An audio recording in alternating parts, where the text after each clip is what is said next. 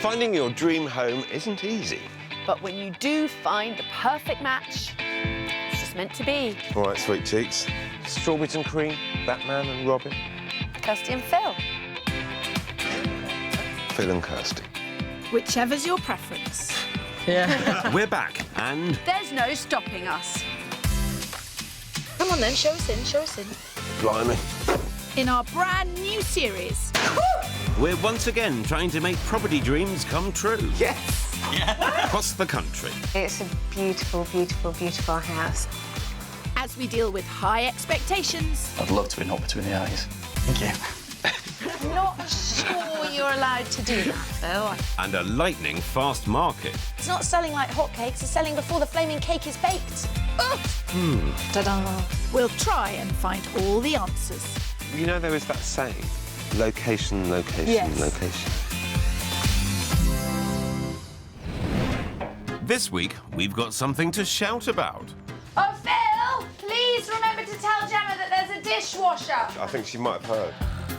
Unlike our brace of first-time buyers. Gemma's been quiet. I'm not a big fan of the car park opposite. It's a Vista. As ever, we have conflict. We should talk to you about the compromise. No, we shouldn't that yet. comes with this. No, we should not yet. Okay. Can I go? No, you can't go. And we have resolution. I think it's a serious consideration. But there's always time for something new. That's our first ever selfie. Cool. We're very up to date, you know. Yeah.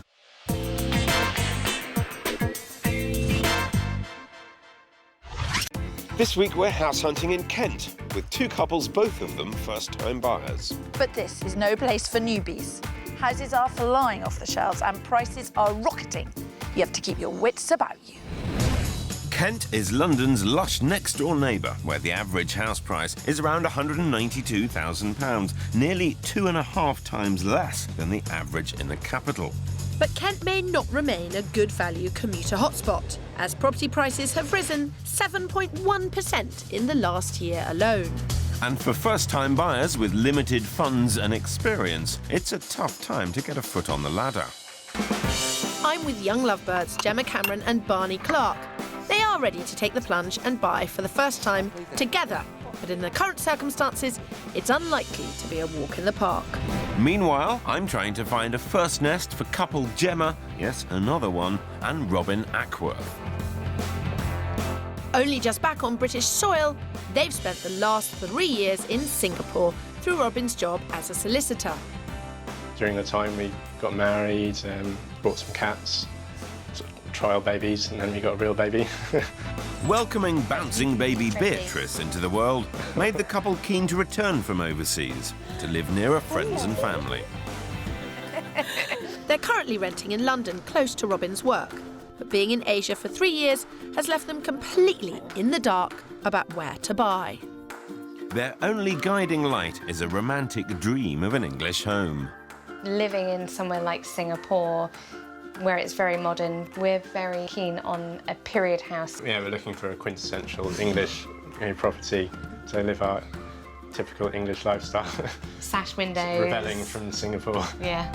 And in a fast, expensive market, these out-of-touch first-time buyers have been getting nowhere. We've watched in horror as the prices have climbed higher and higher to the point where we put an offer in on a house without viewing it. We're pretty clueless, really. Property detective Phil to the rescue. Describe to me your ideal setup. For us, it's the house that's driving us, it's not really the location. Definitely character property, so Victorian or Georgian. The most important thing for me really is it has to be within a commutable distance from my work in London and good access to greenery, countryside, a good pub. I like your priorities. You're kind of describing to me a bit of a quintessential English village life. Yeah, and... But within an hour's or commute. small town, yeah. Or small town. The London market has been so hot, and that is now filtering out into the country, into commuter zones. It's a bit of a battlefield out there at the moment, it really is. So, yes. let's get on with it. Yeah. Into battle we go. Whilst abroad, Robin's low-taxed earnings allowed them to save a large deposit and has now given them an edge in their property hunt. they have £550,000 to spend. They're yearning for a quintessentially English family-sized home which must have period features and a garden with vegetable patch if possible. And Robin wants it under an hour's commute to work in London. It may be a healthy budget, but it's not enough to fulfil that hefty wish list. So I'm going to have to help them discover where the compromise can come. To top it off, there's also a challengingly wide search area. They've toyed with buying as far north as Beckenham on the London outskirts. And in Kent, where their #1 location is the pretty but pricey Royal Tumbridge Wells. Nevertheless, I think Robin and Gemma mean what they say. They don't mind where the house is, so long as it's the right house. And it's up to you to find it, Phil. Our second set of first-time buyers are young lovebirds, private banking assistant Gemma Cameron and outdoor adventure tutor Barney Clark. After 2.5 years, the smitten twosome want to spend more time together, so are joining forces to buy. It'll be the first time we've lived together, first time buying a property at all. And we're excited, I think, to do it together and go to the DIY shops and get all the paint. It's going to be cool. Gemma lives with her family in Tumbridge Wells and Barney rents nearby, so the pair have become rather attached to the town. I've had such a fantastic childhood in Tumbridge Wells. I wouldn't want to move. It's got the bars and restaurants and shops that we want. It's got a bit more of an atmosphere, but it's still a nice place to live. We love it. At only 23, Gemma has an incredibly sensible approach to house hunting. I always lower my expectations. And Barney always... Obviously not with this. Oh yeah, obviously I got far more than I bargained for with you. Yeah. But you always get overexcited and really, really keen. And then you get disappointed. That's how it is. Yeah. Having been house hunting for over 6 months, they've accepted they need to make some serious compromises. We're not going to get what we want. No. The market's really competitive. We're going to have to roll with the punches. Yeah. I like these two already. All the more pressure to find them a house then. So, you must be pleased that it's such a great time for first-time buyers at the moment. It's not very fun out there. No, it's not very fun out there. Things are moving incredibly fast. And have you seen prices go up in the time you've been looking considerably? The race is on. Is there anything that you're phobic about that you just couldn't live with? Top-storey flat, new build, in a really urban area with no outside space at all. So, budget. So our absolute max is 245. So 245 total tops. Yeah, if we find a good house and it needs a complete renovation, we'll happily spend the top budget. Yeah. And then So could you refurb see over time. yourself refurbing over time? Absolutely. Yeah. If that's what it takes. God, you're a poster couple. I'm a little envious. For your poster couple's £245,000, they want a house, not a flat, with 2 bedrooms. It mustn't be a new build and needs character. But they'd happily take on work to make a place their own. And the garden is also a priority, particularly for outdoorsy Barney. As the twosome love socialising in trendy Tunbridge Wells, any areas close to town would go down well. But they'd also consider Southborough, where Gemma's parents live. We'd better get the lay of the land then. Allow me. Oh, good morning. Thank you very much indeed. That's kind of you. I see you're looking for properties. Yes, always looking for properties. Why is Tumbridge Wells so popular? Close to London, trains pretty good. Yeah. But the Pantiles is a fabulous part of Tunbridge Wells. We have jazz here every week during the summer. Countryside's lovely. You couldn't want to live anywhere else, really. Thank you. Nice to meet you. Says it all, really, doesn't it? It's popular. That makes it expensive, but it's very nice. As is the peppermint tea. Glad to see the peppermint is keeping you perky and positive, Pip. But you may need something a little stronger once this search gets underway. Have no fear. I'm on my way. How did you get on? Very driven young couple, Yeah. early 20s, want to get on the ladder, all laser focus. Right. Yeah. My couple have a very kind of idealistic view of what life back in England is going to be like. Geographically, the search is very wide, so that's going to bring its challenges. Boy, oh boy, Tumbridge Wells is pretty. Well, you know, Garden of England, Kent, finest county in the land. Kent only has one strike against it. Birthplace of Phil Spencer. How did I know you were going to say that? Well, being a local lad may have its advantages. But for Robin and Gemma's first property, I'm not starting in Kent.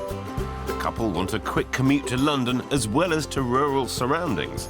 So we're heading to Beckenham, a leafy suburb close to the Kent-London border. It's an area they've considered because of the green open space. But I want to see how important the nippy 45-minute travel to work is for Robin. Being 10 miles from the city makes the Victorian property they want too pricey for their budget. So here the compromise is era. This terrace is 1930s. What's going through your mind? Yeah, probably a few decades too young. And it's pink. It does have, like, the ivy creeping up outside the house, which is lovely, but if it was creeping up outside a Victorian house, that would be Even ideal. lovelier. It's not, looks-wise, the type of house that I had in mind at all. Looks are not always most important. Agreed. But I hope they can see past the front, because out the back there's greenery galore to satisfy their craving for the country. While inside, it's a spacious family home with the character they're after. It's 10 grand over budget, but the owner is looking for a chain-free sale, so there is scope for a deal. I think there's an awful lot of potential here. Yeah, there's certainly some period features. I mean, you know, like the fireplace, for instance. Yeah, Gemma's been quiet. You know, there's cracks in the ceiling and cobwebs everywhere. Get your duster out, Phil. Well, if they want an older house, they'll need to accept it'll come with a few imperfections and shouldn't be put off by a cobweb or two. It's definitely got the space that we need. And it's nice having the adjoining dining room. Yeah. But I like all the features, the flagstone floor, the wooden floorboards, the coving is lovely. See, I hadn't ignored your brief entirely. Come on, let's see some more. Baby steps, Phil. Gemma is slowly seeing some of the positives here. Let's hope it lasts. Not sure about the textured ceiling. No, it's Artex, isn't it? So every room needs painting and decorating, so that's just going to add costs. Yeah. Gemma's been dreaming of this move back to England and what the family house might look like. She's got that picture in her mind and she's had it for such a long time. This doesn't match up to it, which means she's struggling. But it's A bit this modern. UPVC. They might be uninspired by the inside, but the outside can't fail to impress. Out the back is this patch of communal woodland, genuinely wild space. Which is really nice. I think it would be very special. Yeah, it's quite unique. If you wanted a village life in suburbia, it wouldn't be a bad option. The fact that it's got the woodland, all the period features, absolutely perfect. Okay. Just in the wrong house. Can I just be devil's advocate? Okay. You're going to look at that house for about 5 seconds a day as you walk up the door and open it. And after that, it's all about what's inside and what it offers. I've made my point. I'm not going any further. Looks like curb appeal is key for these two. And that leaves me looking for picture postcard perfection. This week, my young couple are mustard keen and capable of compromise. And just returned from Singapore, my couple have packed away their passports. They're no longer frequent flyers, they're first-time buyers. Looking for a classic slice of English life in Kent, I'm having teething problems with new parents, Gemma and Robin. Wanting an idyllic home less than an hour from London, the first property I showed them in Beckenham delivered on character inside, but the pink 1930s frontage was a turn-off. Yeah, probably a few decades too young. So I need to crank up the curb appeal. I'm hoping my first-time buyer couple, Gemma and Barney, will be a little more dazzled by what I've got up my sleeve. The first house I'm showing them is a handy 2 miles from the centre of Tumbridge Wells, in Southborough. Gemma's parents live in this sought-after spot, where right now properties are selling at open day for top dollar. So we've been quick off the mark with this 2-bed semi, which has only just come on the market.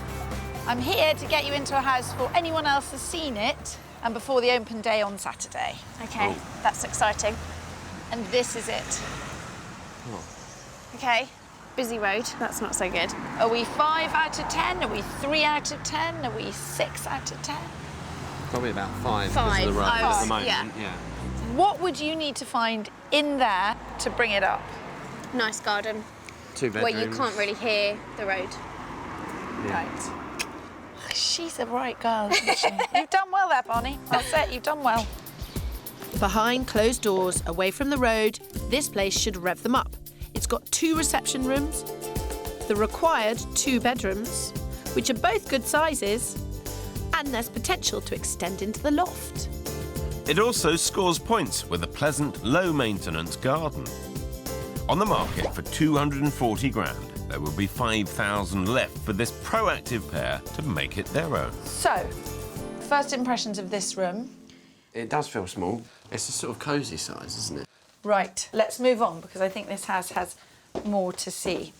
Now, this is your very generous second reception room. It's a nice size. Yeah, I like the size. I'm not quite sure how I would use the space. I did think this place would excite them more than this. Don't write them off just yet, Kirstles. Maybe they're slow burners. Now, coming through, here's your kitchen. I'm impressed. Yeah. Is there a dishwasher in there? Yes. His name begins with B. Barney's not amused. Maybe the garden will sweeten him up. It's a nice sort of manageable size. And you can't hear the main road. No. I quite like it. Right. Have we gone up from 5 out of 10? I don't want to sound harsh when I say 6.5, but I don't want to say 7. I want to say 7, but that sounds like I'm getting too excited. Gemma, no, I think you are very, very, very wise. Wise beyond your years. Do your worst. Do you know what? I think I'm a little bit scared of Gemma. Whoa. She's just so sensible, and I thought I was sensible, but she's really sensible. There's a lot of space. You could rejig. She's buying a house in just the right way, and I want to find one, because I wouldn't want to disappoint her. And I don't think the surprise in the master bedroom will disappoint. Oh, you found it already? Yes, we have. What is up there? Oh, my goodness. That's quite a surprise. This is very exciting. So you could create all sorts of things up here. We could make it sort of a chill-out room or something like that. It's a bonus. It's more It's than a bonus. Yeah, we were definitely. expecting. Oh, yeah. But has the inside made up for the busy road? So where are we now on the points system? I think we're... 8, maybe above. Above? Oh, that's loose talk, Bonnie. That wasn't an approved sentiment there. Definitely an 8. yeah. Yeah.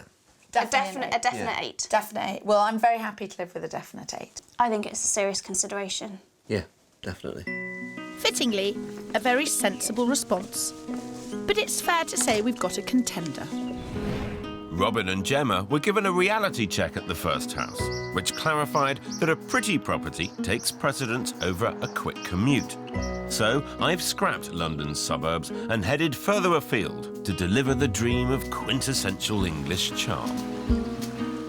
We're heading 30 miles southeast to the village of Wateringbury in the heart of Kent. This area has it all, but the picture postcard setting comes with a compromise. There's an hour-and-a-half commute to London for Robin. As you can see around you, a classically rural country village. It's pretty. It is very pretty, Agree. with all the ducks for Beatrice. But this is the longest commute. Okay. If it's the right property, then that's workable, I think. Well, the house I'm going to show you is that one over there. Oh, wow.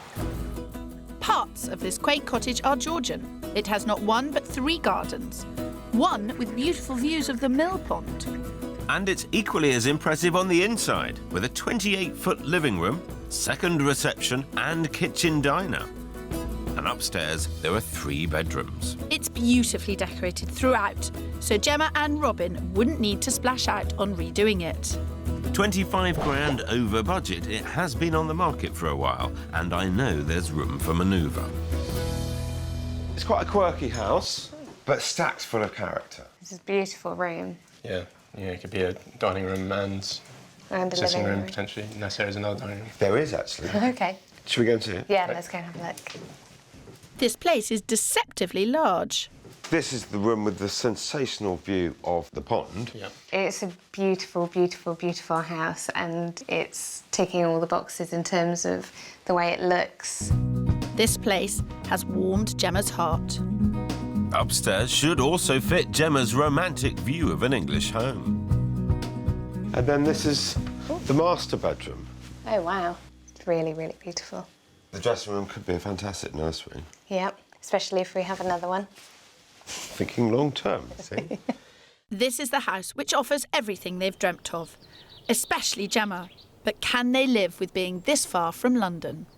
Robin seems to be approaching the idea of his fairly lengthy commute genuinely with an open mind. Maybe the reality might be quite different, especially as Beatrice is growing up. Yeah. He's just going to miss out on a few more, bath times, meal times.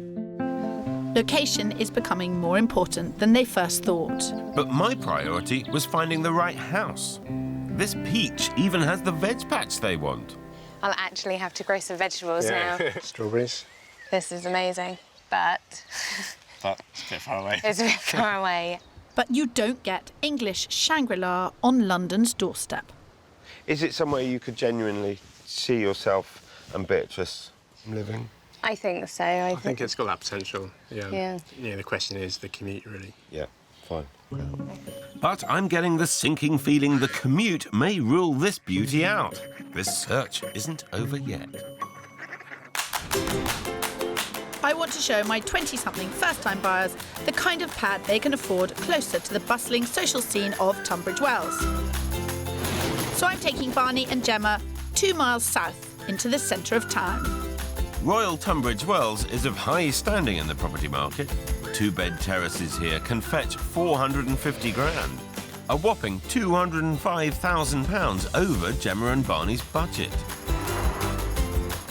But just off the hip and diverse Camden Road, this affordable 2-bed terrace could be just right for my home-buying newbies. But that doesn't mean I wouldn't like a helping hand from a Kent old-timer, especially on this slope. Casting her heels, tottering by gently. So if we were to see a house, for example, there, would Just this be a good location? 30 yards from Camden Road. It would be a fantastic location. I'm not a big fan of the car park opposite. No, but you know what? Yeah. It's a vista. It's not great, but it's not a huge negative. So what do we get out of 10, excluding the car park for the location? 5 again? No, I would say about an 8. OK. You can't really exclude the car park. It is part Shut of up. the location. Shut up. Shall I go? Can I go? No, you can't go. Despite the vista, the location is scoring high with Gemma. I'm pretty pleased by what this house has to offer. The garden is bigger than the last, so is the kitchen. It has a light and spacious living room and separate diner with a generous master bedroom. The compromise is that the only bathroom is off the 2nd bedroom. But Barney and Gemma are willing to do work, so at 5 grand under budget, that can be sorted. Now, it is very cute and beautifully done. Big window. Oh, Barney? Right. I thought that it would be a total winner. But I'm with you. Right. I like this bright, airy, fresh feel of it. Yeah, it's got a sort of granny house feel to it. I don't like it. Ooh. I'm sorry, Bonnie. What I didn't do was take your taste into account enough. You're standing your ground, and I admire that. Good luck with that one.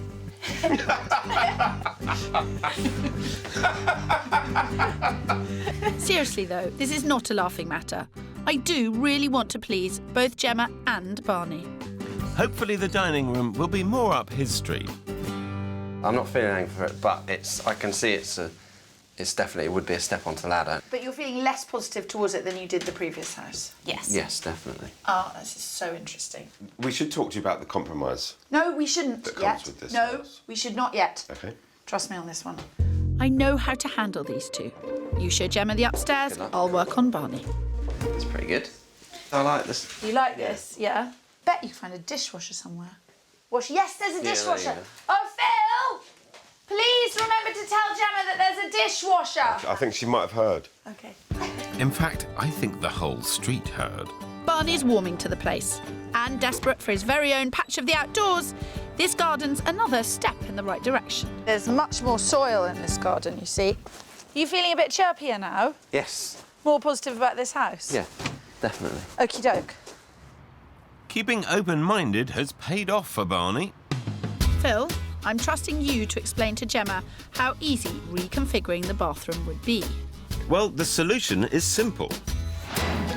If Gemma and Barney were to switch the direction of the staircase, taking some space from bedroom 2 to make a corridor, they'd end up with access to the bathroom from both bedrooms. The cost of doing that is £4,000, and we've had a quote. OK. It's doable. Good work, Phil. She's on board. Barney seemed a bit down about downstairs. I think maybe he was hoping for more of a challenge. Oh, Barney wasn't expecting you. You had enough of Kirsty. Yep. Join the club. What is the penalty for mutiny? Well, that seemed to go down quite well. How did it go with the compromise? It was all right. Really? Absolutely. It's a possibility, isn't it? Mm-hmm. And it will add value. The opportunity to make his mark has changed Barney's opinion here. Maybe worth marking the moment. You ever done a selfie, Phil?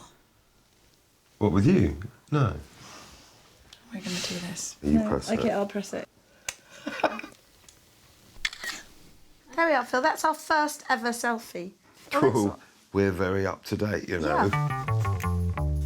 Enough tweeting away. Let's get back to the matter in hand. Hashtag, have we got a winner?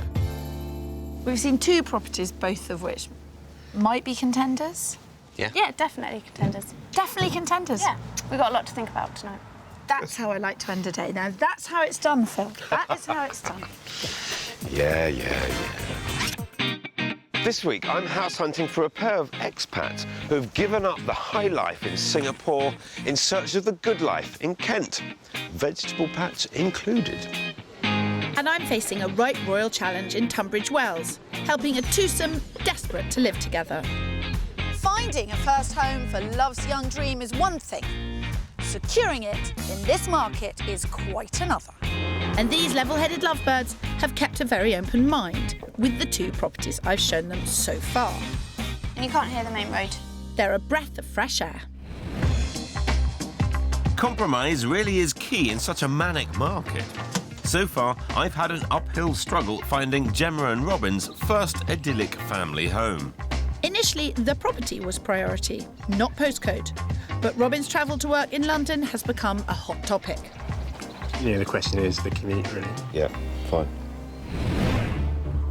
It's a new day, and I'm taking Gemma and Robin out of the sticks to Tumbridge Wells, a town they like, with fast train links to London, yet also close to countryside. St John's is a desirable area a few miles north of the town centre, but still has an English villagey feel. Robin's total travel time to work is 20 minutes less than the last property. And I've also been able to fulfil their penchant for period with this Victorian end of terrace. You're going to need a little bit of vision. OK. Because it's just a little bit dated, but I think could be a good opportunity. OK. Brilliant. In an area where properties are selling in 24 hours, I hope these 2 can see past the dated decor. Because this is a great-sized family home with 4 bedrooms and period features galore. And being 50 grand under budget should give them scope to spruce it up. It's a very big house. The proportions are strong all the way through, and it's got character. The fireplace isn't the type of fireplace I would particularly like. I quite like the fireplace, actually. Reserved Robin is fired up by the period features. But have they got the vision the kitchen needs? You spend some money in here, but if you can buy the house for under £500,000, you've got the money to do it. Yeah, but I'd probably move the kitchen around so that we open that completely with some French doors. Yeah, that's a good idea. Could you be able to project manage it, though, with me being at work? I'd give it a go, but I... Great. Phil Smith. With a brand new baby, it's sensible to be realistic about how much of a project they could take on. All the rooms are really good sizes. Well, they're saying it ticks all the boxes and they're being very positive, but there's no passion in their eyes. And I don't entirely understand why, but this absolutely delivers what I thought that they were looking for, and it's at a decent price, and it's still available, which most of these kind of things aren't. It's got all the features, but it's further away from the station. The level of work and commute are both issues. This isn't the house for them, but I'm beginning to doubt that exists for the money they have. For my last property, I need to pull something pretty special out the bag. Poor Phil. My search for Barney and Gemma has been going great guns. They liked property 1 and property 2, and if they like property 3 in Southborough, that'll be the hat trick. It's the biggest house yet, offering stacks of space. A sitting room and separate diner, leading to a substantial kitchen. There's a roomy bathroom and 2 bedrooms, plus a beautifully converted loft. And the back garden even has an outstanding outhouse. It's just over budget with a guide price of £250,000. But I've got inside info, there's room for negotiation. Not even a bit of rain could put a dampener on this place. This weather is playing havoc with my hair. Yes, mine too, Kirsty. Is that you too? Hello. Come on in, come on in, come on in. Thank come on you. in. I'm not standing out in the rain. You may like your hair frizzy, Gemma, but I don't. So, this is a much bigger house. Yes, it is. Gemma's face is not good, Barney. What on earth has been going on? We do like one of the other houses. Oh, right, OK. And What stuff type? that we've... Just when we discussed stuff last night. Before you tell me anything, I do want you to see this house. Go, go, go, go, go. Gemma's reluctant. She's obviously fallen hard for one of yesterday's properties. She needs to keep her sensible head on, or she won't see what great space this place could offer them. It's quite big in here as well. And I like the arch going through. The outside space should impress them too. Oh, that's cool. Whoa, look at all of this storage space. Now, you could definitely build a bar in here. Gemma doesn't want to see any more houses. Her face when she came in, she is so set. I think it's house number 1, and she just wants to go and get that one. Oh well, you reap what you sow. I've created a monster. Gemma does seem ferociously fixed on somewhere else. But maybe this place isn't dead in the water yet. This is amazing. Cool, it's quite big. This is such a nice, bright room. Yeah, it is good, isn't it?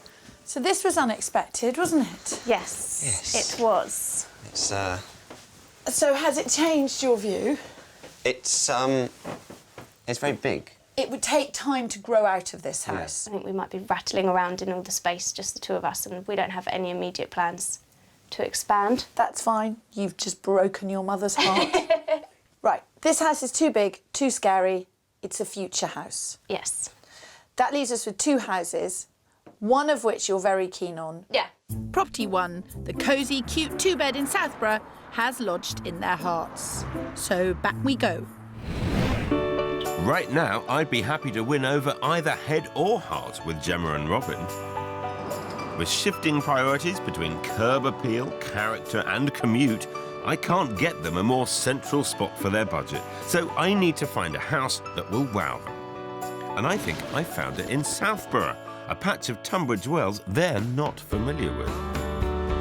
This spot is perfect for their family now and in the future. With nurseries and schools nearby, plus Robin's commute is still just over an hour. In the UK, the average cost of moving house is over £8,000. So I've found this stunning, spacious Victorian semi, which could last them long term. And to help my pair see the benefits here, I've invited Madame Alsop along. Given that we've come from somewhere that needed decorating, I also wanted to show you somewhere in Tumbridge Wells that was completely done. OK, it's very pretty. Yeah, it's a very pretty house. Interestingly, it's owned by a couple who are moving back to Australia after 4 years. Oh, wow. So sort of...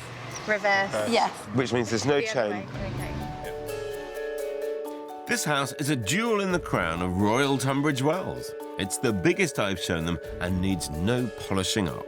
Blessed with 2 reception rooms, a large kitchen diner and conservatory, it has 5 bedrooms and 2 bathrooms, all stylish and characterful. On at a guide price of between $550,000 and $575,000, it's at the top of Gemma and Robin's budget.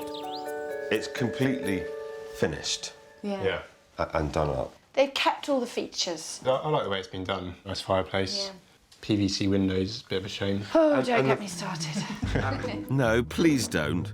Gemma and Robin wouldn't need to lift a finger here. It's been beautifully renovated throughout. There have been times over the last few days where you've mentioned, oh, that needs painting or that needs doing, almost as though it was a negative. So I'm interested in your thoughts here, where you don't have to do anything, and whether that's actually quite attractive. Yeah, I mean, certainly the amount of stuff we'd have to do to this is quite minimal, so that is attractive. The flawless finish is winning them over, and the space on offer also packs a punch. You're a gym man? Not so much. No, I've dreamt about having a basement, so this is great, yeah. What have you dreamt of doing in the basement? Having a workshop in my house so I can learn carpentry and have that as a hobby during retirement. Yeah, that's another option for this, if Gemma will let me. How old you are, Robin? Only 30. Nice to see he's thinking of the long term. Upstairs, I'm showing Gemma a heavenly place she could lay her head. This is massive. I think it's beautiful. All the features, even down to the colours of the walls, are just exactly what I would want in a house. But we don't know a lot about this area. But I'm going to bring you back to what we said at the beginning, which was... It's the house. And we're seeing a few houses that you like. But then we start talking about commutes or areas. I suppose because we haven't been really fixed with that area. Coming back from Singapore, we don't really know where's good, where's not good. Dream house nailed, especially for Gemma. But is that enough for reticent Robin to make it their home? I suppose you've thrown the cat among the pigeons with this. I can picture us just In moving this house. in. Yeah. It's an amazing house, unless there's something just like this in the centre of town within our budget. Well, I don't blame you for trying or asking, but the answer's no. No. Have you really looked hard enough, Phil? There was a 1930s semi that came on the market at $550 and sold for $600. Wow. Yeah. That was in pretty ordinary condition. OK, I'll shut up. Thank you. I never really doubted you. Touché. Maybe not, but I sense Robin's doubting this house. We're in glorious Kent. My fledgling first-time buyers, Gemma and Barney, have taken a fancy to the first house they saw. My Gemma fell for the style and space of the last property I showed her and Robin in Southborough. But reliant on Robin feeling the love, I'm going to try and convince him on the area. So being a little bit further out of main Tumbridge Wells, you've got woods and you've got parks and you've got, you know, lovely places to walk and a pond. You are between the village life and the town life. It's got elements of both. Yeah, it's really nice. And it's making the case for Southborough a lot stronger for me. Yeah, I think the area's got a lot going for it. It's whether it works with my work, I suppose, and the commute. Southborough's massively floating Gemma's boat, but the 15-minute walk to the train station has Robin in a flap. Will a second visit to the property be enough to win him over? It's really nice to be, you know, back in the house and, you know, talking about the house last night. I saw this room as Beatrice's playroom. Gemma's practically moved in. But Robin doesn't seem sold on feathering this nest just yet. I love it. Yeah.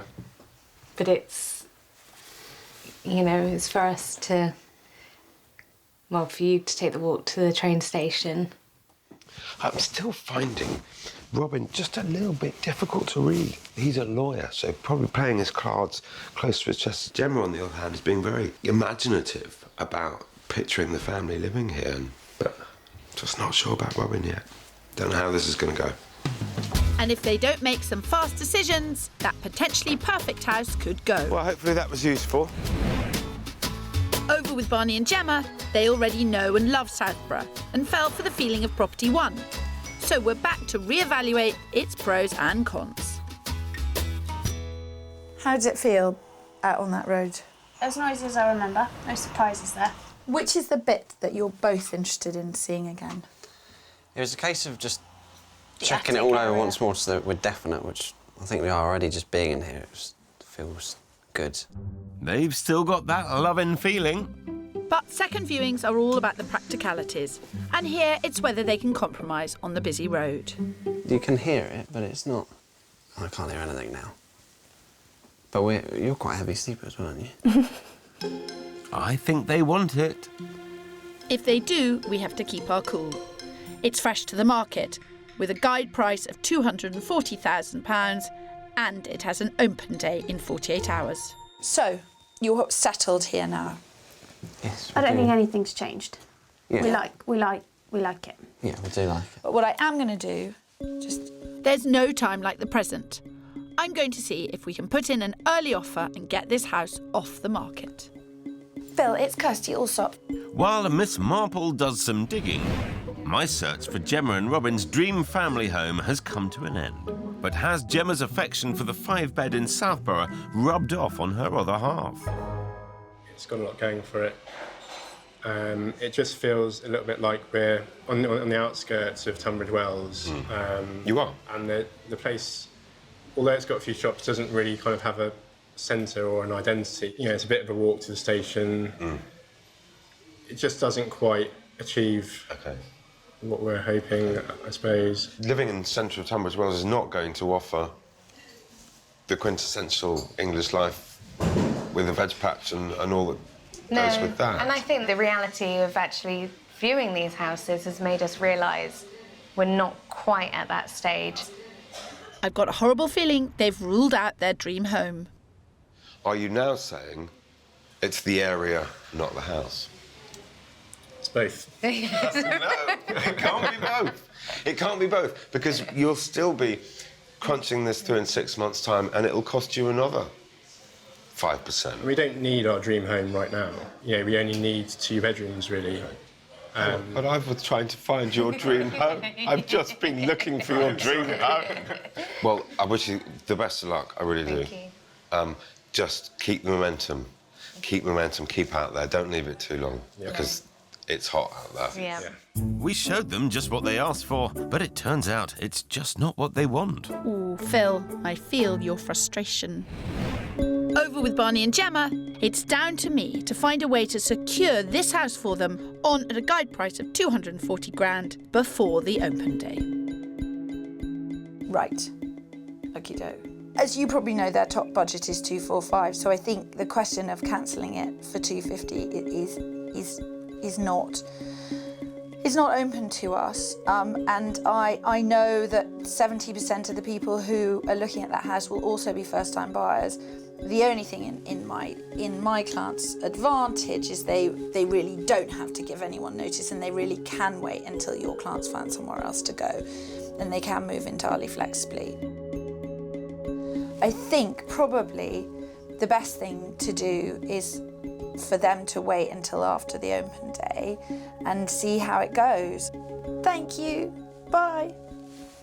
You probably gathered from that conversation that only 250 would get the open day cancelled. If we were to offer their max of 245,000 before the open day, it would just set a price precedent for others. In which case, we don't do anything. If all those people see it on Saturday and no one's made an offer by the end of Saturday, then we're on a level playing field. Yeah. They've seen it, you've seen it, then you are the first people to make an offer. Yeah, it's the best place to be, isn't it? For it? Yeah, we're just going to have to cross our fingers and really, really, really pray that people don't get ridiculously overexcited on Saturday. Fingers crossed. Fingers crossed. 3 months later, and Gemma and Barney are hosting a housewarming barbecue, but not at the house I showed them. As feared, that got snapped up for just shy of 250,000 after the open day. But simultaneously, this 2-bed came on right around the corner. Wasting no time, they leapt on it, securing it under budget, and it's now been home for almost a week. It does feel like we're on a vacation at the moment. Yes. It feels like we're borrowing the house. It's quite surreal, isn't it? But it is theirs, and on their very first night, up came the sitting room carpet to expose the floorboards. And then we just sat and had a Chinese on our camping chairs with a bottle of cheap bubbly. My mum brought us that bubbly. Oh, nice bubbly. Eventually it will feel like home and ours, but we're just so grateful and so happy, really. If they're happy, I'm happy. But what of Gemma and Robin and baby Beatrice? We absolutely loved our time with Phil. It made us really realise that location was a hell of a lot more important than we had first considered. So with no compromise on location and no compromise on the house, that only left them one way forward. They increased their borrowing by 60 grand, which gave them enough for this 3-bed, less than 10 minutes from the station in Tumbridge Wells. It ticks every box, it works as a family home, and it works really well, for work as well. It's the perfect property. We found our ideal family home in a very quick period of time, so it's just been brilliant. So their longed-for home on British soil cost them a little more than they hoped, but they're happy. And of course, if I'd had that budget, this is precisely the kind of place I'd have shown them. We don't blame Phil for not finding it for us. It's fine, it just wasn't on the market at the time. Thank you, Robin. All's well that ends well. I'm just pleased they finally realised what was important to them and are now happily settled.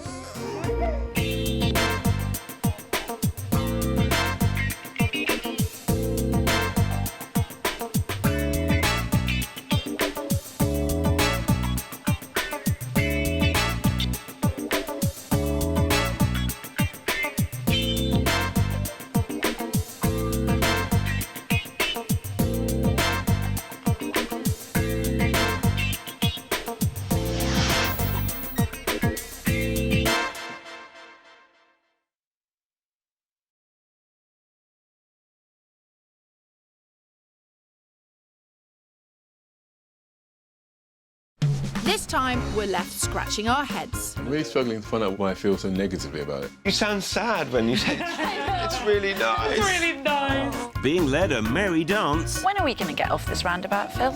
I'm getting a bit dizzy. by a market which has hammered our house hunters. We're anticipating defeat. Negative Mikey. No, I won't have that, Jamie. So, have we got the cojones? Blimey. To turn tragedy into triumph. I'm just rubbing some of my luck off on you. Oh, thank you very much. I might need it.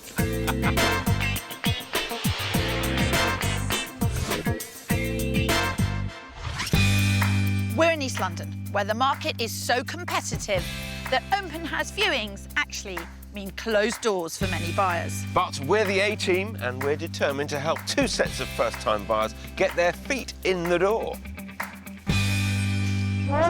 Once upon a time, London's East End was all about apples and pears, jelly deals and knees up Mother Brown. Well, not anymore. It was home to the Olympics, it's got great transport links, boutique streets and galleries galore. Just a few of the reasons why it's now one of the hottest housing markets in the country. Yes, East London is soaring. Demand is so heavily outweighing supply that sales prices in some areas are increasing by a staggering £8,000 a month. So we've got our work cut out to get our first-time buyers onto that property ladder before the rungs disappear out of reach. My search is taking me to the happening area of Walthamstow, or as the locals call it, Awesomstow. Solicitor Victoria Fitzpatrick and her partner, Katie Davis, a children's book editor, have been renting for the past 3 years. Now they're ready to buy their first home together. Yay! We're buying now because we feel that we're at a great stage in our relationship where that's like the natural next move. When it comes to finding their perfect East End property, they've been tackling their task head-on. We've been looking to buy a place in Walthamstow for about 6 or 7 months now, going every single weekend. We had an offer accepted on one house, and we got it accepted at the asking price, which we thought was a result. We were so pleased. We were so excited. But the excitement didn't last long. The bank turned around and said, actually, it's worth 40 grand less than the asking price. So we were like, we can't win, even when we get it accepted to the asking price. So we're kind of slightly at a loss. They've certainly become victims of this fast-paced market. We're looking for 7 months, 70 properties, 20 offers, 3 accepted, 3 fallen through. Disaster. Really disappointed. So that's why we thought Phil and Kirsty is the only way.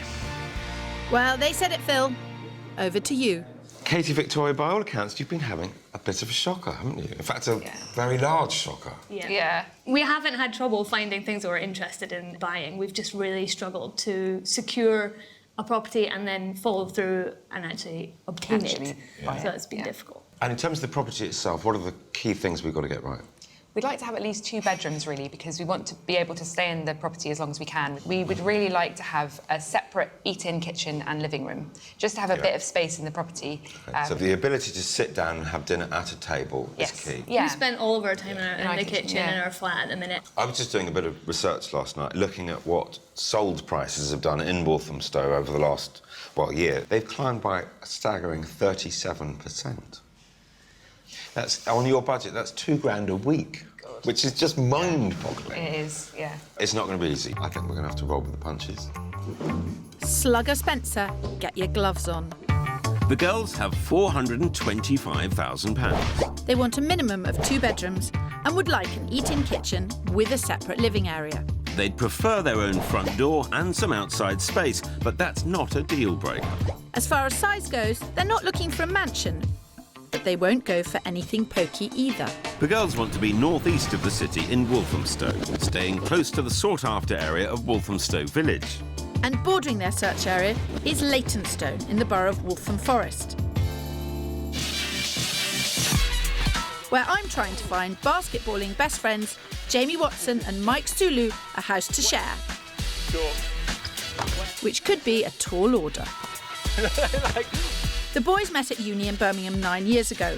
Mike's now a postdoctorate at University College London and Jamie's a social research account manager. As prices are skyrocketing, the popularity and options for mates' mortgages are increasing. So combining salaries to find a joint home in the capital is a slam dunk decision. The idea behind buying together is that it means that the places we can afford are much nicer. We can just get so much more for our money putting our heads together. I think we just thought it was a really good idea. Good idea in theory. More and more friends are buying this way. But co-ownership as mates is a whole different ballgame. So we haven't ever lived together, but I slept on his sofa for 5 weeks or so when I first moved back to London. We've been on holiday together. I had to share a bed for a week. I got the broken side of the bed. What he means is that he broke the bed, but... That's not confirmed. We're going to have the most fun. It's going to be really, really good. Well, with any good partnership, there's always a little compromise. Don't I know it? I really need space. Mike's got 160-odd pairs of sneakers. Any potential loft or cellar space, I think he might need. And there is the compromise. One has to make room for the other one's shoes, naturally. We've had a terrible time trying to find a place so far. It's still been fun, even though we haven't achieved anything yet. Well, I'm here to see that change. Gents, we are in an eel and pie house. And before I open my pie hole too wide, sum up what you're looking for and why you want it to be here. We picked East London mostly because it's an area we're familiar with. We were looking for kind of a period property, a 3-bed house. We would be ideal. Obviously, we only need 2. Size of those bedrooms? I would say above size for me, I know Mike's got storage issues, is the equal size of the 2 rooms, so we can both feel equal in the house, as we're kind of co-owners rather than somebody being the dominant alpha male of the house. That is quite difficult. What's the real under no circumstances factor? I've got a thing for safety and the general area. Just stand up for a second. Right, remind me how tall you are. I'm just under 6'3". Who exactly do you think is going to mess with you on the way home? This is the problem. Scared of the unknown. You don't know what's out there. Sit down. No, it's not necessarily for me, but obviously we're going to have visitors, so kind of worrying about the loved ones as well as us. Okie dokie. I think that's it. Excellent. I just need honesty from you two. We can do that. The boys have got a budget of £300,000. They'd like a minimum of 2 bedrooms, preferably of equal size. They want a quick and easy commute to work in central London. Jamie would like the area to feel safe. And Mike needs plenty of storage space. We've both got a tough task ahead, Phil. Poor Victoria and Katie have had an absolute nightmare. The market is bonkers. The situation is fierce, Phil. You just need to go in there, kick people in the ankles and jab them in the ribs and... What, on an open day? Yeah, That's not the way to behave. You walk around talking about, there's a bit of dry rot. Yeah. Overpriced. I mean, my 2 are the same. They're pooling their resources in order to have more money, but they literally haven't seen anything that's been any good at all. Right. Come on, we've got to sort it out. We can't slow the market down. We've got to get them in front of it there's nothing somewhere. I can't do, Phil, nothing. We'll see, Kirsty, we'll see. Couple Victoria and Katie want to be close to Walthamstow Village, and their first property is just a 10-minute walk from there and the happening area of Wood Street. They'd have green space right on their doorstep, and they'd still be close to the bohemian vibe they like. There is a lot of investment and development in Wood Street, so Yeah. it is billed as a good spot to be for the future. OK, cool. We're looking at a very large flat. It's got an interesting layout. Let's see what it's like. Let's get in. This Victorian terraced house has been converted into 4 flats, the largest of which I'm showing the girls. It's a split-level property with 2 bedrooms on the lower floor and a large kitchen living area on the upper. The space has been cleverly used throughout and has been finished beautifully. It's on the market at $425,000, which is at the top of the girls' budget. Come on in. Now, it's a kind of upside-down flat. Yeah. Bedrooms on this level, Yes. and then we go upstairs to the living space. It looks like a magazine. It's immaculate, yeah. Wait till you get upstairs. Very positive so far, Phil. So light. Oh, my God, it's huge. Oh, wow. Oh, what a lovely space. Yeah, it's great. Yeah, it's really nice. So this is very obviously Yeah. living, and that is a fantastic It's amazing. kitchen dining room. It's really cool. That's great. Yeah. Oh, wow. Yeah, I like that. It seems Katie's already unpacking her things. But is the high-spec interior style to her liking?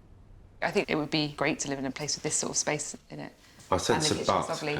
I don't know, it's just not how... You know when somewhere's been done up, but it's not been done up how you would do it? And that makes me pause, because I think we're paying for this style, which is great, but it's not quite how we'd have done it ourselves. Well, have a wander. Take your time. Yeah, thanks. We've got time. And time's something they're not used to. For them, it's usually the frantic hustle of an open day and then a race to get your offer in. Very strong reaction as they came up here, but I was hoping for a bit more positivity, because it is a lovely flat. Not my decision, not my money. Not my problem. Actually, that's not true. It is my problem. Give him a chance, Phil. It's a really nice one. Yeah, it's lovely. This is a good-sized bedroom, though. Yeah. It's nice to have a bathroom that has nice tiles and doesn't have holes for the mice to get in and stuff, like our one. Don't know about the mice, but you've thrown the cat amongst the pigeons with this one, Phil. I'm struggling to tell whether that's a happy smile or a worried smile. It's like, it's such an amazingly big flat and done up to such a high spec, but I suppose we're worried about how much value we can add to the flat ourselves. Top of our budget for a flat makes me uncomfortable, but lots of things about the house hunting process have made me uncomfortable, and I've just gotten used to them. So it might just take me a wee while to let it sink in. After looking at so many properties, Victoria and Katie are understandably confused. But in this market, with prices virtually rising by the week, they can't afford to be confused for long. This week, I'm with buddies Jamie and Mike, who are pooling their resources to buy their first property. It's my job to keep their heads above water. And I'm in Walthamstow with Victoria and Katie, who've loved and lost house after house. So here's hoping I can play Cupid and find them the perfect property match. Our couple want a future home in an area where sold prices have been rising by up to £300 a day. So time is of the essence if I'm to find them their dream home at a price that's right. For best mates Jamie and Mike, the first property I'm taking them to is less than a 10-minute walk from Leytonstone Station. So right in the heart of one of their favourite areas. But that popularity comes at a premium. Stock levels here are low, and many properties sell in excess of the guide price. So it's going to be tough to tick all the boys' boxes. Jamie, would you feel safe walking down this street late at night? Zero issues with this street. And more importantly, would you feel that your girlfriend or sisters might be safe? I think they would actually approve. Really? Which is, Oh, which is that's rare. good. Well, that's the loved ones on board. Now just the small matter of selling it to the boys. This Victorian terrace has the 2 large bedrooms they're after, The kitchen and living space is ample but not massive, but that's the trade-off for its prime location and amazing views over Wanstead Flats. We're first to get a viewing. It hasn't even gone on the market yet. But the guide is £275,000 to £285,000, well within the boys' 300 grand budget. There's two huge advantages to this flat. The road and the outlook. Yeah. Wow. That is Wanstead Flats. That's the dream, isn't it? Yeah. It is the dream. It's a really nice view. It's got its own tractor as well. That's something you don't get in any other park. So, we're in the area you like. It's about getting out the house quickly to get to work, being near the basketball hoops, which are down the road, having a fridge big enough to hold the beers. Yeah. I guess like from day-to-day lifestyle, yeah, it would be like that. Yeah. Well, my work is done here, gents. We'll take it. Yeah. I know the market's quick, Kirsty, but that's one super fast deal. Hang on, it's not in the bag yet, Phil. Jamie's looking uncertain. No, I'm trying to think of it as we would have it. Can you imagine yourselves having a dinner party? OK, well, don't answer that question. OK, forget it. That was a stupid question. I can't even believe I asked that. I think this would be really, really lovely if we were a loving couple and if you had like one nice sofa you like to cuddle up on with a TV. I think this place is a little on the small side for our basketballing brothers in arms. Well, just standing with you make me realise how big you are. You make the room look smaller. Yeah. Let's hope they find the space they want in the bedrooms. And a, frankly, enormous master bedroom. Wow. Yeah, this is quite silly in its size. It's huge. Brilliant. Yes. We are smack bang in your perfect location. So this is what you can get where you want to be. What are you thinking? I agree with Jamie. I think it does seem like maybe it's because of the way it's laid out, and in fact it is a small family home. It does seem more like for a couple. Go and have a last scoot around. You haven't looked at that second bedroom. Okie dokie. So it's the perfect location for the lads and a great flat. But Jamie has his concerns. The kitchen room is small. We'd struggle to have two sofas. Yeah. The other thing, I think this room, like someone's going to be living in luxury. That's the problem Kirsty's got here. Friends' search requirements are very different to couples. Equality is key. And equal-sized bedrooms, well, that's a tough thing to find. If we were in a loving relationship, it would be so perfect. It doesn't look like location is going to win out over space. These big lads need more room, and I need to find it.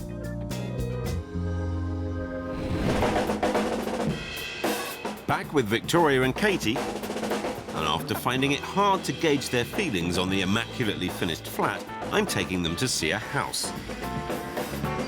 It's on the other side of Walthamstow, but still just a stone's throw from those essential transport links and boutique shops. First thoughts of the outside and being here? It's nice to see a house. It's nice that it's not pebble dashed. I really like the original tiles. Yeah. Yeah, I think it's really handsome, actually. Come on. Let's have a look. Good. This two-bed Victorian terraced house is more traditional than the first property, with the bedrooms and bathroom upstairs. And downstairs, the generous living space leading through to the kitchen and out onto the garden. This place certainly gives them more scope to really make it their own, and they'd have a bit more cash to do so. With a guide price of £390,000, it's well within their 425 grand budget. OK, so you're going to need a little bit of vision here. Yes. It's a period house, Yeah. but it's had most of its period features taken out of it. Yeah. It is quite a bit cheaper than where we've come from, but it's smaller. It also depends on how much value you put on having your own front door, a garden, and having a house as opposed to a flat. Yes. I think all of those things are worth something to us. This is all sounding good to me. We better see some more. Great.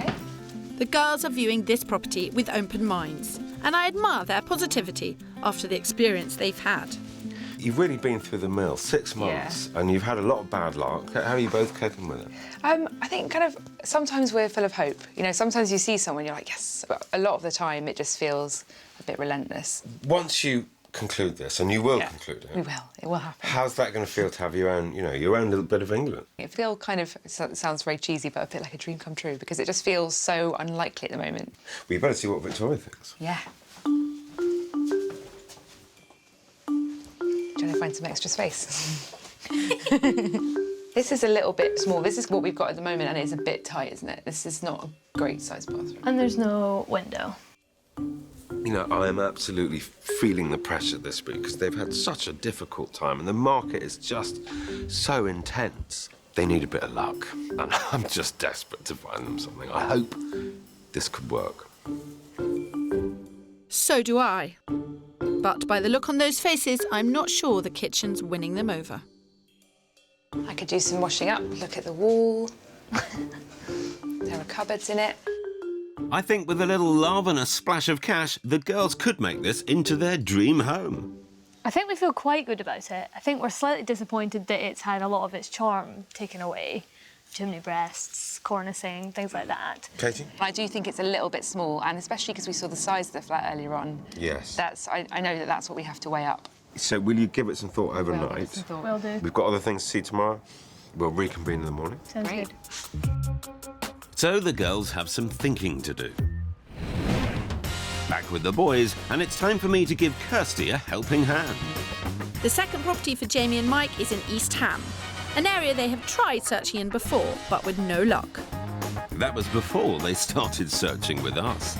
We've walked around here and tried to find things that we might like, but we just haven't spoken to any estate agents that want to show us anything, because apparently there is nothing. How are you feeling about the position of it? It's about a 15-minute walk to either of the train stations, but having done the walk, you do get a lot more space. I think that's fine. Yeah, 15 minutes is fine. OK. Good news, it may not be as close to transport or trendy bars, but unlike property 1, space won't be an issue here. There are 3 double bedrooms and a large open-plan living dining area with the kitchen at the back, plus a south-facing garden. All that bang on budget at £300,000. Well done, Kirsty. So straight into the front room. Obviously, you've got the 2 doors. Good room. As you can see, it's about space. It's not jump up and down exciting decoratively, but easy things to sort. First thoughts? So far, it's really big. This is like one of the nicest places I've seen. Yeah, and look, from the outside, I expected to walk in and see a bomb site, because that's where the trade-off is. Yeah. But I guess maybe the trade-off is location, and we didn't realise how little people wanted to come this far away from the tube. You got it in one, Jamie. Well, he goes straight to the top of Kirsty's house hunting class. Right, after you. Come on, let's have a look around. Loads of space for a dining table. I know, they give lots of dinner parties, the lads. The kitchen, it's spacious, but it's basic in its condition and it's finished, but it's nothing that you couldn't change. You've got the space to do things together, do things apart, have different friends over. Room for a baby. Yeah. What should we call it? Phil or Kirsty. Imagine one big happy family. Let's see if the smiles continue in the garden. And the garden, I mean, I don't know if either of you are green-fingered, but there's a lot of gravel and a bit of concrete and... Yeah, I guess it's good. It's low maintenance. You could have barbecues and stuff out here. You both seem very positive about it. Yeah. I was gearing myself up for it being not as nice inside, basically. A lot more basic, kind of a dishevelled student house, I guess. Let's go and see some more. How about that? Both boys liking it so far. Space seems to be their selling point. Well, they are 12'6" if you join them together. Bedroom 1. I think what's really interesting about this place, when you've got so much house, size of room isn't that not as important, important. no. In the other place, I think, because the living area is so small, that bigger room would be... Would be key, yes. Yeah.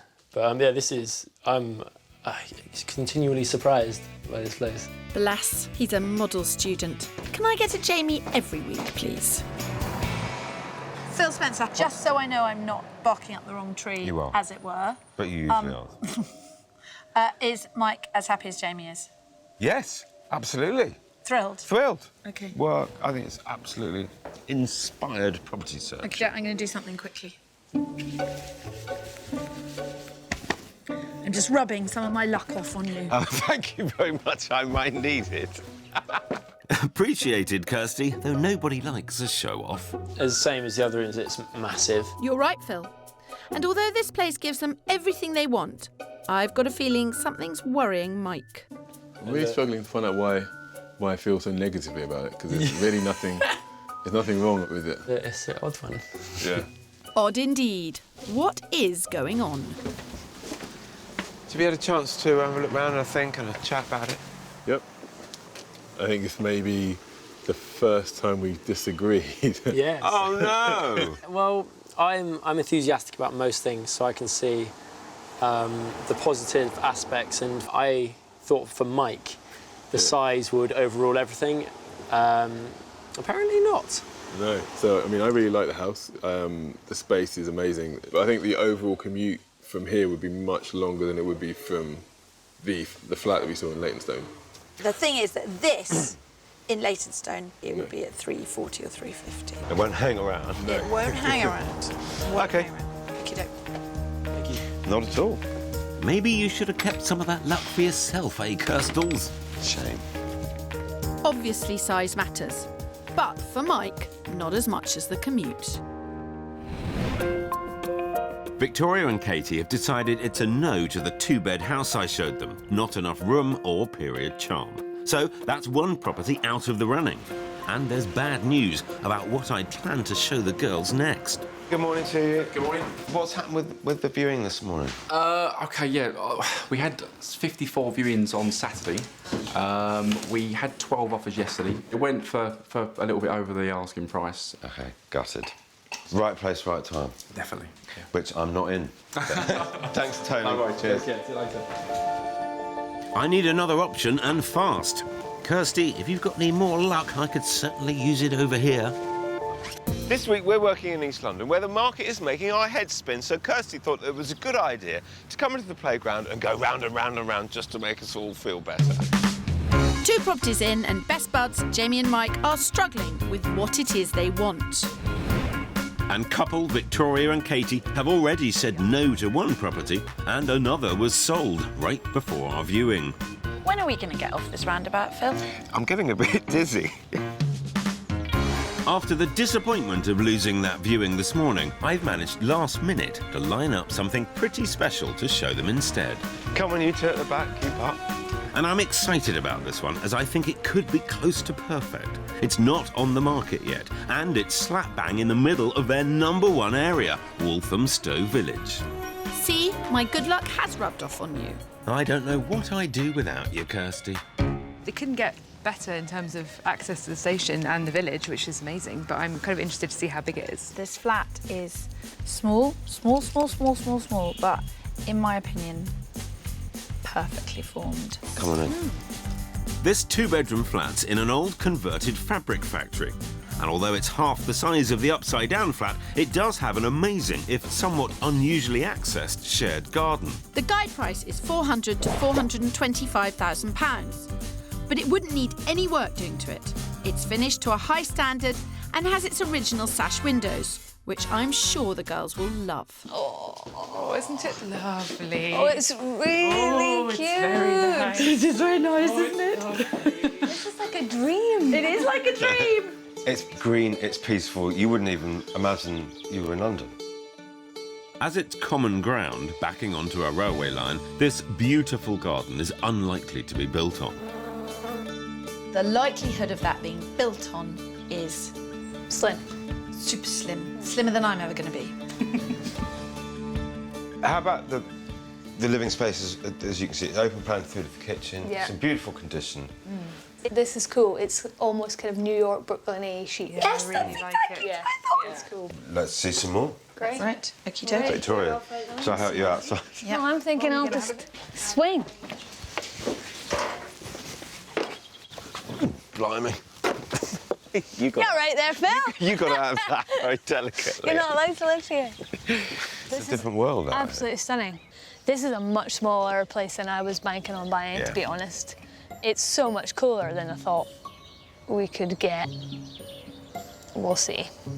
Beautiful but petite, this place is really making the girls think.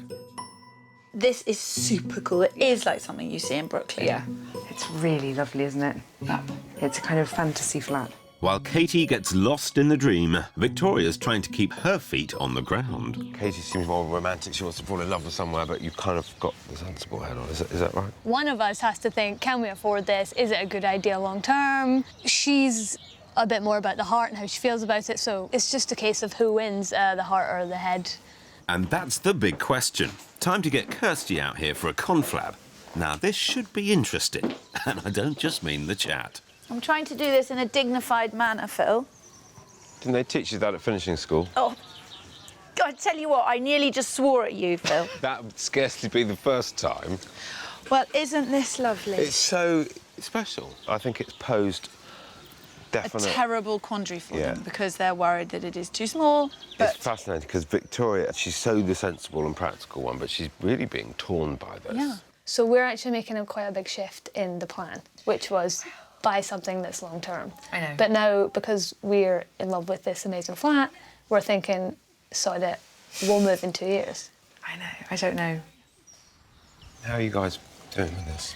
Well, I completely love it and want to live in it right now. It's a hop, skip and a jump from the tube, which is perfect. Yeah. Hop, skip and a jump from the village. You know, there is that saying, location, location, yes. location. We do. And this is your location, isn't it? Perfect. Thanks. It's a good day. I just fly in to make Phil's world a better place. Let's fly that on her broomstick. I was going to say, call me Tinkerbell, you arse. And as Tinkerbell flutters off, I think it's clear the girls like this one. Anytime you need a little magic in your search, Phil, just call. For Jamie and Mike, I've got one more property to put into play. A house in Upton Park. I've addressed Mike's commuting concerns. This one's a mere 500 yards from the tube, but it's in an area they are not that familiar with. Positive about the street? Oh, no, I do. I'm more drawn to this street than the last one, for sure, and the last one was nice, so... OK.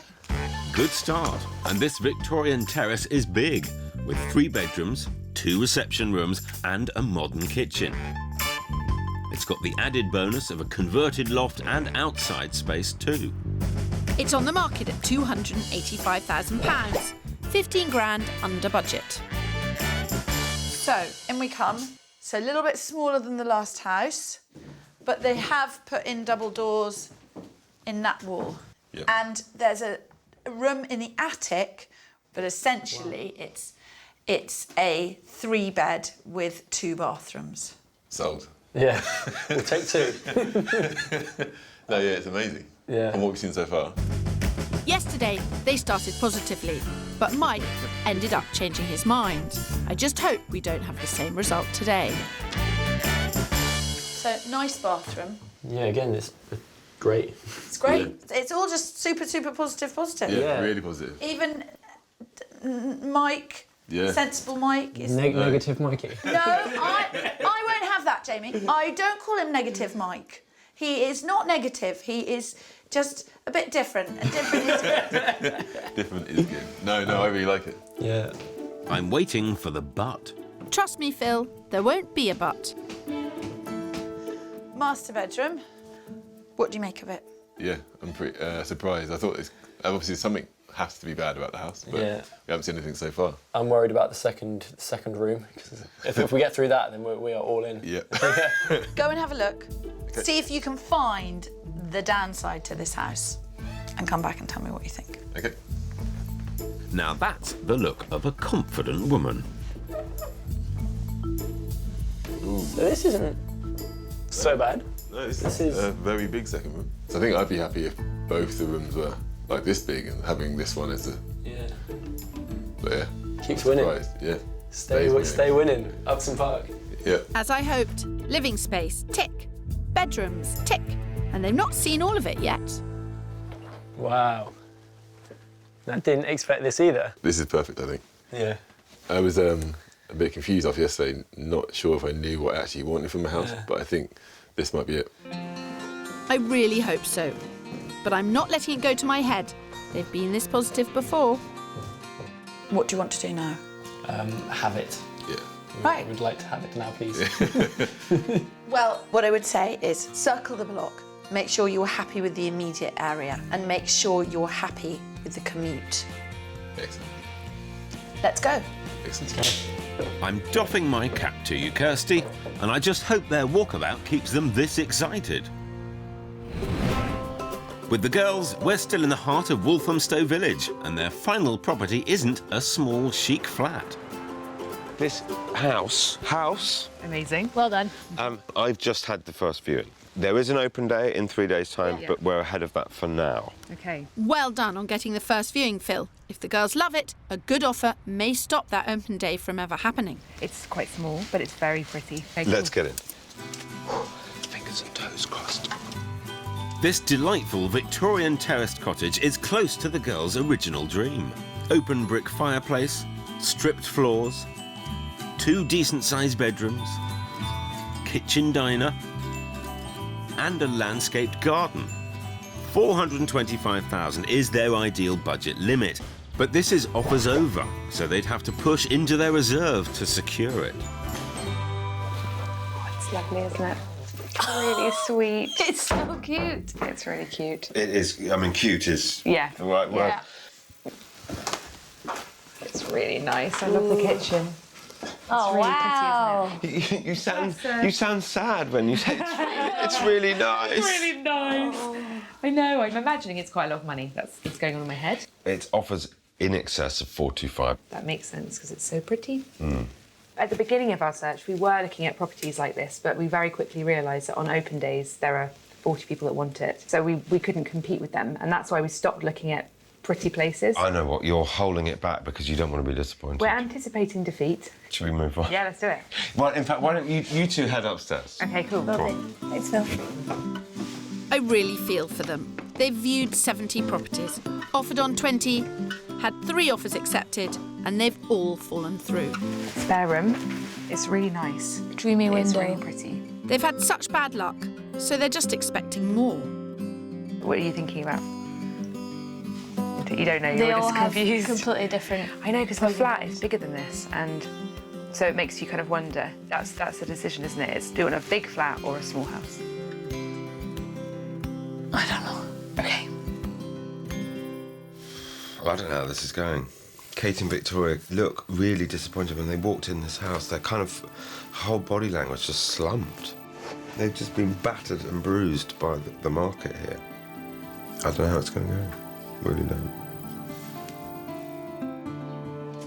Hello. Hello. Hello. Fancy seeing you. How about that? I mean, it's cute. The whole thing is cute. It's really nice. It's it is super lovely, cute. actually. Could you see yourselves living here? Yeah, we could see ourselves living here. I think the reason we maybe seem a bit funny is that I think we're just used to losing out on places like this. It's beautiful. It's beautiful, yeah. It's where you really wanted it nice. to be. Yeah. Yeah. And you're in the driving seat first through the door. Yeah. Yeah. Which is very exciting. So have you ruled out the fabric warehouse? Yeah, I think I was a bit overexcited. Kirsty was very overexcited. It's probably too small for us, and I just don't think it'd be a sensible thing for us to buy. So headwinds over heart.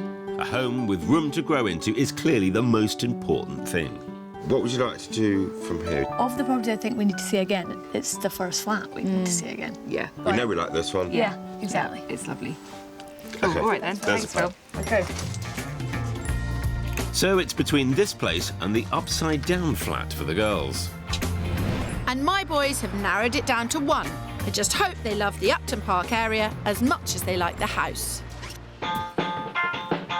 In London's East End, we're potentially poised for a perfect property playoff with 2 sets of first-time buyers. I've left basketballing best friends Jamie and Mike with their heads in a spin after discounting 2 properties and falling for a third. It's amazing. We'd like to have it now, please. The final thing for them was to check out the area A lot of restaurants. and the commute. That is pretty good though, isn't it? You make a commute to work so easy. So if they love Upton Park as much as they love the 3-bed terraced house I showed them, it could be game on. There's so much colour. I love that though. As for couple Victoria and Katie, they've discounted the 2-bed Victorian terrace and the New York-style flat, which they loved but was too small. They're very taken with the cute character cottage. However, we're returning for a second look at property 1, the big upside-down flat. House or flat, inside space or garden, modern or period. Needless to say, I've got 2 very confused house hunters here. Well, at least we're able to get them a second viewing, something they're not used to in their experience of the London market. Gut feel, initial? Great space. Spacey. Very airy. Nice views. Yeah. Yeah. How does it compare with where we've come from? I think it's a much, much better space for having people over, having dinner parties. Arguably even a better property for you to sit and write in. It's not exactly what we were looking for, but I think it's a great flat, really great flat. This is growing on me, I have to say.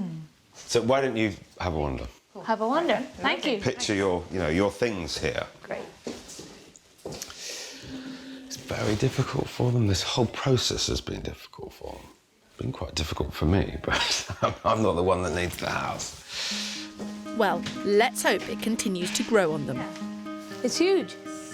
I've got a bedroom in there. Now you're just being silly.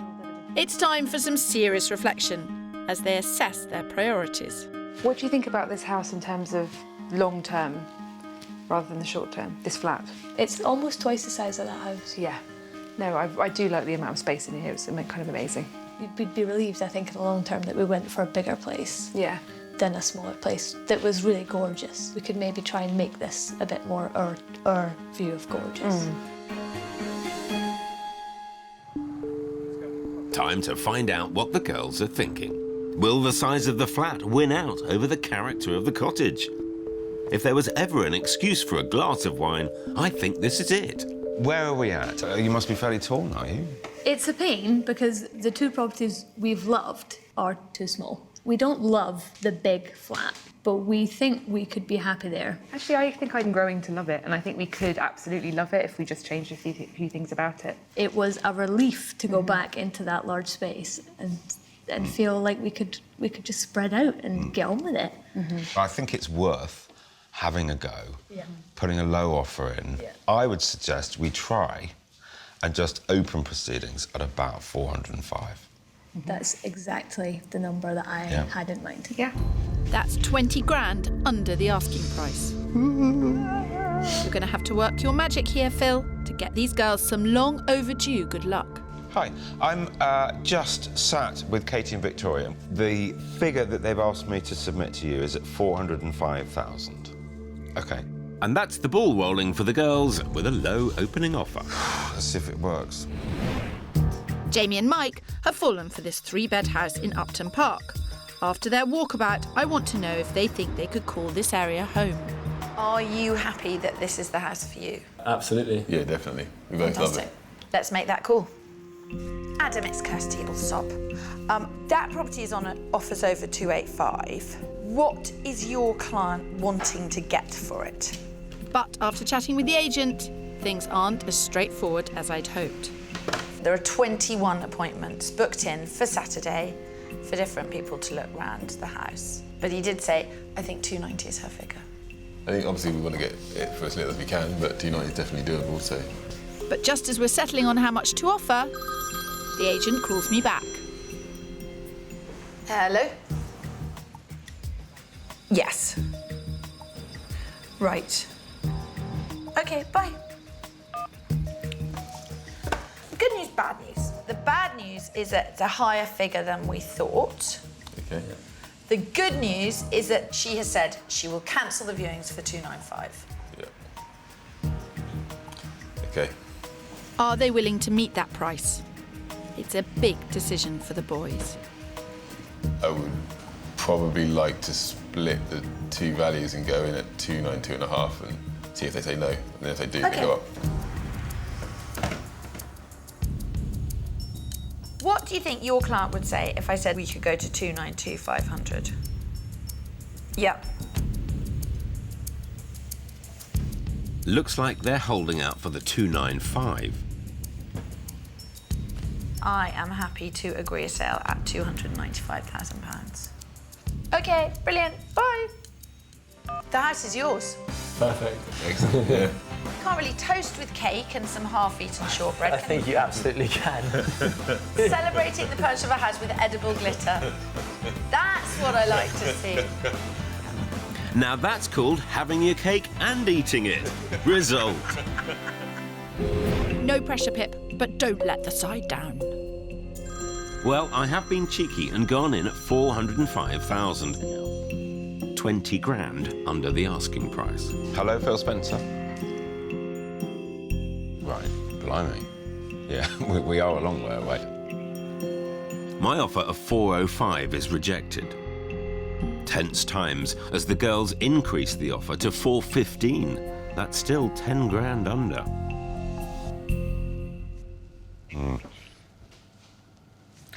Can you just hold the line?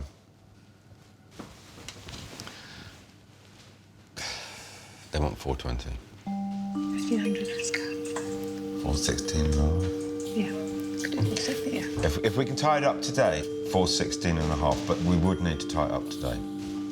Bye.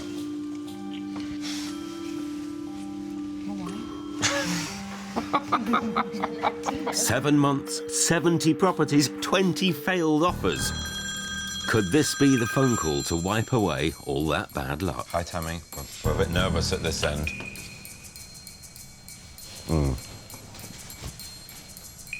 We've got a deal, yes! Oh, thank you very much. That's good. Yeah. That's really good. Terrific news. Cheers. Bye. We love you, Phil. Thanks, Phil. Well, Thanks, Phil. well done. It's brilliant. Yes. Cheers. Cheers. No more flat hunting. No more flat. 6 weeks on, the paperwork's all progressing well, and Victoria and Katie are extremely happy with their final choice. We've been looking at the photographs of the flat as sort of obsessively trying to work out where the books will go. I'm grateful that Phil showed us it because we would never have gone to look at it on our own, and actually it's a really nice flat. For first-time buyers who are busy and who don't have a huge amount of cash lying around, I think it's a really good first-time buy. Love Phil. Everybody loves Phil. Everybody loves Phil. I'm so pleased they finally found a home, and they expect to be in within a few months. Happy house. As do friends Jamie and Mike. They're also moving towards completion and massively relieved to have found their rung on the London property ladder. Before our week with Kirsty, house hunting was getting kind of more and more unbearable. And we're slowly moving further and further out of where we wanted to be. When they do move in, Jamie will get the master bed and Mike the 2 smaller bedrooms. It was kind of suggested by Kirsty. I guess it was a really good idea, so we were just like, yeah, we'll do what Kirsty tells us. Do whatever Kirsty says. I guess she's a good mix of kind of tough love and good advice. I couldn't have put it better myself.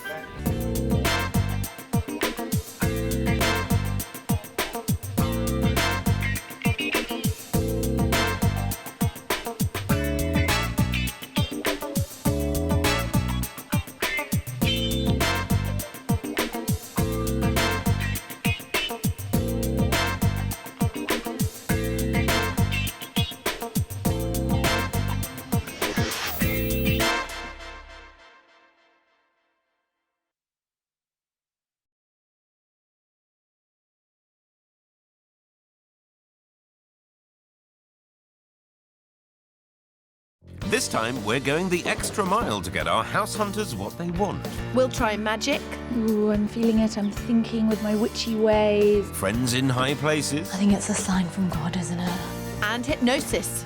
I will reject all my prejudices. I will reject any of my prejudice. And if that doesn't work... It's a bit small than I thought it was going to be. I just think it's disgusting. There's always the direct approach. I'd love to be knocked between the eyes. Not sure you're allowed to do that, Phil.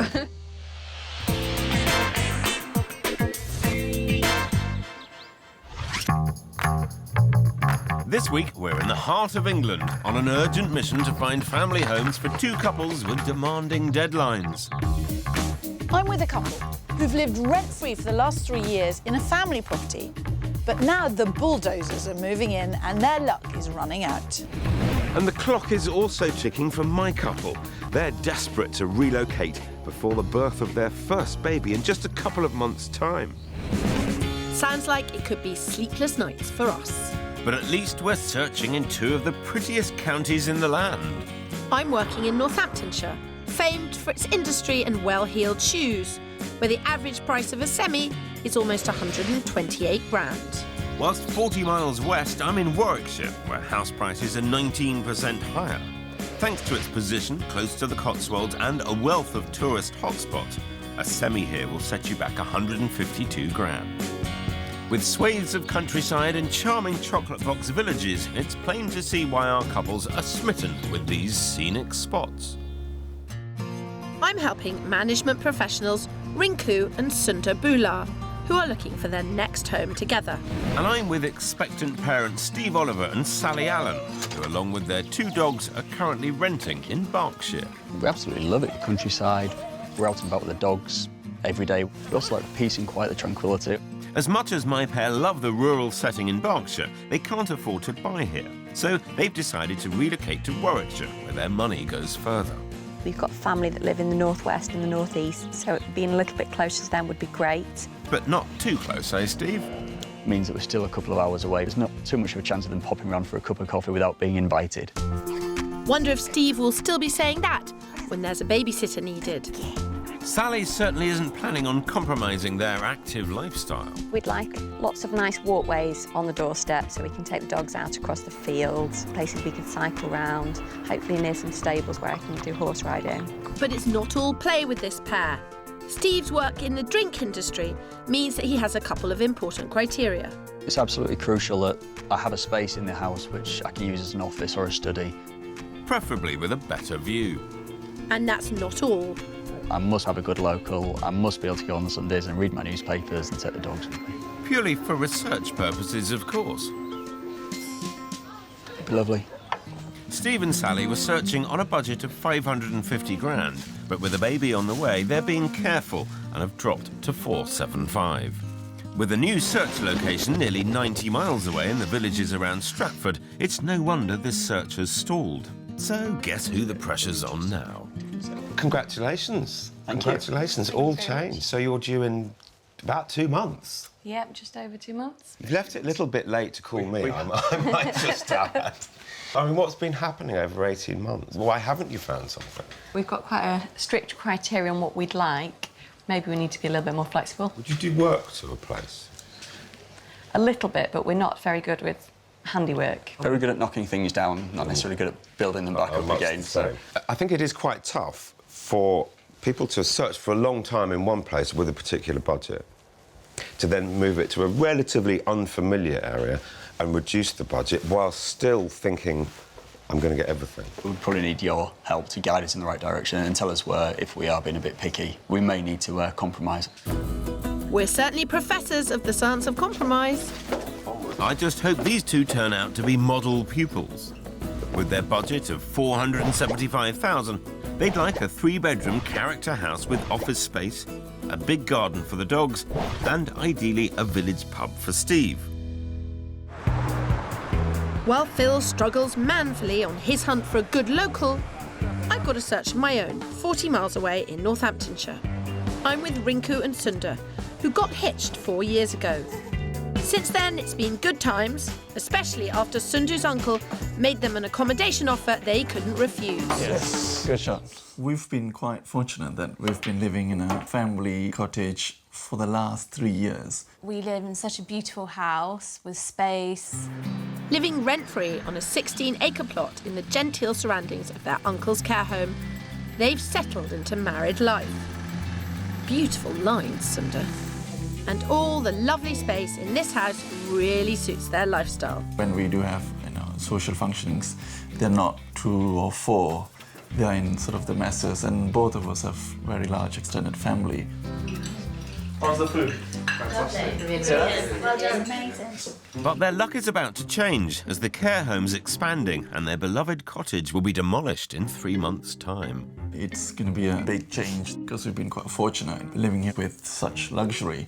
They've certainly been spoiled here. It's a situation that could make even the most savvy house hunter a little unrealistic. We're looking for a 3 to 4 bedroom detached house. 1 bedroom would need an ensuite. 2 or 3 reception rooms. The study. Bit of garden. Off-road parking as well. Well, at least they know what they want. We're happy to kind of go in and renovate if we have to. I should hope so too, but I think these 2 may still need a bit of a reality check. So you have been living in the lap of luxury ever since you got married. Mm-hmm. How many properties have you actually been in to see?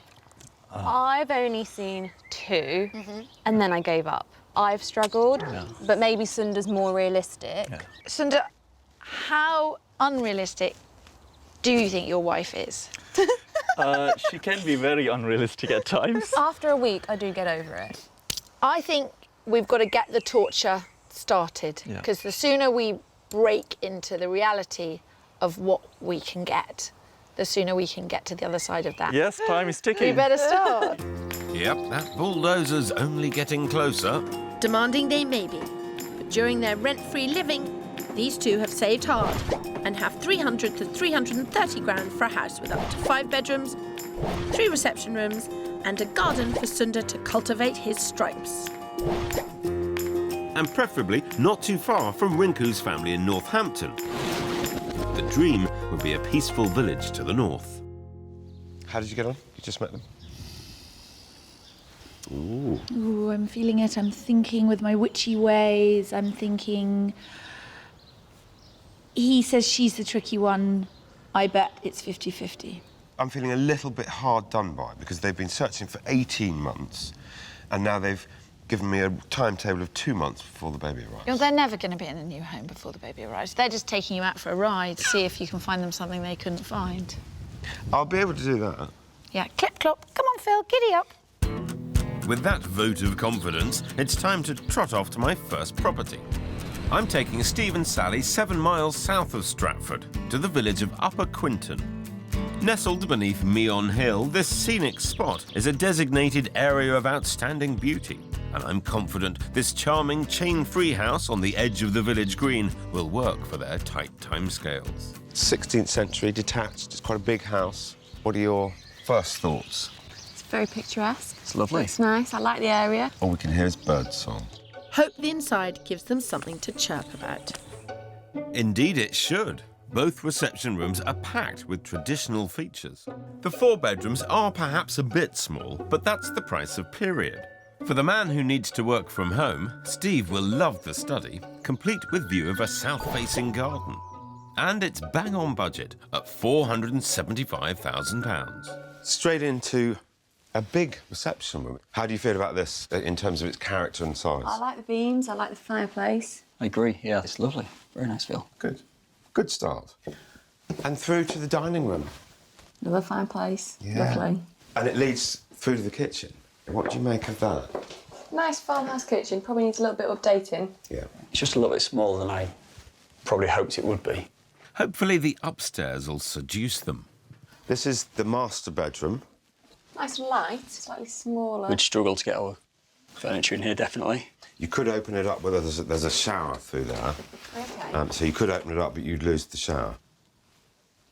They're struggling with size, but seem to be forgetting that the one thing that's got smaller is their budget. Might need a new bathroom in here, but at least it's got a shower. Sally and Steve have got a very long list of requirements. There's no doubt they've got themselves in a bit of a pickle in terms of timing, and I'm not convinced that that has actually hit home yet. It's nice and light, but you have to watch your head. This house delivers on character and location, but I suspect the space they can get on their new budget has been a surprise. I really like the property overall. Nice character. It looks good from the outside. The location is lovely. Yeah, very good. What did you think of the bedrooms? My initial thoughts were they were small. Storage probably lacking a little bit upstairs. A couple of things need updating. But yeah, it's nice, isn't it? Somehow, I don't think nice is going to cut it. Yes, more space needed, Pip, and that means more searching for you. We're in the Midlands on a 2-county search for 2 couples, each facing very different time pressures. I'm helping Sundar and Rinku, who must secure a new home before their current one meets its demolition deadline. And I'm helping expectant parents Steve and Sally, who are dreaming of a characterful country home somewhere in a new patch closer to their family. Steve and Sally are only a few months from 2 becoming 3 and have left it a bit late to get a new home. But for all its charm, they thought my first Warwickshire house was too small.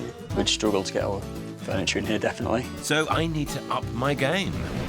Rinku and Sundar have been living rent-free in a family home, but it's being razed to the ground in 3 months' time, so we need to kickstart their Northamptonshire search. Crick, with its traditional properties and country village feel, is one of their top locations. I know Rinku and Sundar would prefer a house with character, but They come at a price, so to give them the space they want in budget, I've had to compromise. First impressions are... It doesn't look very pretty. I will tell you now, it is one of the worst laid out houses I have ever seen. All right, okay. That's a good start. Yeah, it's a good. But it is not a problem. So we're going to stand here for a second and we're going to say, after me, anything is possible. Anything is possible. I will reject all my prejudices. I will reject any of my prejudice. Right, okie doke, brilliant. Let's go! A novel way to start a viewing, Kirsty. I think those expectations are well and truly lowered. I've got them right where I want them, because this house is a development dream. With just a few walls to knock down, it'd be goodbye higgledy-piggledy layout and hello, handsome open-plan living. Upstairs has bags of potential too. 4 bedrooms, a lounge, and there's even a dressing room. Compared to their current place, this doesn't have a lot of charm, but it has so much space. If they have the vision, it could be a brilliant buy. Priced at just under 280 grand, it's £50,000 under budget, which would leave them scope to open up the downstairs rooms. Pretend you can see through that wall. By taking down the walls between the lounge, dining room and kitchen, Rinku and Sunda would have a big kitchen living area, making full use of the French doors onto the garden. Bit more positive or negative? Honest? Space-wise, it's good. Yeah. And is there any lawn area? You can make that lawn. It's expensive, but it's not impossible. I genuinely believe you might be the people that have the vision for this house. Because size-wise, it's enormous. You have now seen less than 50% of the downstairs space. I'm not sure Rinku's sharing your enthusiasm, Kirsty. See, this is another huge room. It has the potential to be a real kick-ass house. Yeah. Tell me truthfully, are you feeling a little cheerier at this point? You probably are, I'm not.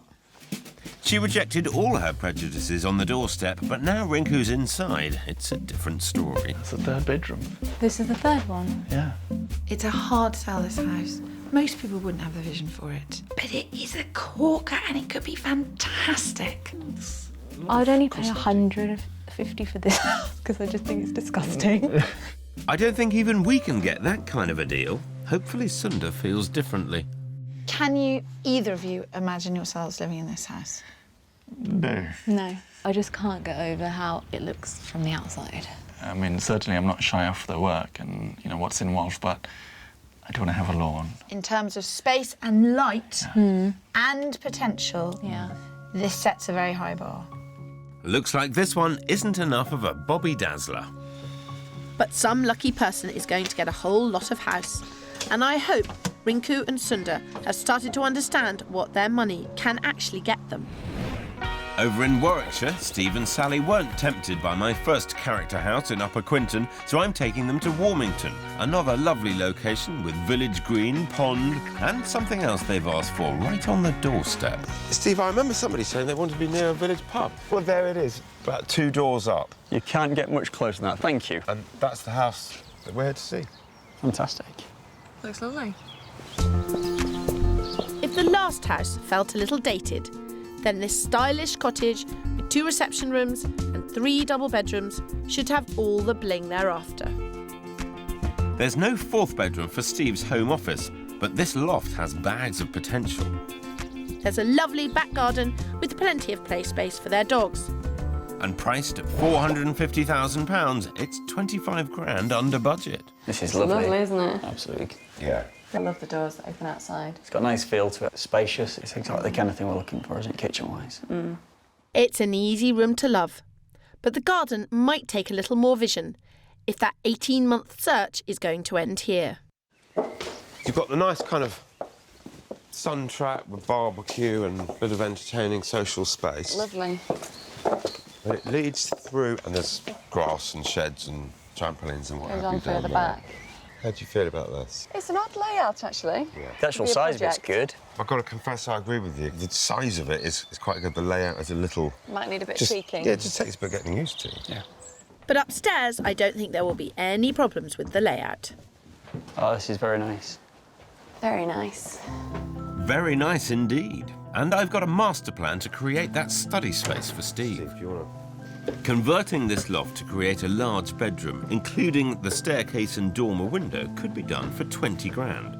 It'd be a smart solution for guests and add value in a location where decent-sized properties don't stay on the market for long. I see this more of a guest room and ensuite rather than an office. But if you were to change the roof and push that out that way, you'd enjoy the view. Yeah. And you'd have a lot more space. No, good idea. But it's going to cost more. Yes. They're saying all the right things. It's got a nice flow to the house, hasn't it, from the kitchen straight through. I like it. But I think Steve really wants that office, and I'm not sure extending the loft is quite what he had in mind. The fourth bedroom is obviously the major factor here. So in order for it to be somewhere you could expand, it would necessitate doing the loft? Yeah. Yeah, I think we'd have to do that. Well, food for thought, anyway. Yes. They don't sound ready to commit to this one, Phil. Nope, and right now, I'm just hoping they'll be ready to commit to any house. Over in Northamptonshire, Rinku and Sundar have between 300 and 330 grand to spend on their next home, and I'm sure they'll fall for my next charming house. Morsley is a modern village 14 miles north of Northampton, made up of more than 900 new-build properties. But I'm not sure how Rinku and Sundar will feel about being a little further out, so I've called in some moral support. Don't look so worried. She's seen a ghost. What is the ghost? The area. This is a fantastic development. Really good community. Yes, it's new, but it's been very, very successful. What do you think of the look of the place? It's nice compared to the last one, which was just ugly, but my only doubt is the area. Well, if Rinku doesn't like the house, I'm sure we'll soon know. If she can get over her postcode prejudice, this 3-storey house gives them the space they want without knocking down walls. The dining kitchen would make a fantastic space for socialising with their large families. And each of the 5 bedrooms and 2 reception rooms are in excellent nick. Priced at 310 grand, it's everything they've asked for, including a little something for Sundar. Out the window, you will see this thing called grass. Oh, yes. A mower is required. Yes. A big plus for you. One tick. But this house has a lot more going for it than horticulture. Additional reception space, and then this is your more formal dining area. What are you feeling? Inside, I can't fault it at this stage, but still at the back of my mind, I've got the whole area. I am going to take Rinku upstairs. Keep at it, Kirsty. She's a tough nut, but Rinku's starting to crack. From the back here, you get a really good perspective of the house and quite what a size it is. It is very generous. Plenty of bathrooms, plenty of wardrobe space. Now that will win Rinku over, hopefully. Yeah. Is it taking a little while for her to adjust to being out of the comfort zone? Definitely. She needs to take time buying houses. It is quite stressful for everybody. Yes, most often for Phil and me. Look, he's got really big furniture in here. And then here we've got dressing area and your shower room. Really good space. Really good space. Yeah. Oh, you're looking very cheery. No, I'm feeling a little bit better now. Oh, good. Yeah. Thank you, I am feeling a bit more positive. It seems Rinku is really coming round to this place. This is another bathroom. Wow. You'd have to get rid of all this. It's a bit old school. Oh, it's just the tiles. Yeah. No, and the bathroom. Renovation talk is good news for their search, bad news for Sundar's weekends. Such a strong house, this one. The area. But it's a good area. Oh, yeah. It's just she doesn't know. She's just the area. unfamiliar with it, so it's going to take a little bit of time. It's got a lovely atmosphere, this place. Maybe that's you and your magic wand, Phil. You've just come in, waved your twinkle dust around. It tends to happen, doesn't it? Yeah, I must admit it does. So has the fairy godfather's spell done the trick? The house certainly have a lot to offer. Yeah, I just need to get my head around the area. Maybe I'm being a bit vain, but I'd need to check with other people to see what they thought about Morsley. We just need the advice, perspective. You've got the advice. No, I know. Oh, yes, we I do. know where you're coming from. All sorts of new areas can have prejudices against them. At least it's pretty from the outside. So that's a plus. There you are. That was a good start. I'm leaving relieved, not just because you've seen a lovely house, but Kirsty's actually talking a whole bunch of sense. If you say for a change, You will be in a lot of trouble. It's making really good sense. Pearls of Allsop wisdom, always available, Pip. No charge. I'm midway through Steve and Sally's search, and as my third house, north of Stratford, in the village of Wootton Wowan, is also the biggest, I'm bringing Kirsty and her pearls of wisdom along with me. With walkways and paddocks nearby and a great gastropub in the village, this location is perfect for their lifestyle. Now, this is a lot more house for a lot less money. It doesn't quite have the character or the finish, but the position is great and the size is great. I think it looks quite nice. I like the setting, lots of walks on the doorstep. This house is not as smart as the last, but it does have 4 bedrooms, so all the space thereafter inside, plus a truly stunning garden. The interior, which needs a little TLC, may not appeal at the moment, but I'm confident the price will. At 425 grand, it's a whopping £50,000 under budget. Come on into the main room. What do you feel? It's a lot bigger than I thought it would be, actually. A lot more spacious. Outside, the feeling was not great. Yeah. I like the location, I think it's fantastic, but the look of the place doesn't warm me at all. Yeah. As Steve doesn't like the outside, I doubt he'll lose his heart to this dated kitchen. But he needs to keep an open mind. At this price, he could afford a whole new one.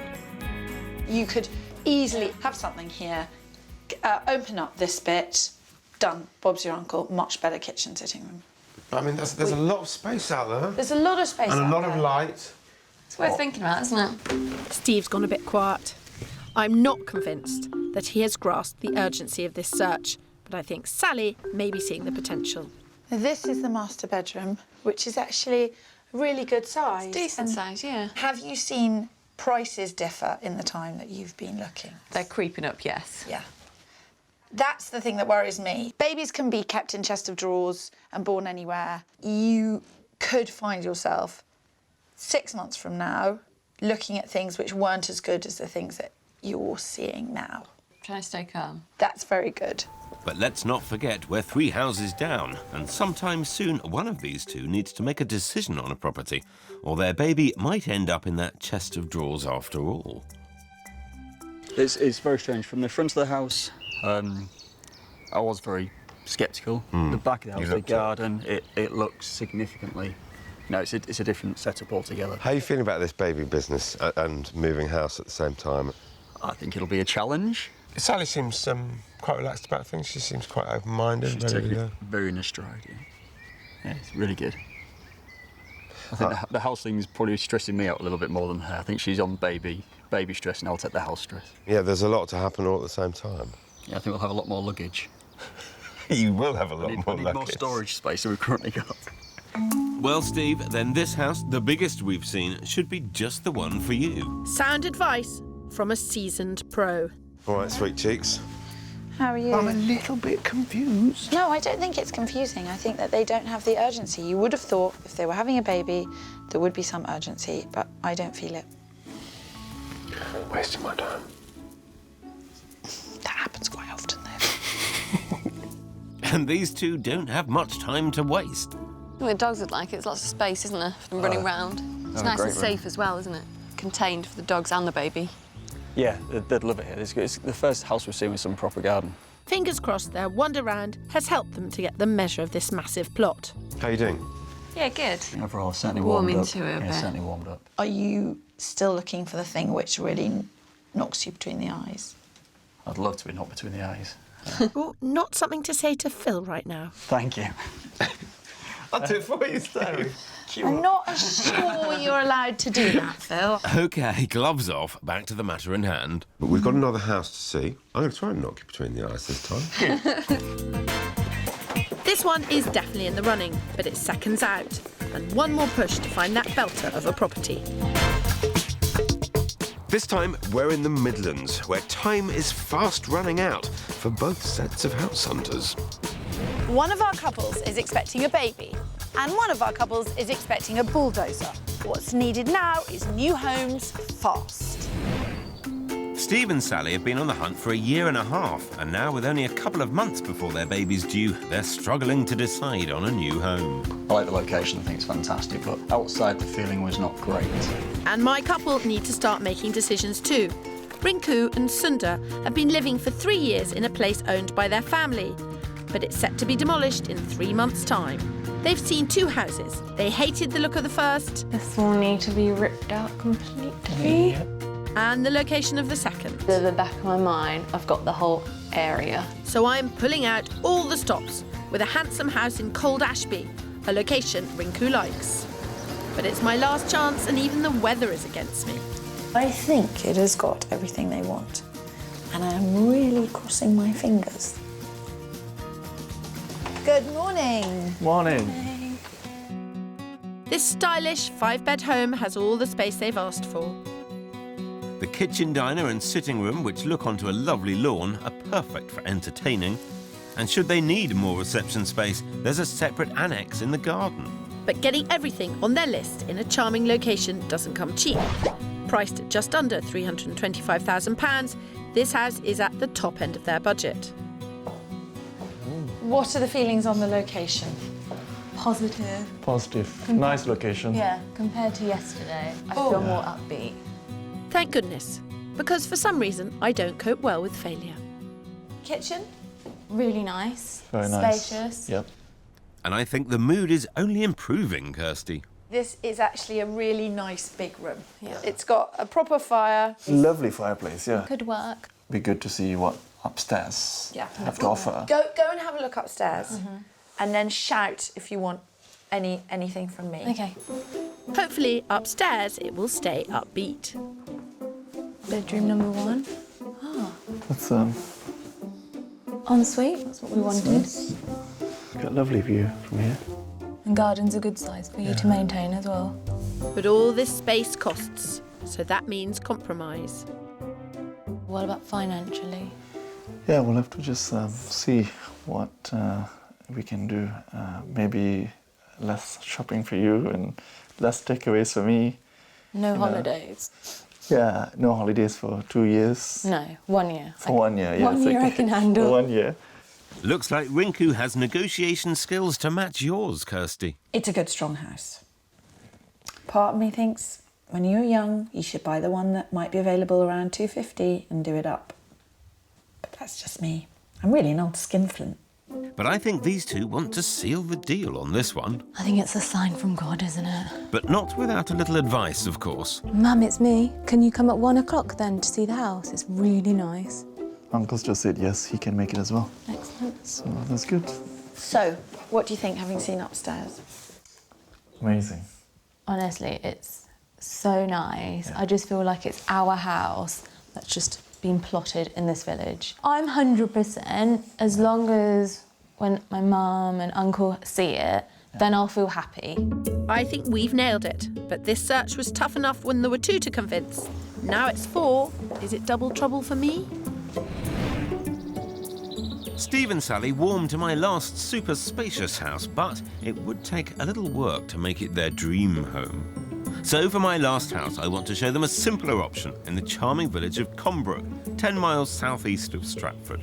This beautiful barn conversion's already done to their taste, so if they like it, they could move straight in. I wanted to show you out the back first. The garden does wrap all the way around the house. Lovely. Very nice. The look of the house from the outside was really good. Yeah, it's got curb appeal. Yeah. It's got a bit of interest. Every inch of this character house has been carefully considered. The kitchen dining room has all the pizzazz Steve wants, and upstairs there are 3 stylish bedrooms. This study's probably too small for Steve's work needs, but if they like this location, they could rework the double garage space. Priced at $495,000, this house is 20 grand over budget, but the vendor's moving abroad, and I'm confident I could get it for less. The finish here, I think, takes things to an entirely new level. Yeah, it's a nice area, isn't it? It Nice is, and yeah. big and open. It's good size. Top marks, Pip. This barn conversion is a beauty, but is it enough to knock them for 6? You know, the theme continues. I love the fireplace. It's gorgeous. And your furniture in here? I think our suites would fit in here very nicely. Good. Well, why don't you have a wander upstairs? The issues that I'd like you just to think about as you go up there. It is a 3-bedroom house, but it has a study. Steve and Sally are saying all of the right things. It's a lovely staircase, isn't it? Yeah. But I'm not seeing any passion. I'm not seeing any real desire to buy a house. I'm just not seeing it in their eyes. Maybe I'm just finding them difficult to read. They may just need you out of the way, Phil. I love these beams. Because when it comes to passion, 3's a crowd. Oh, this is a good sized room. This is much better, isn't it? That's really useful, isn't it? The then- 3 rooms would work as a spare room, a main room and a nursery. Yeah. So far, so good. Hopefully the study doesn't dampen the mood. It's compact. This is too small for an office. But if they really are falling for this place, I think they can get around that tiny problem, surely. Good double garage. So potentially we could have this one, maybe convert it into an office. We'd look at doing it, couldn't we? I think the downstairs is lovely. The kitchen, the dining. It's done out really nice that you could just move in and you wouldn't have to change anything immediately. Obviously put your own touches on it, but I think it's done out really, really nice. Yeah. Is it the best of the bunch of things that you've seen? I think it is. Yeah, I agree. I think the finish on this is excellent. At last, that bit of passion I was after. Seems this one is a rival for my fixer-upper Property 3, but could either be their new home. Properties 3 and 4, gazump 1 and 2 from yesterday. Okay. Would it make sense to go back to Property 3? It'd be great to get back in there and have a look at it again, understand the costings. I'll try and line up a builder to come and join us at Property 3 tomorrow. OK. And Sounds good. Yeah, sound like a plan? Yeah. Really good. It's great to hear Steve and Sally getting closer to a decision. Hopefully I can bag them a house before this baby arrives. Over in Northamptonshire, Rinku and Sundar were smitten by my plush property in Cold Ashby, which at almost 325 grand is at the top of their budget. But before they go any further, they'd like Sundar's Uncle Sean and Rinku's mum Balbir to give it the once-over. This is the kitchen diner. That's really nice, isn't it? Yeah. It's a good size, isn't it? Open plan, yeah. The decor is in good condition as well. Quite a lot of light, isn't it? A lot of windows that Yes. brings the light. Yeah. And there's a lot more to this place, including a lovely bonus at the bottom of the garden. So yeah, look at this space. Oh, that's nice, isn't We it? were just thinking about a couple of sofas here. Even as a study, it works. Yeah. Sundar is all smiles, and Uncle Sean seems to be impressed. But I need to help Rinku's mum get the measure of this budget-busting house. We would rip this out and have a nicer one. Finances allowing. 2 bedrooms upstairs, 1 good spare here. So when I retire, I can come upstairs. Yes, yeah. Or you can live in a little shed in the garden. Yes, they can convert that for me, Yes, shouldn't they? it's going to be your new house. A house this size could very well last Rinku and Sundar and their relations the rest of their lives. What do you think then? It's nice. It is nice. Yeah. Yeah, I like upstairs. And then ta-da! It seems the whole family are giving this place top marks. The guys were absolutely adamant that they liked it, but that unless you both gave it the thumbs up, it wasn't a goer. I can see you're living here, and you know, it's all about price now. We need to go somewhere and sit down Yeah. and sort that out. If this is the house for you, we better get on with it. Okay. Over in Warwickshire, Steve and Sally are split between 2 cracking options. So we're back in Wootton Wowan for a second look at house number 3, the biggest and also the most dated property. I'm still not sure quite how this is going to go. It's not quite what they had in mind, so whether they'll actually be able to commit to it today or not, only time will tell. Morning, you two. Morning. I've invited local builder Mick Dorgan along to help them see how they could give the house some razzle-dazzle. It's 50 grand under budget, so they can afford to do work. One of the things when we were here yesterday was talking about improving this kitchen. Yes. Could you give us a ballpark idea of cost? Well, knocking through and building an extension would be £20,000. That's not too bad. The kitchen, again, ranging from minimum 6 up to 16. Looking at around 30 for the... Yeah, that'd be good. So has this second viewing given them any second thoughts? What was the ensuite like? It's a good size. It probably needs refitting, but It's one about our must-have. ticks all the boxes, doesn't it? Yeah, spot on. I thought that maybe talking numbers and money and figures and timescales and that kind of thing might make them hesitate. But actually, they're taking it all in, they're seriously mulling it over. I might pull this off yet. But with a baby on the way in a matter of months, will they be bold enough to take it on? Is that okay? Seen enough? That's about it for now, yeah. Heard enough? Yes, I think so. Yeah. Mick was quite useful, wasn't he? Really, really useful. Good. Let's go and have a drink. I'm not sure if they're ruling this place in or out.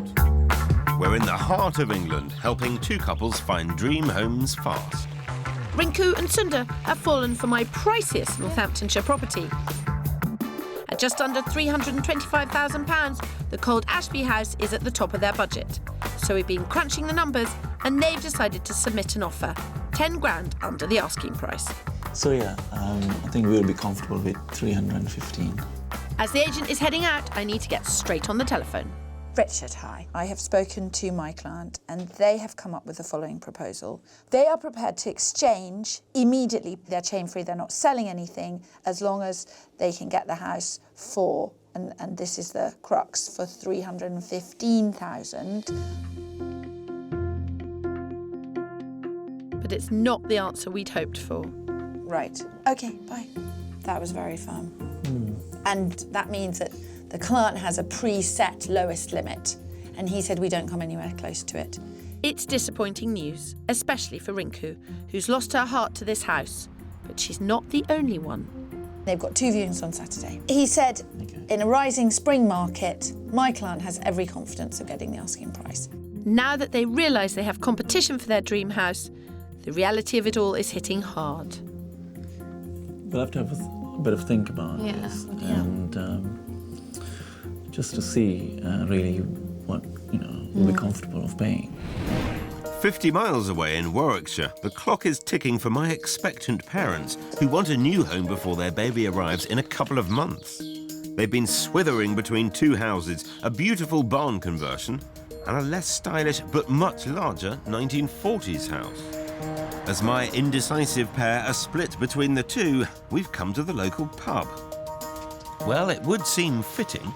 Be a nice place to do a deal. I don't have a clue where their heads are at, and I'm not sure they do either. It's a complicated one, isn't it? Because you've got the barn conversion, loads of character, but a small plot, and it would cost you all of your budget. But it's at the top of its game. And it's ready to go. Yeah. Versus the one we've just been to see, which is kind of at the bottom of its game. Yes. In that it's a fantastic plot, but the house just doesn't view very well.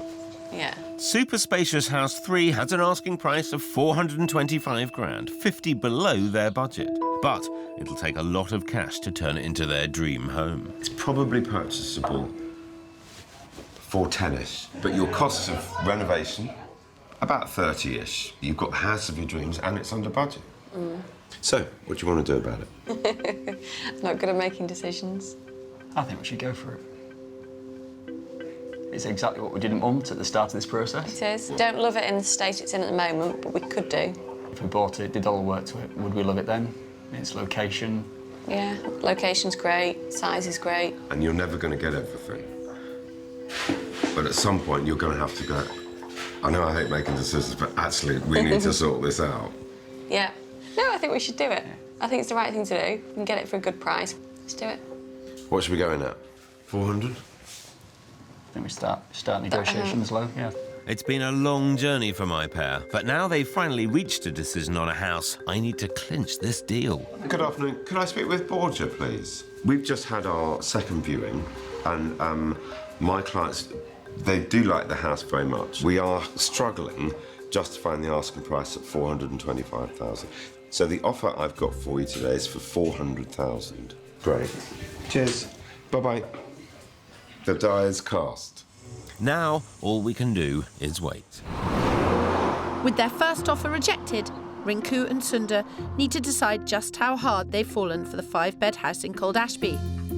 It's on at just under 325 grand, and with others interested, it will take all they have to secure it.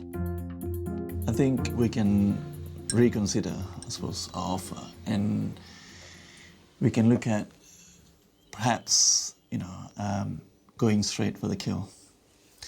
paying the asking price. I mean, obviously, if you think that that's not sensible. I think we should ring him, say, asking price, nobody sees around it, done, finished. You have to be off the market, there's no more viewing, and have to be agreed straight away. Straight away. Yeah.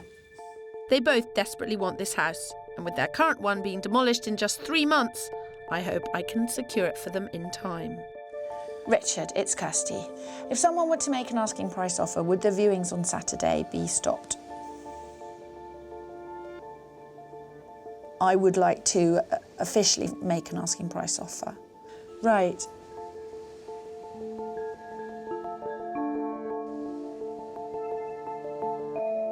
Right, I understand that. No, I completely understand. Okay, bye. She shoots, she scores. What a result. Yes! Hey! Congratulations. Congratulations. We've got a house now. Fighting. One fabulous family home fit for their future. Thank you very much. Yeah, thank you. Over in Warwickshire, I can only hope we get such a happy ending for Steve and Sally. Okay, cheers. Bye-bye. 400 has been declined. Okay. And he says that she would accept 410. Probably means she'd probably take a little bit less. I'd like to think so, yes, Steve. Can we be cheeky? I'd suggest coming up with a figure that's north of the 405. Split the difference? Yeah. 750? 407.5 it is. Yeah. Yeah. Borgia, good afternoon. We've had a bit of a debate this end. This is the front runner, and they do very much like it, but it is going to cost them, well, how long's a piece of string? With that in mind, the increased offer is 407.5. Right. He was a bit disappointed. See what happens. How you feeling, Sally? Good. A little nervous. Exciting but nervous at the same time. This could be the end of an 18-month search. Hello, Phil Spencer. Hello, Borgia. Hi. Can I pass that message on? And I'll get back to you. Well, you're buying a house. Well done. 407.5. Thank you very much. Accepted. Congratulations. Yes. Yes. Wow. Champagne for everyone. It was worth it. 2 dream homes for 2 lovely sets of house hunters. And just in the nick of time before the bulldozer and the baby arrives. Well, almost. 10 weeks on, Steve and Sally are still renting. But things are proceeding smoothly, with planning permission already granted for their renovations. As of 11 days ago, though, they no longer have just a bump. Now we've got our little baby Dexter. Very small little fella, but perfectly formed, as they say. Causing lots of chaos. Loving it. They hope to exchange very soon and move once they've extended out into the conservatory to create an open-plan kitchen and living space. I think what Kirsty and Phil showed us is what we could actually do with the property to change it. Having somebody else help us pointed in a direction which we wouldn't have looked at otherwise. So it was a massive step change for us, which was a real benefit. And Rinku and Sunda have already exchanged and completed. They got their keys a week ago and have jumped straight into decorating. With painting, as you can see, I've been painting more of me. Rather than the walls itself. When I walked around the house, I'm still buzzing with excitement, thinking, this is great, this is the one. They'll be moving into the one in just a few weeks' time. And I think once it's all done and completely decorated and we've stamped our own mark, I think it will just feel like perfect. We'll be home.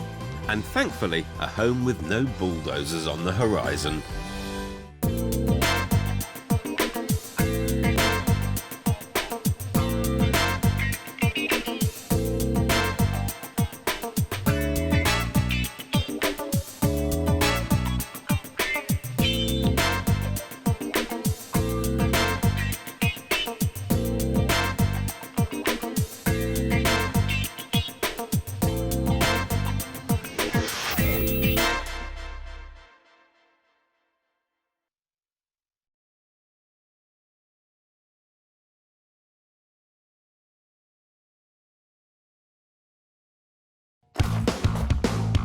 This week we're ready to put a few house hunting rules to the test.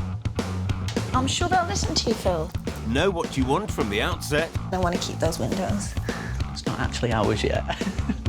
Don't dilly-dally with decision-making. I'm not 100% at the moment. No. Expect the unexpected. That is a shock. And know when it's time to walk away. Consider myself told. I'll go and get another job. Come on.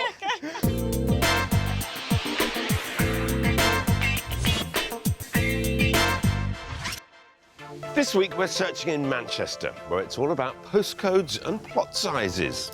Do you head north and bag more space, or do you park in the pricier parts in the south?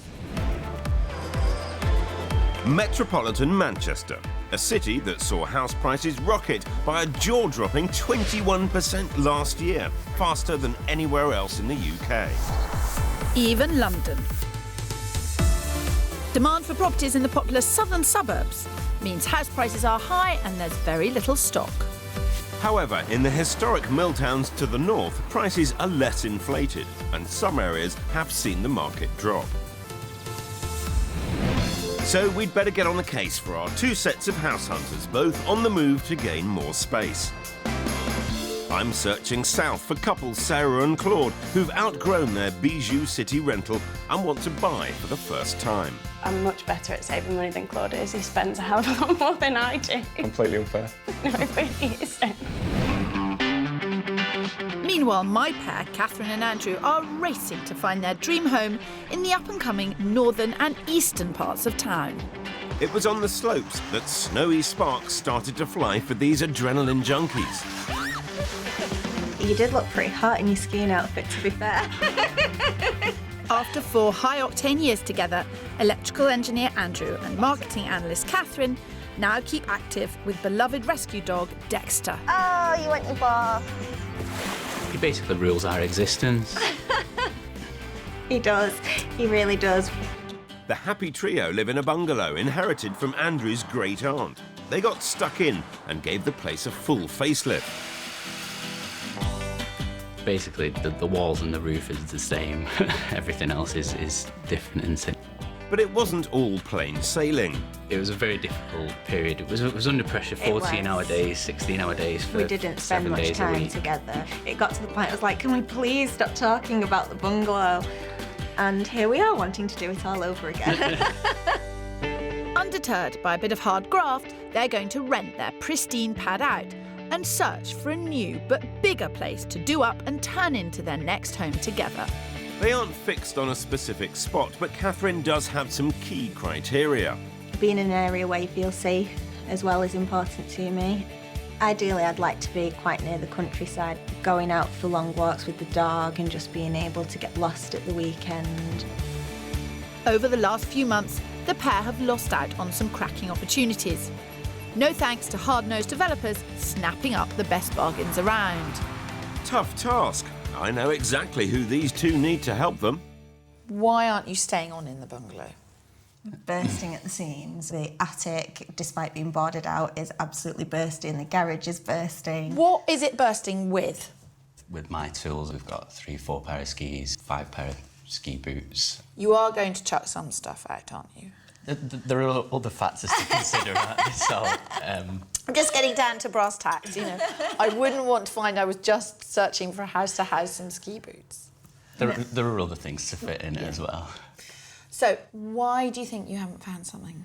We've had on a couple of occasions where we've had viewings lined up and we've been quite excited. And then the day before or that morning even, we've had the phone call, the place is under offer now, because everything's just moving so fast. It is moving fast. And you're up against professional developers who can move quicker and act faster than you can. That's exactly right, yeah. So we need help.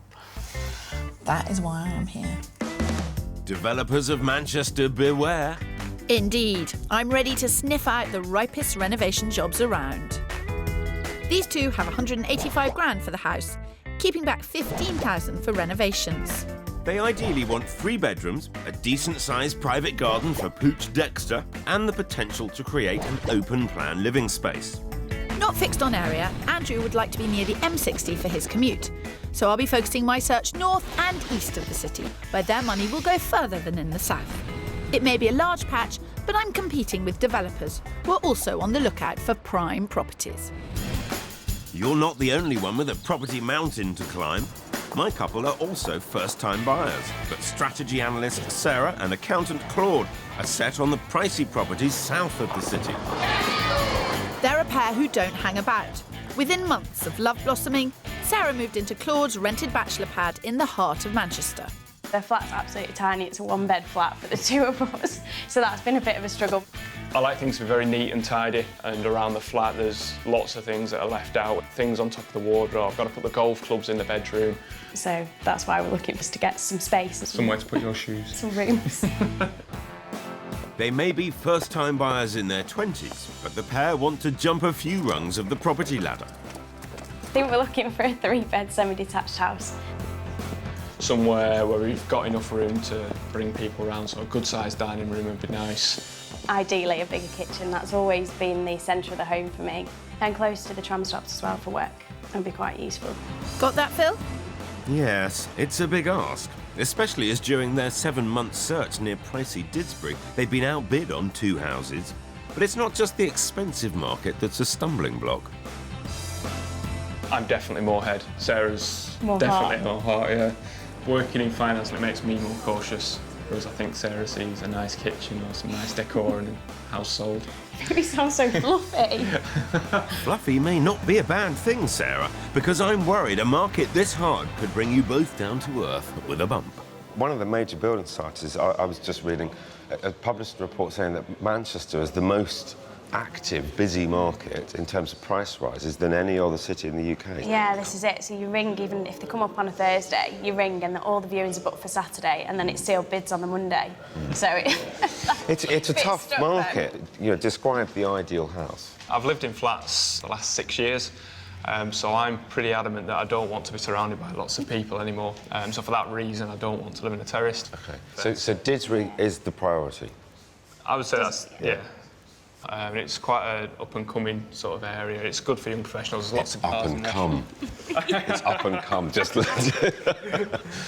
it seems to me there's quite a lot of constraints to the search. Are you realistic, given what the market's been doing? I think we can find what we're looking for the budget we've got. Well, you haven't managed it yet, which is why you've called me.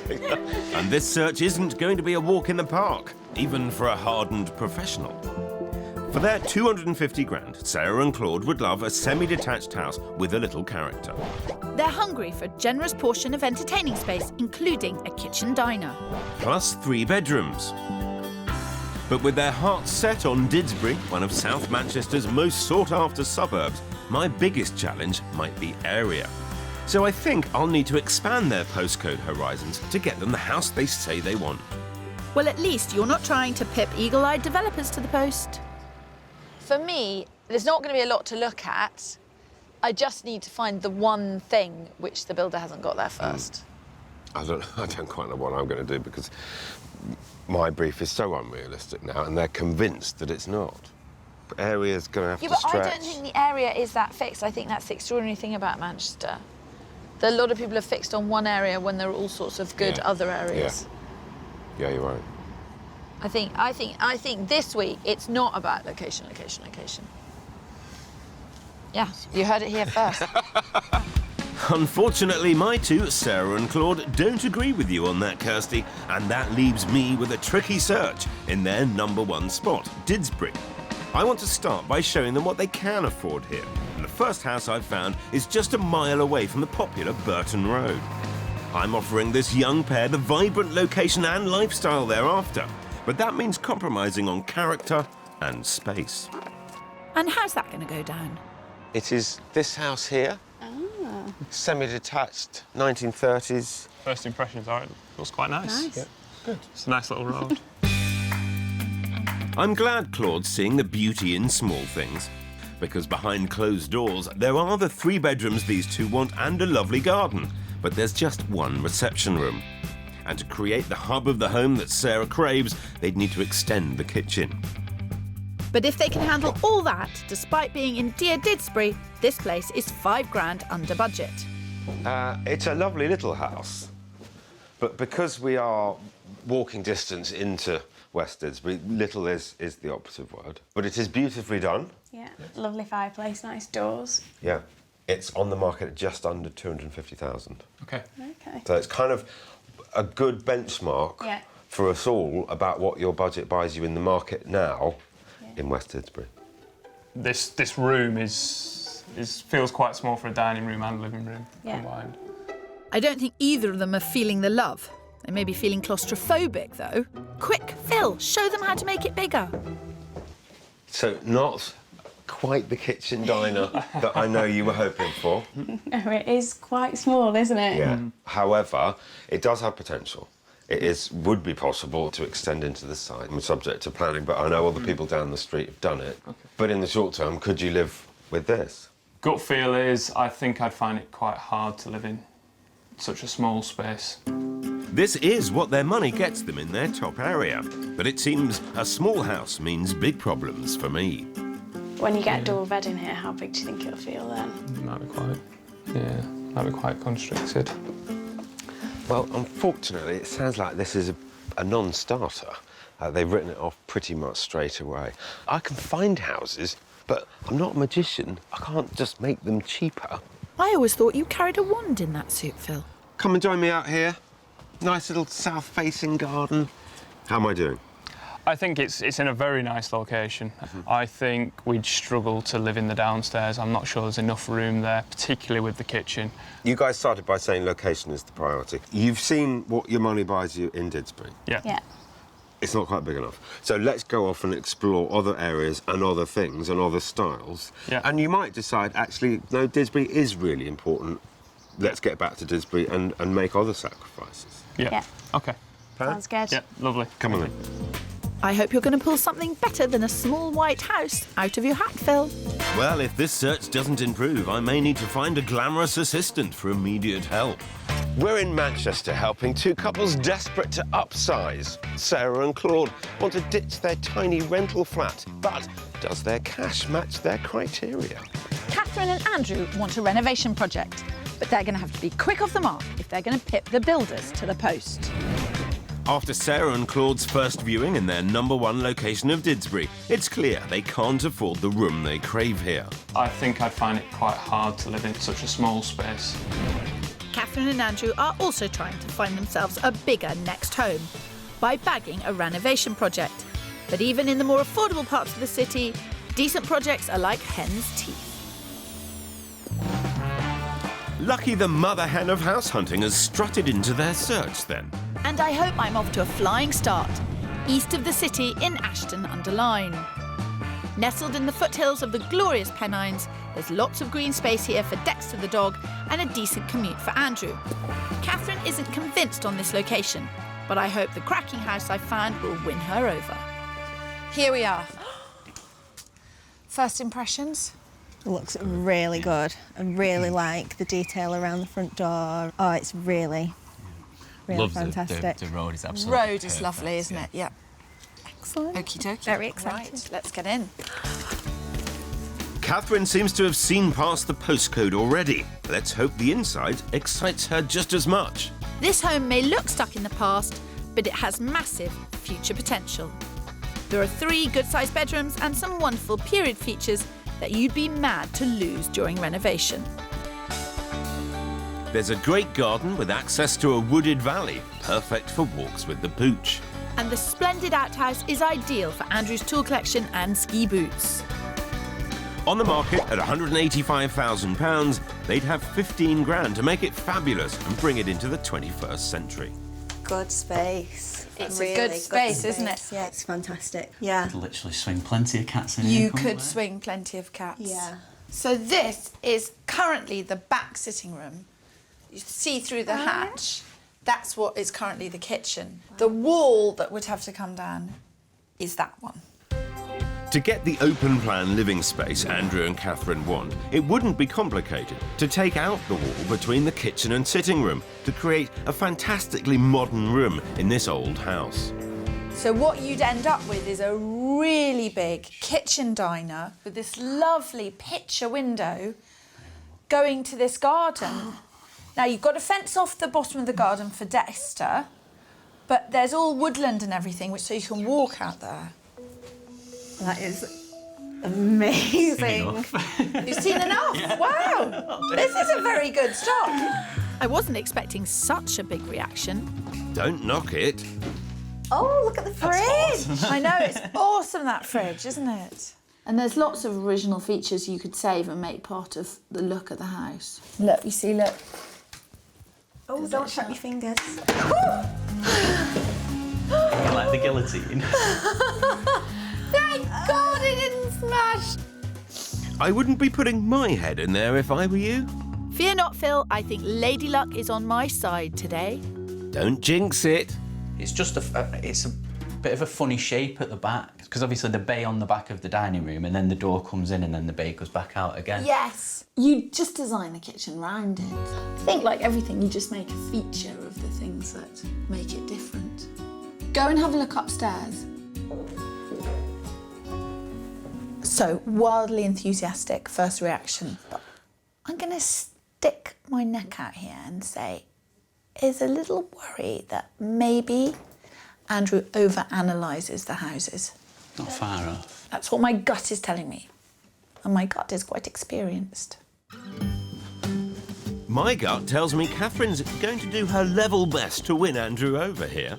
It's huge. Yeah. I love it. I love every bit of it. I really, really do. And I want to keep those windows. It's not actually ours yet. It is. All right, okay. Catherine is certainly love-struck. What do you think, having seen upstairs? Excellent. Really? Really good, yeah. There's no denying that this has been an outstanding start, but let's see if I can better it. Well, I have to better my sorry start with Sarah and Claude. To give them the space they want for the budget they have, we're leaving their beloved Didsbury and heading to Sale, another of South Manchester's popular suburbs. More up-and-coming than up-and-come Didsbury, it may be good value, but also has the bars, cafes and independent shops the pair want. As well as some very helpful locals. I've just been looking at a house round the corner from here. What's it like round here? It's lovely around here. I chose Sale for numerous reasons. Lovely people. Is there a close community feeling? Yes, there is. Particularly since I took over the shop, you can feel how people want to be in the community.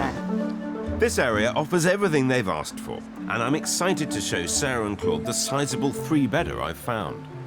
I know, Claude, but you were very specific about it not being a terrace. Yeah. I hope I'm not stretching things by being an end of terrace. Yeah, I can get over the terrace. It's practically semi-detached, so... Initial thoughts of being in Sale?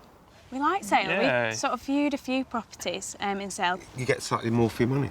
Yeah. Which is what we're after, isn't it? We need some space. Definitely. I think I've got it. Come on.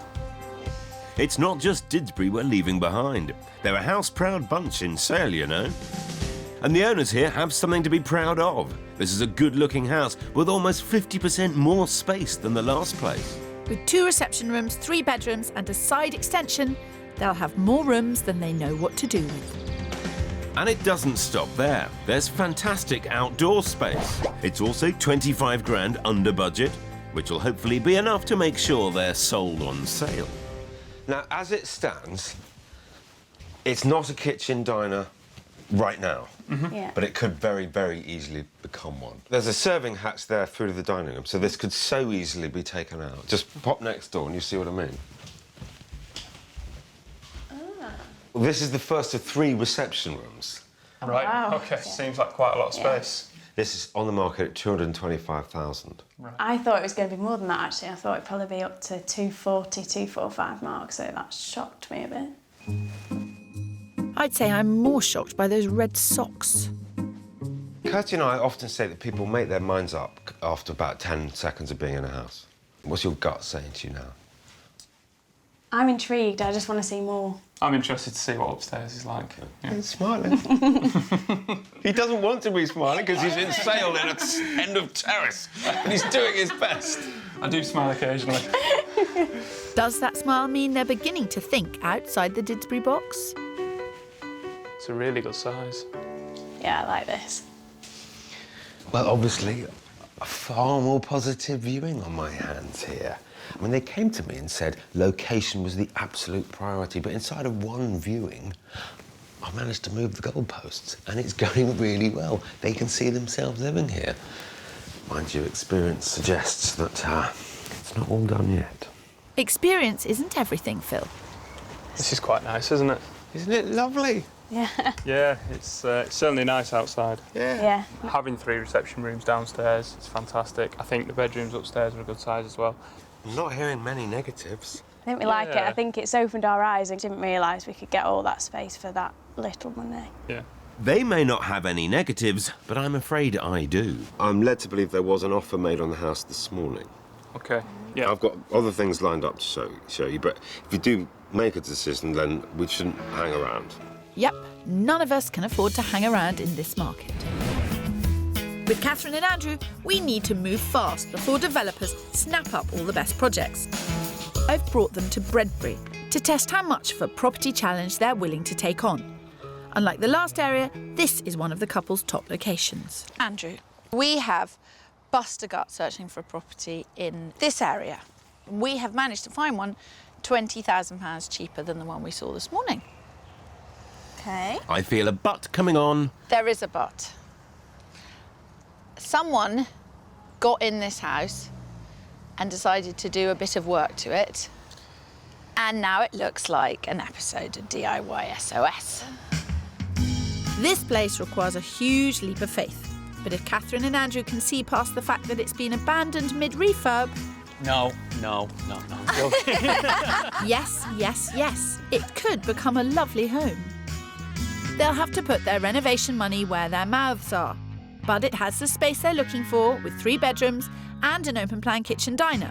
There's a garden, plus nearby woodland for walks with Dexter. And as it's 20 grand less than property 1, that's a great find. I'm going to stick to the positives. Good staircase. Not the nice openness of the other house today. No, 20 grand cheaper though. 20 grand cheaper. Yeah. You know what, even if... I think the word you're looking for actually is no. Yeah, no. Not yes. Catherine's making her feelings clear, but I hope engineer Andrew can see the potential. £20,000 is obviously a lot of money, but you can see straight away where that money is or is not in this case. The garden is rubbish. It's overlooked. Ouch! They really can't see past the challenges of this house. But that does leave a positive. It just shows that the house we saw this morning is a very, very lucky find. Yeah. Yes. And... In a way, I'm almost glad that you've shown us this, because we were telling you how difficult our search was and how we're stressed and we've been doing this for all this time, and then the first one you show us is that, and you start saying, well, what's the problem? It's there, and then... No, I wasn't saying what's the problem. No. I'm not doing it to prove a point, because you could have walked in here and gone, I love a challenge. Yes, I'm going to blow that £20,000. Yes, Kirsty, but they didn't. And that means this viewing is over. Well, at least we've got one house in the running. But if I'm going to give them a choice, I need to do a bit better. This week, we're leaving no stone unturned in Manchester, where I'm searching for Claude and Sarah, who are struggling to find their dream home in exactly the right southern suburb. And I'm sorting good from the bad in a quest to find the perfect doer-upper for Catherine and Andrew. So far, the doer-upper with dated decor in Ashton-under-Lyne has really got their hearts racing. Amazing. You've seen enough? Wow. So I'm feeling a tad smug that I've got one solid smasher. South of the city, I'm also feeling chipper as I lifted Sarah and Claude's spirits with my big bargain in sale. Didn't realise we could get all that space for that little money. With one strong contender, I think it's time to take a risk. Staying in sale, I'm taking my space-seeking couple to a modern townhouse, something they've not previously considered, but it offers the most square footage yet. I wanted to show you this, and I really doubt you'll ever fill this house. Yeah. OK. It's unlike anything we've looked at before. Yeah, I know that. We'll have to keep an open mind, I think, on this. Yeah. Let's get in. With a bit of vision and creativity, this super spacious place could become stunning. The living room is vast, light and airy. There are 3 double bedrooms, 3 bathrooms, off-street parking, a garage, and to top it all off, there's a roof terrace perfect for partying. And even better for money man Claude, it's 15 grand under budget. So we've got a kind of standard townhouse configuration with the living room up on the first floor. It's lovely and bright at the front of the house. It's a bit dark at the back of the house. There is the kitchen, which, depending on your thoughts, could be opened up, or all this can come out. Yeah. But it could be opened up right into here. Yeah. Easy peasy. Yeah, what do you think? I'm not 100% at the moment. Sarah, what are your thoughts? I'm just not sure. And I'm trying to just see past the lack of furniture and stuff. The thing with the character house is the features and the personality are there. With somewhere like this, you've got to put it in. I think for me, it feels a bit too much like a flat. It feels very similar to what we're in now. With all this space over 3 floors, it's really not a flat, Claude. Maybe the bedrooms will woo him. I think you've got the size, haven't you? There's no individuality at all, is there? None whatsoever. In any of these rooms. Not doing it for you, is it? Not at the Don't moment. think so. Right, don't worry, we'll just finish off. Oh dear, Phil. I think this one has crashed and burned. So, modern hasn't worked for you, has it? I think it's probably a poor example of what modern would be. I think the layout's very clumsy. Yeah. I think it's I shabby. shouldn't have asked. Sorry. Consider myself told. I'll go and get another job. Come on. Another job as what, exactly? Kick a man while he's down. My gamble might not have paid off this time, but it is a great house. Just not for this pair. Why don't you tag along with me and I'll show you how it's done? Because I found a first-class house for Catherine and Andrew, calling out for keen renovators, and it's in the leafy suburb of Alkrington, North Manchester. Well, if your couple have the vision, Kirsty, this house could rival Property One, and it's somewhere they could add a bit more value. Indeed. Whilst it's not an area they've considered buying in, I think I'm barking up the right tree here. It has plenty of green space and access to the motorway. Well, how are you feeling about this? Nervous. Nervous. What's making you nervous? I don't know the area. Aha. How about the look of the house? Because it's a great big one. It's a fair size, isn't it? It's a good size. It's priced to sell. There are 3 offers on the table. There was a developer here this morning. You know, Pesky developers. pesky developers. This 3-bed semi has virtually the same layout as property number 1, which Catherine and Andrew adored. It has 2 generous reception rooms, 3 bedrooms, a pleasant private garden. Oh, and the same potential to create a kitchen diner. And it's 25 grand cheaper than my first place, leaving more money to spruce it up. Your end house with these 2 properties would be very similar. Yeah. So bay window here, and you'd have to take down that wall to go into the kitchen. The agents are telling us if you put an attic on the top and refurbish down here, it could fetch about 250.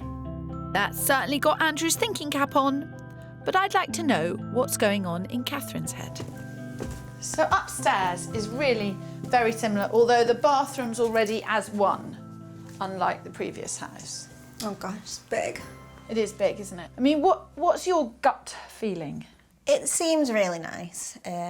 I just don't know what's around. Andrew does know this area, and he seems to be reasonably reassured about this area. Yeah, and I think we've got different standards when it comes to areas. I am more choosy. Different standards are true of many duos. Isn't that right, Phil? Thank you, Kirsty. What I will say is that this is a brilliant investment, and Andrew's keen eye has spotted its potential. Ultimately, that wall needs to go. The house deserves all of that work done. It could be absolutely spectacular. And gut feel from you at this moment, and I appreciate you haven't seen the whole house. How do they compare? At the minute, it's quite an open field for me. I don't think there's much to choose between the houses, and I think we both need to be happy with the property. Of course. We was both extremely happy with the first one we saw yesterday, so... And has Kirsty been helpful? He's been talking sense? Superstar, yes. Cool. Scrap that. Sorry. The truth hurts, Phil. Andrew may be keen, but can he convince Catherine? It's not overlooked, is it? No. I'm thinking still house number 1. I know. What's behind there? Possibly Narnia. It could be Narnia, Atlantis, or the Lost City of Gold. But I doubt that would be enough to sway her. Everything okay with you two? Yeah. Seen enough? I think if we hadn't seen house number 1 and we would have come straight to this one, then it would have been a definite contender. Everything on paper works, but it's just not the one, is So it? it works in the head, but not the heart. It's not the one. House number 1 is the one. 1 is on the money, and 1 is going back to 1. Think that's my cue to leave. But one good turn deserves another. Why don't you come and give me a helping hand on my side? I'm moving Sarah and Claude's search north to Prestwich, an affordable suburb becoming increasingly popular with young professionals and first-time buyers. I want to show my pair what's on offer outside their South Manchester comfort zone, which is risky, but I think I've got a top-notch house in what's rumoured to become the Didsbury of the north. Are you familiar with Prestwich? A little bit. Sort of. I've got a friend that lives just up the road from here. I'm intrigued to know what it's like inside. Let's get in there. Come on. This spacious Edwardian house has beautiful period features throughout. With a splendid open-plan living area, 3 immaculate bedrooms and a large decked garden. Modelled by the resident Moggy. It's also 20 grand under Sarah and Claude's budget. But is all this enough to tempt them north? A kind of a much grander property than where we've been. Sarah, you were the one that was particularly after the feeling and a bit of character. This does feel like a home when you walk into it, definitely, compared to the one this morning. Yeah, let's move on from this one. Unlike this morning's new build, this place needs very little imagination. Now, the kitchen is beautifully done. It is a very, I think, sizable room. I think it's a very nice-looking kitchen. For us, a big thing is that space to be able to socialise, have people around. And I think you could definitely do that here. You can spread out a bit. Talking about spreading out, I was just going to say, Phil and I see We've been doing this too long. We've been doing this too long. Phil and I may be in sync, but is he in sync with Sarah and Claude? Now, I have to be careful on here, Claude, because this is not designed for these shoes. But it is rather nice. It's a very nice space. I like how Very there's nice, 2 levels to the garden. Well, I think this is a very strong house. And it could grow with you. Yeah. Phil has banned me from talking about future-proofing houses and family and that kind of thing. Yes, I have. Honestly, I leave you alone for 2 minutes, also. Well, it is a family house. There's lots of kind of originality and interest in these rooms. Yeah, it's lovely. Yeah. Is this doing it for you? I got more of the feeling when I walked into this house, I think, than any of the others. Yeah. But of course, this is a first home. It's not a forever home. Yeah. And I It's a think step. that's what we just need to get over almost, is that this is for the next probably 5 years. And the next house will be the perfect house that we've always wanted. But moving house is an expensive business, so a longer-term home could be just the right move. I think this place and Property 2 in Sale are strong contenders, giving Phil's pair a tough decision. What are you thinking about this compared to the one in Sale? I don't know, I keep going either way. It feels like a more grown-up home, I think, this. Kirsty, you bring a new meaning to the saying flat out at work. Look at you, taking it easy. I do like the banisters. It's such a nice hallway, isn't it? Yeah. I'd like to see them buy this and not just follow the herd. Everybody else is buying in Didsbury and Sale. I'm sure they'll listen to you, Phil. Pretty nice if someone did. Hello. How are you getting on up there? It's completely different to what we liked about the house in Sale, I think. It gives us something to think about. The likelihood is far greater of you outperforming what the general market does if you buy up here. That's interesting to know. The oracle has spoken. The cheek I have to put up with. I feel calmer because I received your wisdom, Phil. Back with my pair, Catherine and Andrew, they're also pretty wise and have decided to return to the 3-bed semi in Ashton-under-Lyne. I'm really, really pleased we're back here. Because listen, it's birds and the sun's come out. You don't have to give it the hard sell. They're clearly smitten. Love this house. As are you. If the vendor leaves these lights behind and you don't want them, and these, I'll take the whole set off your hands. Hello? We're not here for you to blag fixtures and fittings, Kirsty. This is about Catherine and Andrew making sure they want to take on the property. This, straight across, big bathroom. I don't think we have anything to worry about. Andrew's practically got his tool belt on, and Catherine's always been keen. It's a gem, it really is a gem. 100%. Look, I just love this baronial hall. It's got all the original details. Now, I know you're going to get rid of this. There is part of me which is sad. But what I don't want you to do is get rid of these. And if you do, I will drive up to Manchester and I'll pick them up in the back of my car. OK, I think you'd better get out of there before someone strips the place bare. We're all agreed this house is a gem. Now I've just got to make sure I can secure it for them. We're in Manchester, where Catherine and Andrew have fallen head over heels for the fixer-upper in Ashton-under-Lyne. I love it, I love it, I love every bit of it, I really, really do, and I want to keep those windows. It's not actually ours yet. But Sarah and Claude are torn between two. An ideal short-term option in southerly Sale. It's a lot more space than certainly I expected. Or one that could last a lifetime, north of the city in Prestwich. This does feel like a home when you walk into it, definitely. Having had the night to mull things over, it's make up their mind time. Long discussions through the night, I imagine. Yes, indeed. We had quite lengthy discussions about it, and ultimately I think Sarah kind of ruled out the Prestwich one. Really? Oh, Yeah. that's not what I was expecting. Was it not? It was beautiful. I loved all the period features, but it almost felt a little too grand for us, I think, at this stage. OK. I'm delighted that you want to go back to Sale. Bye-bye Prestwich House. Sarah and Claude are sold on sale. But with an offer already on the table, we can't hang about. These two loved the existing space, but we're keen to create an open-plan kitchen diner, something the current owners have already had plans drawn up for. So these are not planning permissions or anything, but they just give us a bit of an idea about some different options. They've looked into, obviously, removing this one, which is the easy one. Yeah. Yeah, that's the quick win, that's isn't the quick it? win. Yeah. Do we have any idea on cost then? Once you've done all the work and you've redecorated, you've done the floor and the plumbing, the electrics, you're going to be the wrong side of 15 grand. But I do feel that you would be improving the value of the house. Yeah.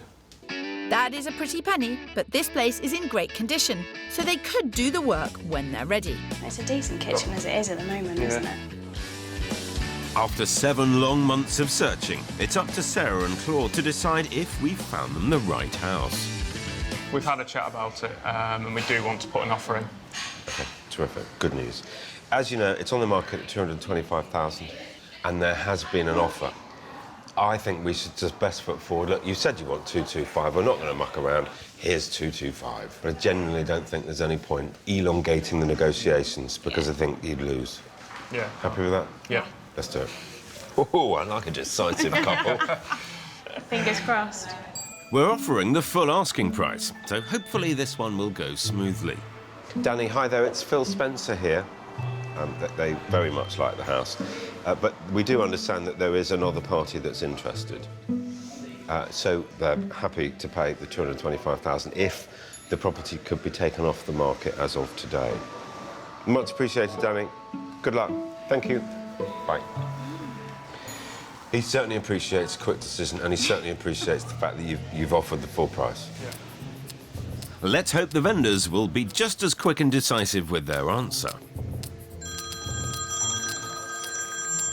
That was quick. Hi, Danny. That was swift. What news? Ooh, big intake of breath.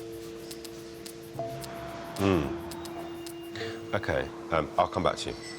Thanks. Bye. That is a shock. The owners feel that they have obviously met the other people that have been round a few times. They bid first, and they want to accept the lower offer from them. I did not see this coming. I can't believe this. That's so strange. If you're minded to let it go, whether that's on a point of principle or because you don't want to pay more, you guys need to be confident that in letting it go, that you can find something that's better, that's not going to cost you more. With prices soaring in Manchester, putting up a fight for this house might save Sarah and Claude money in the long run. What do you think? Hopefully, I'll have a more straightforward time bagging Catherine and Andrew's dream home. The elderly owner no longer lives there, so a quick sale is wanted. Although I've heard there is other interest. On the market at $185,000, how much are these two willing to pay for it? We're not really sure. We did want to ask your advice. My feeling is that you could go in at 175 or 177, but there are other interested parties. Yeah, we don't want lots of toing and froing stuff. No, this is... We want to go in with a fair offer that's realistic for them and for us. I think 180 is a generous offer. The property's vacant. I think you should make an offer saying that you're happy for them to leave anything in the property that they want to. It makes you the hassle-free buyer. Yeah, go for it. Do it. Hi, David. How are you? My clients are very keen on your house and they don't want to muck about. So they have told me they want to offer 180 straight off the bat. They are also happy to take it as seen. Okie doke. Well, I will wait to hear from you. OK, brilliant. OK, bye. For now, it's in the hands of the vendor. In an attempt to win over the vendors of their favourite property, Sarah and Claude have upped their offer to £227,500, £2.5 over the asking price. They're still of the same opinion. They'd like to go with the earlier but lower offer. OK. And just while we're on the phone, Danny, if I could just ask you to hold a minute. They want to continue as they are. Am I 2, 3, 1? Bear with us, Danny. There's some. We'll offer 2, 3, 1, but that's the final.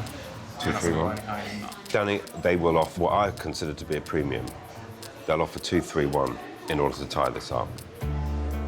This is their top offer, and as high as I'd recommend they go. But it doesn't mean it's going to be enough. And I can only hope Catherine and Andrew's offer of 180 grand is enough to secure their dream doer-upper. Hello, David.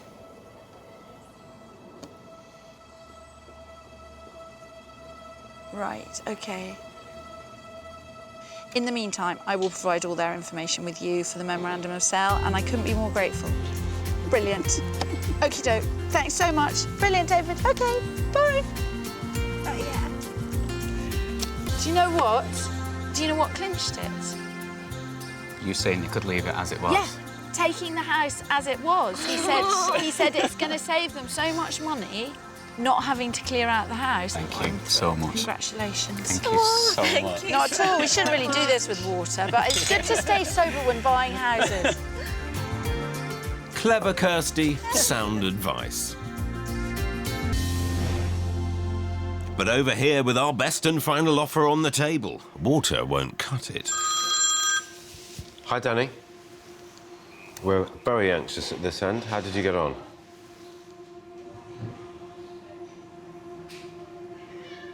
OK. They'll accept 2, 3, 1. Oh, come on. Excellent. Oh, my God. Thank you very much indeed for all that you've done. Big size for me. Thanks, Danny. Cheers. Oh. Oh. God, dear. Relieved. For what it's worth, you've done exactly what you needed to do. You fought for it, and you've won the day. And I would have done the same. Cheers. Cheers. Cheers.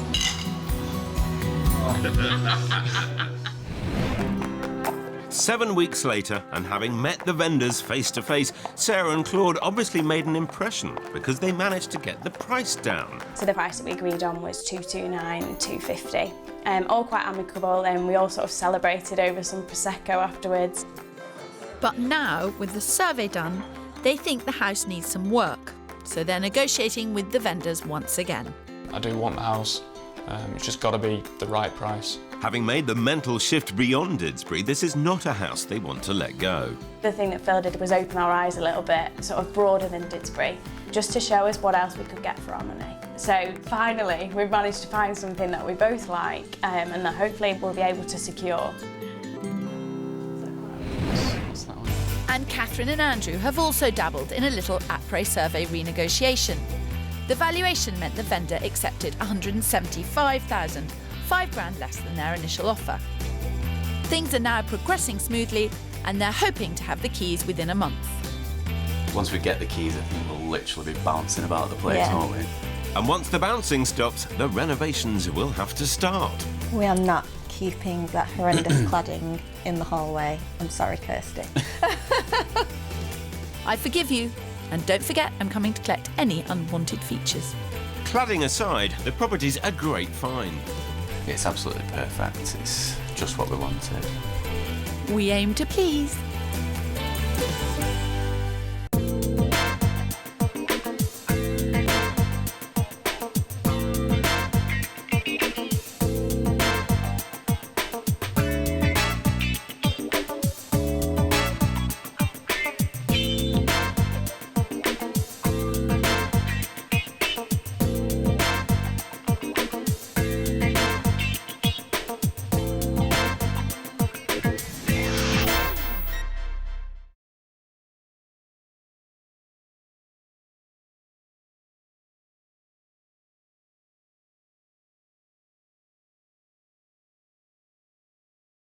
This week, we feel the need.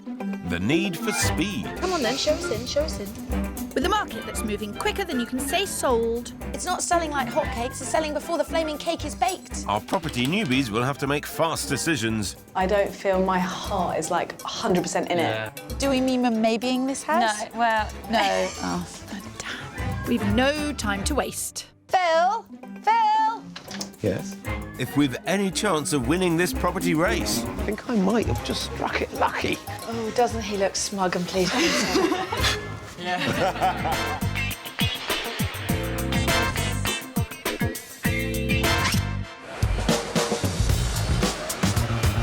This week, Kirsty and I are doing battle in South London's housing market.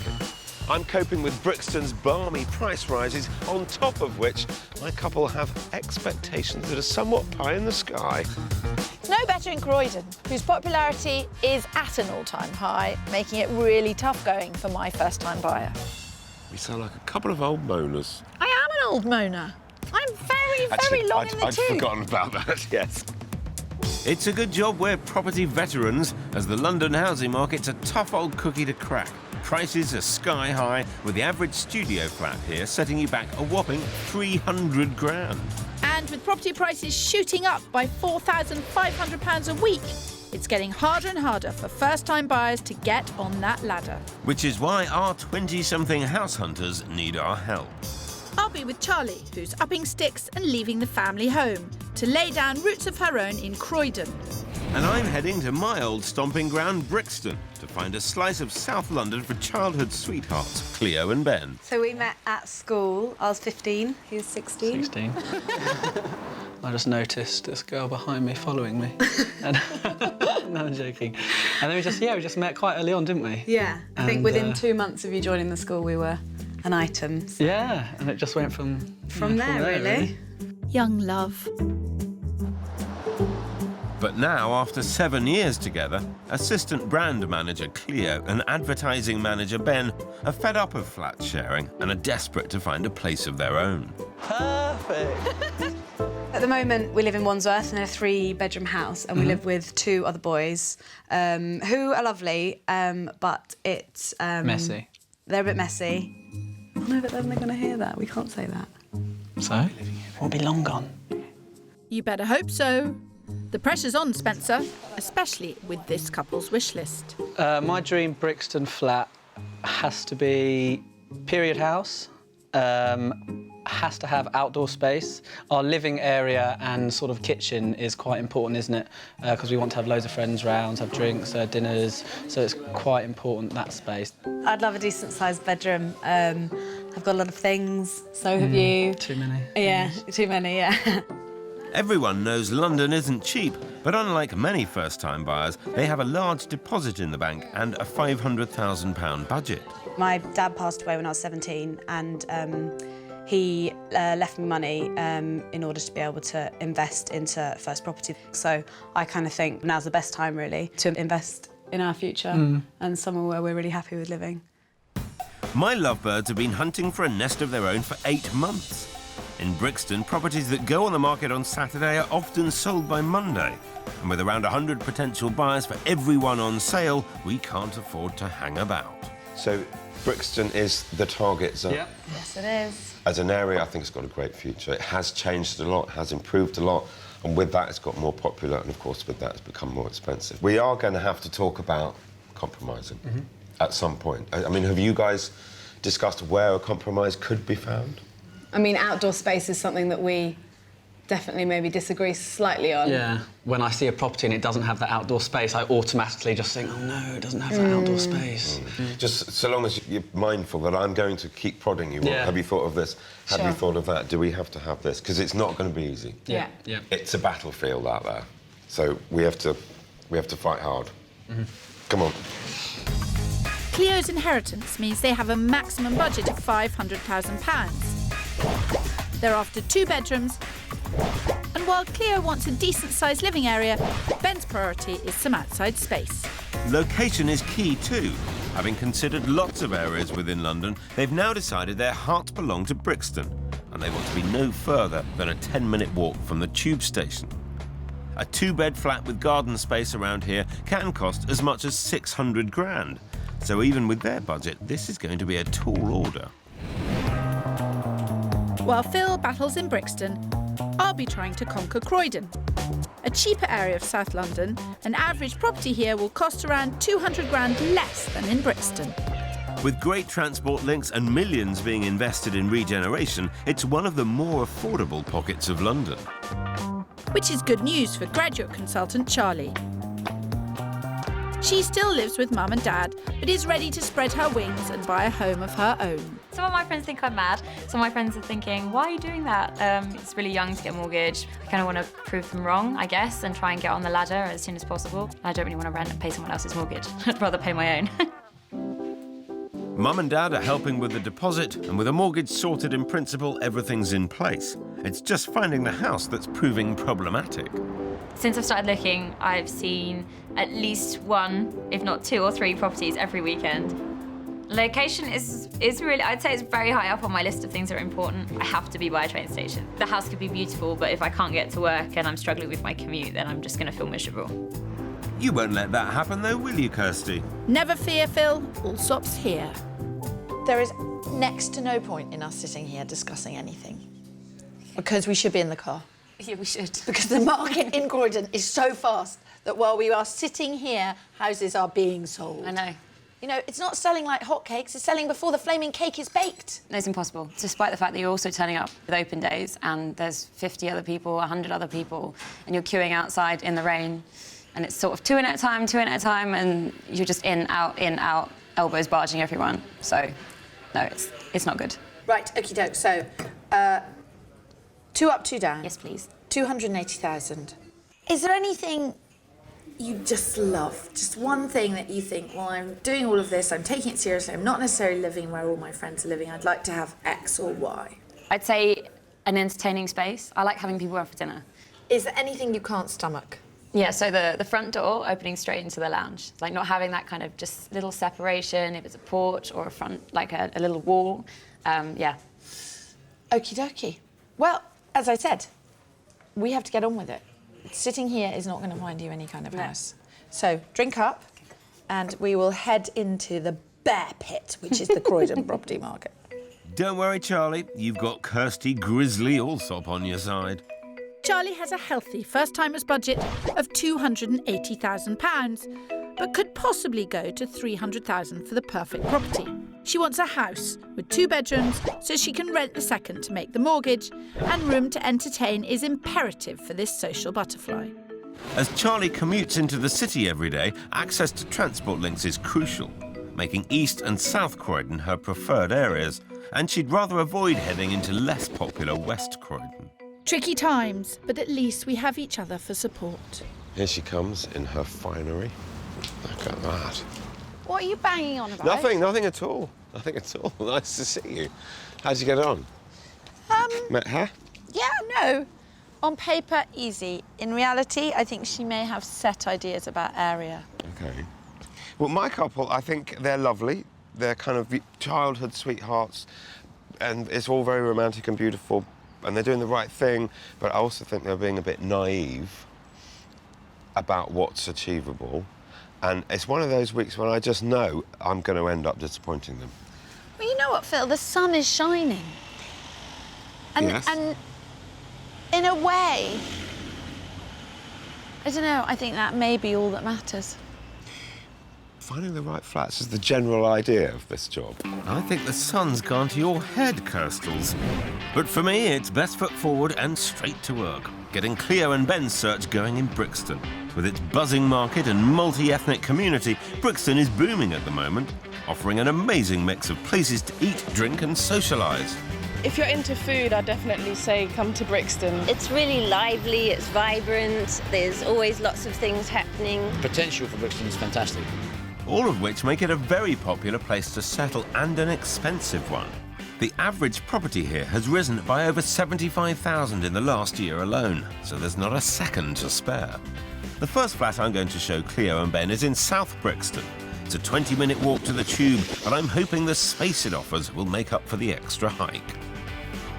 So it's a little bit further away from the tube than I think you had in mind. Okay. But given the amount Yeah. of buses that go down Brixton Hill, Sure. I thought, I've got to show you this. Fairly handsome-looking building, I thought. Nice. And double fronted as well. Absolutely. No, it looks lovely. Exactly the sort of thing we had in mind. Yeah. Can we go? Positive thinking, Ben. This is great. No signs of disappointment so far, Pip, you old worrywart. Well, I don't think the inside will let them down either, as this newly refurbished flat boasts 2 bedrooms, a 25-foot living room, brand new kitchen, and even has that garden Ben desperately desires.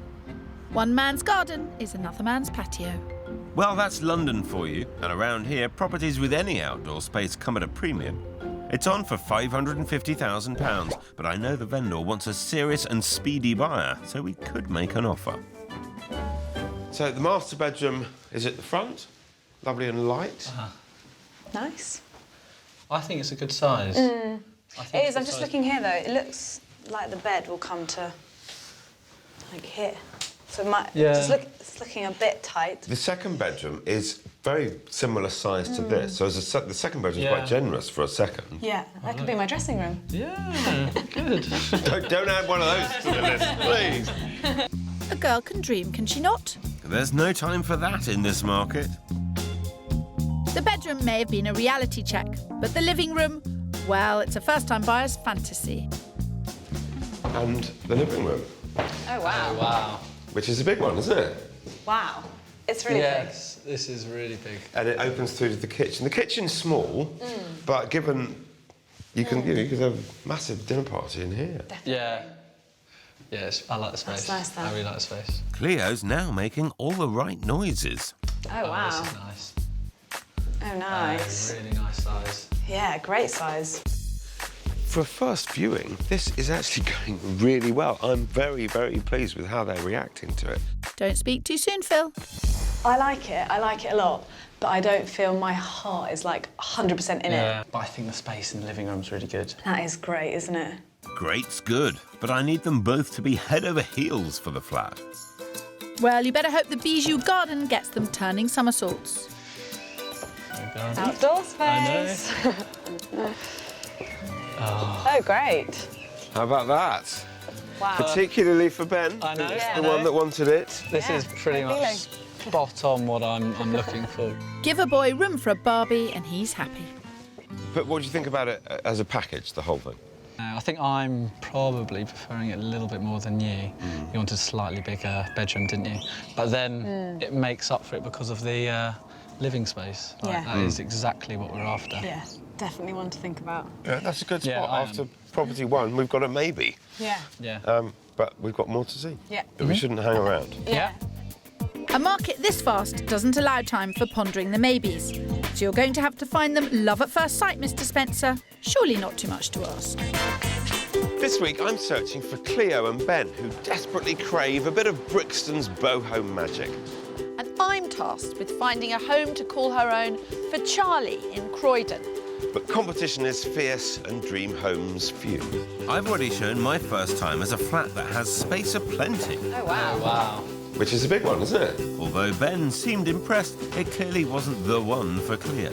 And as they're investing her inheritance, it needs to be just that. And I'm digging deep in Croydon, hoping to unearth the perfect property for Charlie, who's been battling the brutal housing market. You're also turning up with open days and there's 50 other people, 100 other people. You're just in, out, elbows barging everyone. So, with no time to waste, we're heading to Addiscombe. It's not an area that Charlie has really considered, but could be a contender, as East Croydon train station is just a mile away. There's also a tram link around the corner and a good parade of local shops. So we'll need to move quickly before this property goes. So, area. Yes. What do you reckon? Addiscombe. It's not on my... It's on the list of slightly no's, if that makes sense.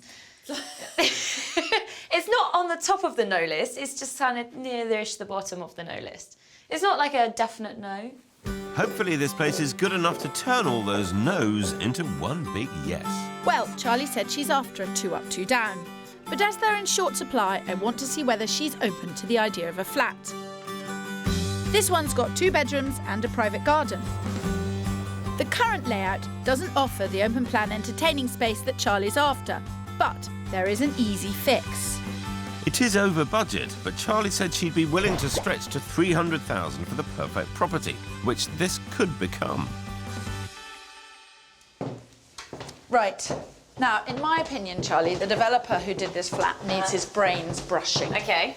But it's a fantastic square footage. Okay.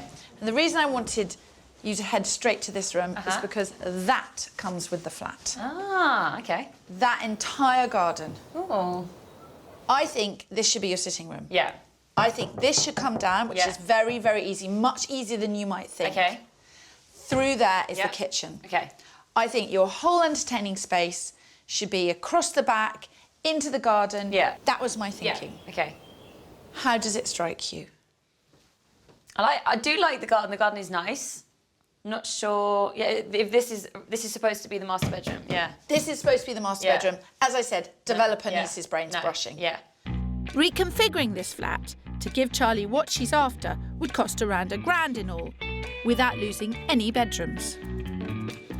Ah, but the question is, does Charlie like this flat enough to reach for the sledgehammer? I think this flat has real possibilities and it's very big, but I don't think it's doing it for Charlie. She may have gone in thinking the location wasn't right, but coming out, it's the property that's the problem. Having seen inside the flat, are you just thinking... I don't think it's a definite no. There are so many nice points, so many good points, like the front, the bay window, the off-street parking, the garden. And then I just feel like the interior has been let down. I think knocking that wall down and creating that kitchen sitting room is a very simple, cheap answer. Yeah. Yeah. It's just getting my head around doing that. Sounds like doing work isn't something Charlie's keen on, Kirsty. But at least I know now a flat could be a possibility. Back up in Brixton, we may be only 8 miles north of Croydon, but houses here cost almost double. In Croydon, $500,000 would bag you a 4-bed house, but in Brixton, you're lucky if it stretches to a decent 2-bed flat. With that in mind, I've decided to take a bit of a risk and show Cleo and Ben something I think they'll love, but it doesn't come without compromise. Right, well, you know where we are, don't you? Yes. Poets' Corner. The famous Poets' Corner. Very, very popular. Yeah. This elegant Edwardian area offers pretty leafy streets, excellent local amenities, and is closer to the buzz of Brixton than the last property. It's a Herne Hill postcode. Yeah. But actually, we're only 12 minutes walk to Brixton Tube. Brilliant. We're going to look at a flat in this building. It's the lower ground floor flat. OK. I thought this street would impress, but there's a big bombshell I've yet to drop. And it's pretty explosive. While there is a beautifully presented living area, compact kitchen and bathroom, there is only one bedroom. But I'm confident this stunning 40-foot shared garden will help soften the blow. And it's well under budget at £435,000. Nice. It's really sweet. It's really nice and homely. It's a beautifully proportioned room, Yeah. this one. However, there is a silver lining and a cloud with the flat. The silver lining is the price. Okay. This is on the market at £435,000. So, well in budget. The cloud... It's one bedroom. It's only one bedroom. Ah. OK? We liked having the thought of having the second bedroom because we could have had friends to stay over, like our family to stay over. My thinking was, this room is big enough that if you had friends to stay, you have a decent sofa bed in here. Yeah, sofa bed. Yeah. And at 435, it's well within budget, and maybe that takes a bit of the financial pressure away. Yeah. You speak a lot of sense, Mr. Spencer. And I think there's something here that may make up for this place being a bedroom short. Oh, wow. Look at that. Oh, God. It's really, really, really nice. Oh, I'm shocked by that. It's not bad to come out 2 in the mornings, is it? It's lovely. So many different seating areas. You really can have your pick. Well, it's not all yours. It's shared. God, it is an amazing space. It's so big. If you were to be considering it, it came on the market on Saturday and it had an open day with 10 people. Right. They've got 3 bids on it and they're going to sealed bids on Friday. And do we know what those bids are at? No. But it will sell on Friday, so... And do you think it'll go over? I do, actually. Yeah. So, I'm not saying that just to put pressure on you, but it's a statement of fact. Yeah. It's a ferocious market, with many properties going for well over the asking price. So if Cleo and Ben want this place, they'll need to decide fast. My search for Charlie is heading to South Croydon. It's an area she likes, and it's the 2 up, 2 down she's after. It's not even on the market yet, so we'll be first through the door. There is a compromise, though. To get her the house I think she'll like, I've had to bring her to a street that she doesn't. But she did say she wanted to be close to the train. It's a funny street, this, because on one side there's a busy train track, and on the other side there's a quiet train track. So you really want to be on the side with the quiet train track and the no rain side. No, yes. We can't control the weather, but we are on the quieter side of the street, and this house has lots going for it. With 2 good-sized double bedrooms, a light, bright sitting room and a refitted kitchen dining area, plus there's a great landscaped rear garden. It has a guide price of £275,000, just under Charlie's budget of £280,000. So all of that surely means I'm on the right track.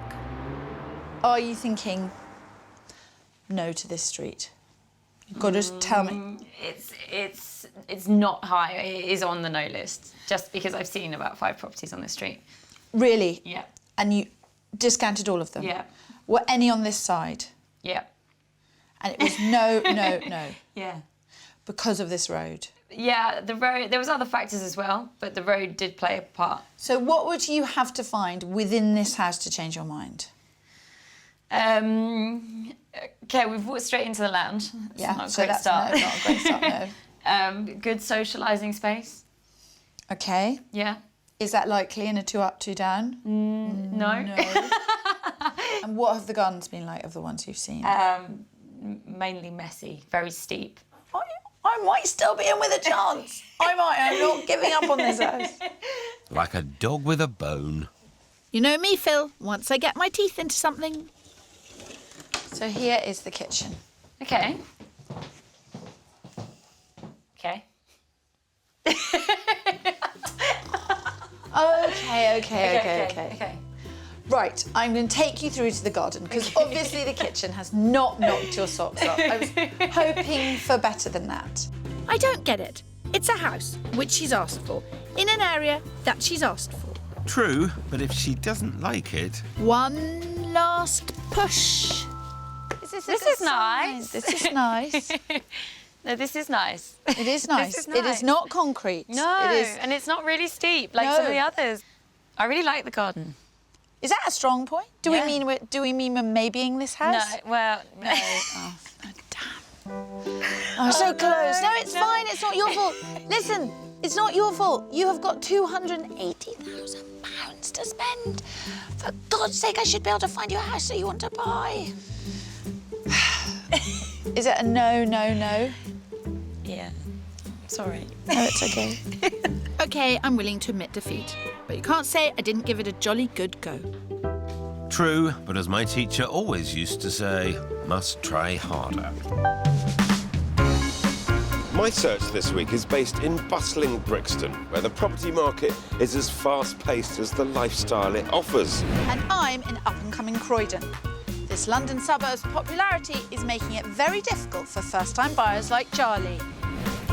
So far, I've shown her a flat that didn't quite make the grade. And then there was a house that was a total flop. Do we mean we're maybeing this house? No, well, no.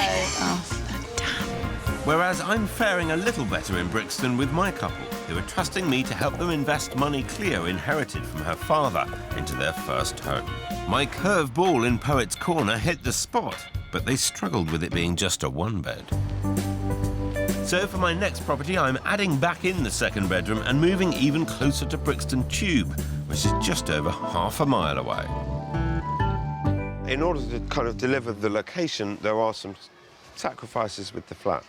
This doesn't have a garden and needs a bit of imagination. Yep. This first floor flat is a doer-upper, but with a bit of hard work, it could be a great home for them. There are 2 bedrooms and a good-sized open-plan kitchen living area. It is missing the outside space that Ben's after, but this means it's under budget, just shy of 450 grand. So up on the first floor, we've got the 2 bedrooms, and we've got some nice period features. You could put a fireplace in. Definitely needs some TLC, doesn't it? You can tell. Yeah. Ben's still got in the back of his mind, but he hasn't got a garden. I know, but I'm trying to be as open-minded as possible. And let's have a look at those bedrooms as well. Come on. I like the hallway. Well, that's something, I guess. This flat has plenty of potential, but only if they put the memory of the perfectly presented one bed to the back of their minds. OK. This is a bit annoying. Boiler. I don't think I'd like that in my bedroom. No. I'm not sort of getting that feeling that this is like the right room for us. Oh dear, Phil. And you can't even escape into the garden, because it hasn't got one. It's got a lot more of the kind of period character and features that you were after, and it's that much closer to the tube. Yeah. Yeah, I agree. So definitely a better bet than the first 2-bed that we saw, isn't it? First 2-bed, 100%, but now I'm comparing it to the nice little one bed. One bed. Since Are you indeed? The one bed's back in the frame. Yeah. Looks like it. Really pleased you're giving that proper thought. Yeah, I think we'd need a second viewing as well because I did have such a mind block on it. You know, as soon as we found it was one bed, in my head I was like, no, then it's not our criteria. But actually, it's sunk in. Yeah. Good. And I think it's definitely the front runner, isn't it? Yeah. Well, who'd have thought they'd fall for a one bed? Me. That's why I showed it to them. But we're not done yet, as I've just had a tip-off about a 2-bed that could be a game-changer. Well, after my 2 up, 2 down, adding up to, well, not very much, I decided that flats are the way forward, and I have a great one to show Charlie in West Croydon. It's not as sought after an area as East or South Croydon, but this does mean you get a lot more property for your pound. And with millions being invested into the regeneration of Croydon, this place is a sound investment for the future. But I still worry the location could be a tough sell with Charlie. Pip, I may need your help. The sun is shining, and there is a reason the sun is shining. Really? It's because I'm here. Yes! That is not what I was going to say. What I was going to say is the reason the sun is shining is because we have got an amazing property to show you. I know you are not that into this area. No. But it's not just about getting on the ladder. Yeah. It's about getting on the ladder at the right time in the right place. I don't want you to just throw your money at something. I want something which is a genuine investment for the future, and I found it. Okay. Here, it's an opportunity to outperform what the wider trend is, simply because of the development that's going on in West Croydon. Okay. This 3-bed flat has a large reception room, good-sized kitchen, a great garden to the rear, and the opportunity to increase its value by extending into the attic. Plus, by compromising a little on location, this place is almost double the size of the house you showed Charlie and costs 35 grand less. Obviously, all of this is in your flat. Right. So it has the real feel of a house. Yeah. Big, nice bathroom with a lovely window, needs a bit of work, Yeah. but nothing you can't do yourself. Okay. And coming up, we've got 3 bedrooms, a huge sitting room, and an enormous kitchen. Wow, okay. Really, I mean, it's almost... Oh, yeah, it's big. It's a phenomenal kitchen. Yeah, it's big. It's big. Yeah. And there's a private garden. Oh. So it really, as Kirsty said, it really does feel like a house. Yes. No, it does. Definitely. It's really light, it's got high ceilings, it's in perfectly good You can nick. tell Kirsty quite likes it. She's quite proud of finding this flat. No, but I mean, look, it's just... I know, but it's not for you. I know, but the thing is... As the person who's considering it. Yes, here. I know. Let's find out what she thinks. No, but I'm just saying. No, okay. yeah. Yes. Do you get any kind of feeling off No, it? but when I say it's big, I like the space. Like, I do like the entertaining space. And it's bright, and I do like that. The only kind of niggle at the back of my head is the location. It's like we said outside, is you have to be blown away by the flat. Yes. And I think this flat... I know. We know what you think. I know, but I'm... Charlie, why don't you go and see some more? Okay. You have to calm down. I know it's a lovely flat. No, but it's not about calming down. She doesn't get it. She doesn't get it. Something has got to give with Charlie's search. House prices here are only going up, so she needs to pick what her compromise is going to be, and quickly. I think the flat is great and the garden's great. I just think it's getting my head around where it is. Have you seen anything as big as this? No. Have you seen anything as light as this? No. Do you think it's the best value for money that you've seen? Yes. Yes. OK, fine. Yeah. I'm not saying another word. OK. Good, because it's not your decision. Enough from you, Pip. It's not your decision either.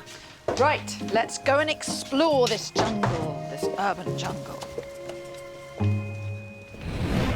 Back in Brixton with Cleo and Ben, I've one last property to throw into the mix. Well, I often say house hunting, you make your own luck. You've got to be in the right place at the right time to strike it lucky, and I think I might have just struck it lucky. Hopefully the others will be in here in a minute, because we are the first to see this. And I'm quite pleased. Does it show? Does it ever? And you had the cheek to give me a hard time at my last property. I'd better come along to make sure you don't get too carried away. It's one of your magical mystery tours, isn't Well, it is. There is a little bit of magic being worked here.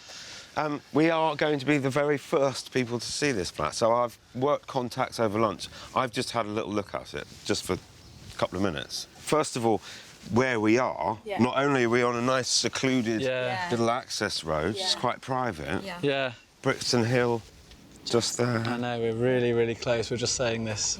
Perfect location, close to Herne Hill as well. Yeah. Nice little private road. Nice. It's really, I never knew it was here. Come on then, show us in, show us in. I'm going to enjoy this. Yeah, she said that. He was going to enjoy it. I can't help being a little overexcited, as I think this 2-bed first floor is perfect for Cleo and Ben. It's got a bright, light living room, a good-sized kitchen diner, and with rumoured access to a shared garden, possibly even that outside space thereafter. It's just in budget at £500,000, and I think it's worth every penny. Oh, wow. Go on, get in. Come on. Well, I'm looking slowly. Oh, wow. Wow. It's lovely. I'd say it's the smallest living space we've seen. However, it's the biggest kitchen. Yeah. And it's right there. Amazing. Yeah, Really it's... nice. So, Phil, is it 1 bed or 2 bed? It's a 2-bed. Yay. And it's on the market at 500,000. Okay. Bang on. Bang on, Max. At the very top, yeah.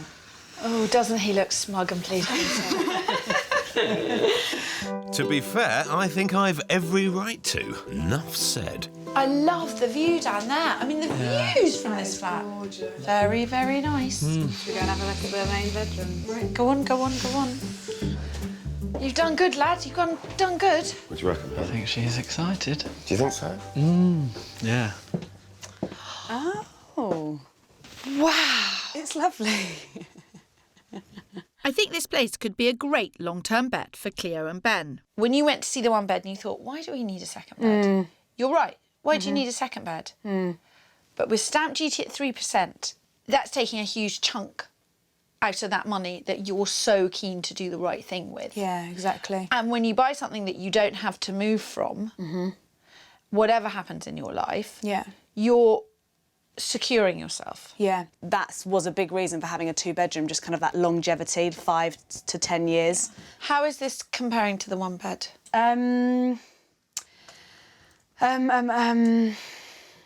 So I need to know whether this place has got a garden, because the one bed had a fabulous garden, like stunning. Phil? Where's he gone? Phil? Yes. This downstairs has the back garden. Does that Yes. mean this flat gets that front garden? Details are a bit hazy. Could this perfect place have a floor after all, Phil? No, not at all. There's a small front garden, plus off-street parking, and another large garden that could be lovely.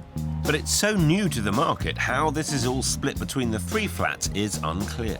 The agent hasn't got all the information yet, but some of this is allocated to the first floor flat. We just don't know which bits. I think this is a pretty amazing flat.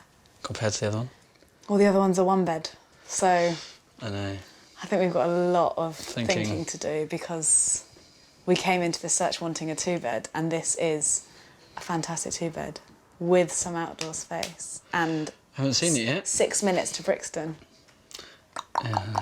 Lots of thinking. Yeah. Come on. I'm feeling very spoiled that has just come on at the moment I needed it. So there is some outside space here, not only just outside there where you can see other people parking their cars. There's parking for 2 here. Perfect. And there's a lovely garden there. Okay. Yeah. All I'm being told at the moment is that flat has some designated outdoor space. But right now I can't say that's it or that's it. Okay. All we can do is keep in touch with the agent. The moment he knows, so will we. But in this market, we can't afford to just sit and wait. I mean, we've got tomorrow together. Yeah. Does it make sense we go back to the 1 bed and we just spend a bit of time there? I think so. Yeah, we definitely want to go back. I think that'd be beneficial. But this is definitely a serious contender. Yeah, between the 2. Good. I think we're in a good place. We're in a great place. But they are very different. So tomorrow's going to be a interesting day. Interesting day. Definitely, we've got a lot of thinking to do. You made Phil a very happy man. Someone round here has to, Kirsty. Just saying. This week we've been searching South London for perfect pads for 2 first-timers. In trendy Brixton, Cleo and Ben unexpectedly fell for a 1-bed in Poets Corner. But a last-minute 2-bed first-floor flat that was thrown into the mix and matched their list of wants has left them a little confused. So they've asked to come back to the 1-bed to take a second look.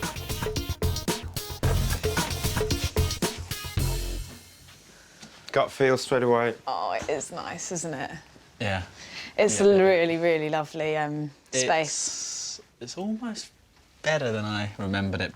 Can I suggest just take some time? Imagine your things in the flat, check the storage, check there's sufficient storage for you, and just kind of picture yourself living here. Yeah. That's what we want to do. Great. Go on. for it. Well, they are wonderfully confused today. I'm not surprised either. I haven't got a clue which way they'll go. I think if I was a betting man, I'd hedge my bets. Ever the daredevil, Phil. I mean, although it's a dated kitchen, it's actually in quite good condition, isn't it? While it might not be their dream kitchen, the gorgeous garden could still make this flat odds-on favourite. Oh, it's lovely, isn't it? I know. All right, guys. Hey, Yeah. Phil. Love it. I think we've looked at it now and we're thinking it's better than we thought, isn't it? Yeah. I do just have to remind you that this has had its open day. 10 people came round. They had 3 offers, or they've had a few offers, and it's sealed bids tomorrow. What does that mean? It means there's competition. You would have to fight for it. Let's go and discuss it and make a plan. In Croydon, Charlie hasn't really warmed to anything I've shown her. She isn't even convinced about my personal favourite, the fantastic flat in West Croydon. But I've got a plan.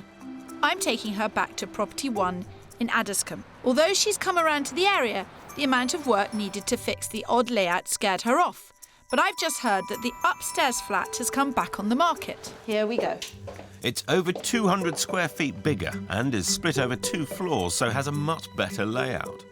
It is more expensive, on offers in excess of £300,000, which highlights the fact that space around this area of Croydon comes at a premium. But Charlie said she's keen to take a look. So, fantastic, lovely kitchen. Yes. Separate loo, which is always good. Bedroom 3, if you use that as your one reception room. Bedroom 2. Okay. And then upstairs, ta-da, La Palace. Oh, really? Yes. Okay. Do you want to go and have a look? Yeah. Up. This flat is over budget, but by renting out 2 bedrooms, Charlie could bring in around £1,000 a month, while still keeping the whole of the top floor to herself. This is Charlie Land. It would be really nice up here. Investment, though. This is done. Yeah, I know. I know it's done. I know. Right. Charlie has a tough choice on her hands. It's walk-in wow here. This is like every girl's dream. Versus the investment opportunity back in her no-go area of West Croydon.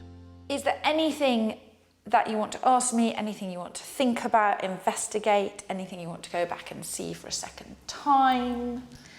I think I need to think about the West Croydon flat. I think my heart thinks this is easy.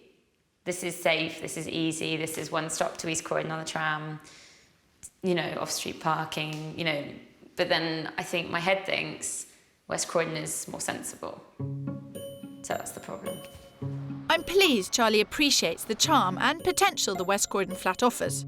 But with this one in Addiscombe being so much closer to her preferred area and in mint condition, she has some serious thinking to do. Back in Brixton, Cleo and Ben have been doing some thinking of their own about which flat they want to go for.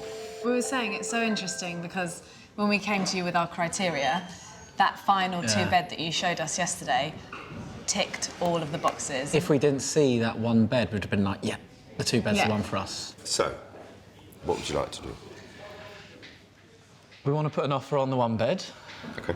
And we're leaving it up to you as to what the offers are going to be. Thanks. I'll play fast and loose with your cash. OK, the situation is, it's on the market at £435,000.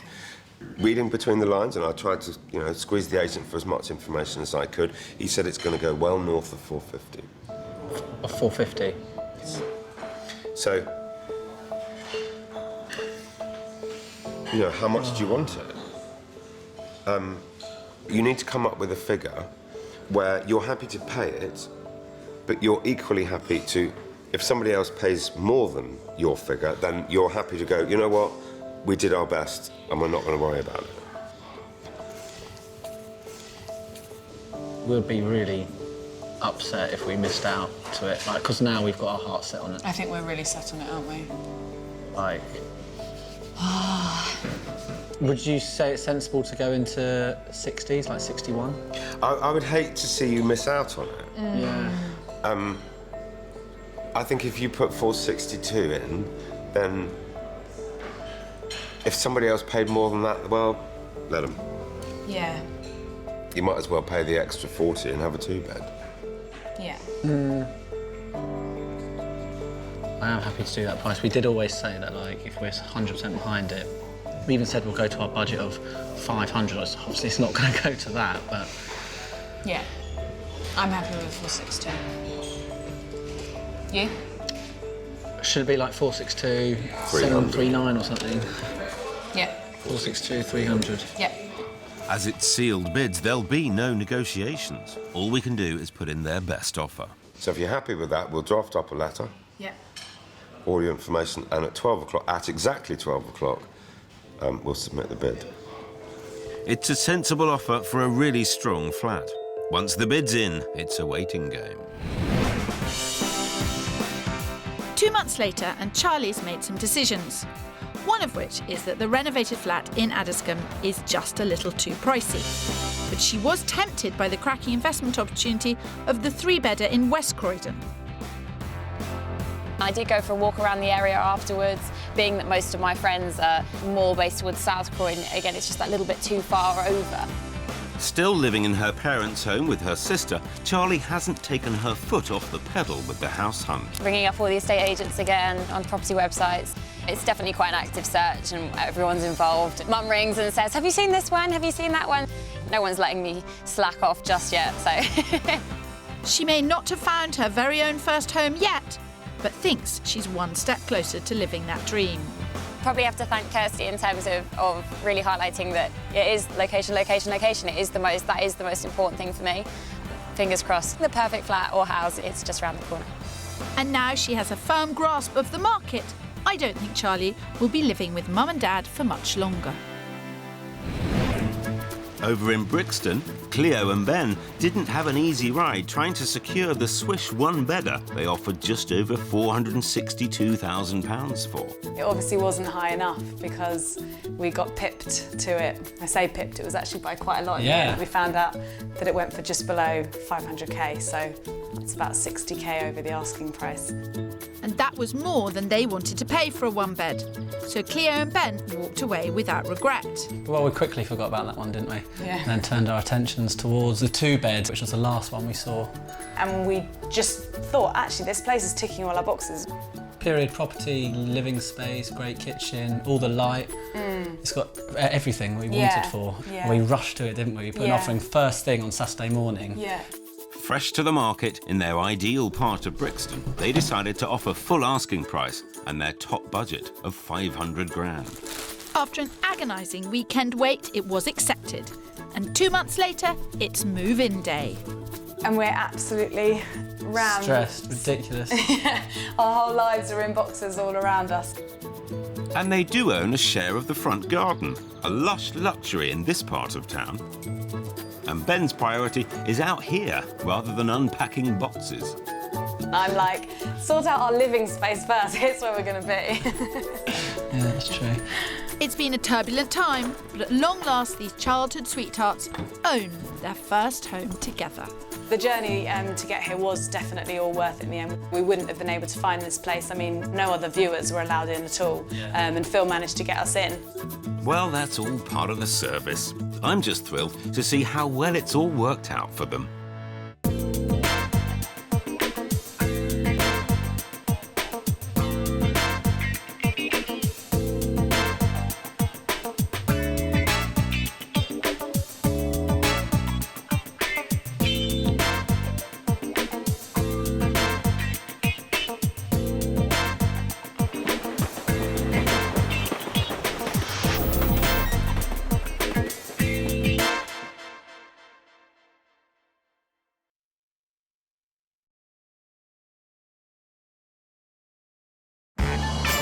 This week we're saying it like it is in straight-talking Yorkshire. I hate it. It's not worth the money. This viewing's obviously going spectacularly badly. Tackling the tricky issues. Why don't I take and show you the bedroom, see if you're underwhelmed? A bit smaller than I was expecting. Yes. Dealing with disharmony. The wallpaper's horrible as well. Yeah, but look past that. Do you think Relate would give me a job? We have a plan, but we're going to have to be very hands-on. Relax the shoulders. It's okay.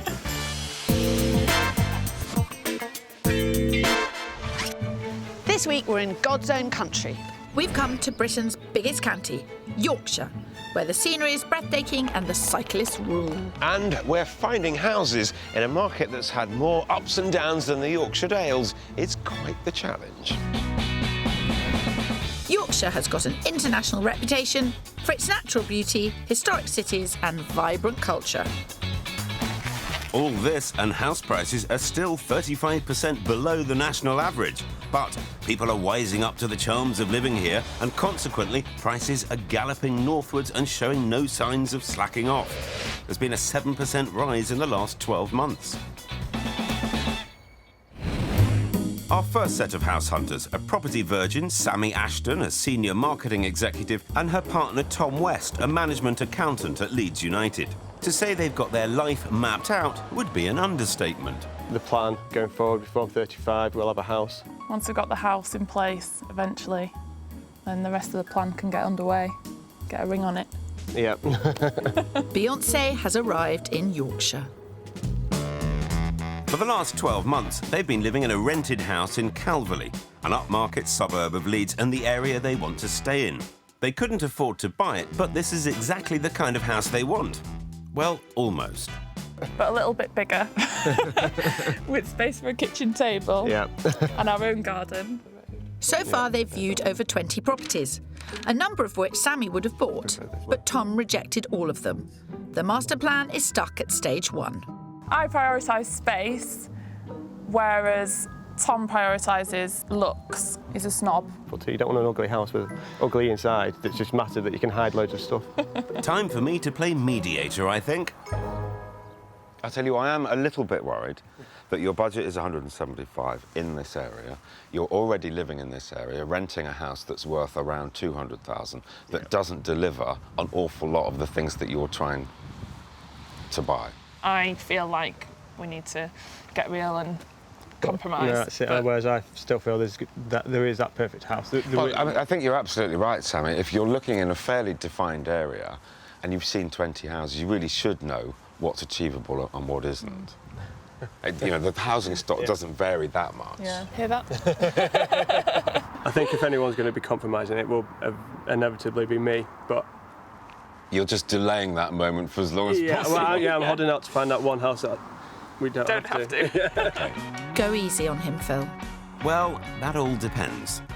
Sammy and Tom have got £175,000 to buy their first property. They're looking ideally for 3 bedrooms, a big kitchen diner with space for a 6-seater table and a garden.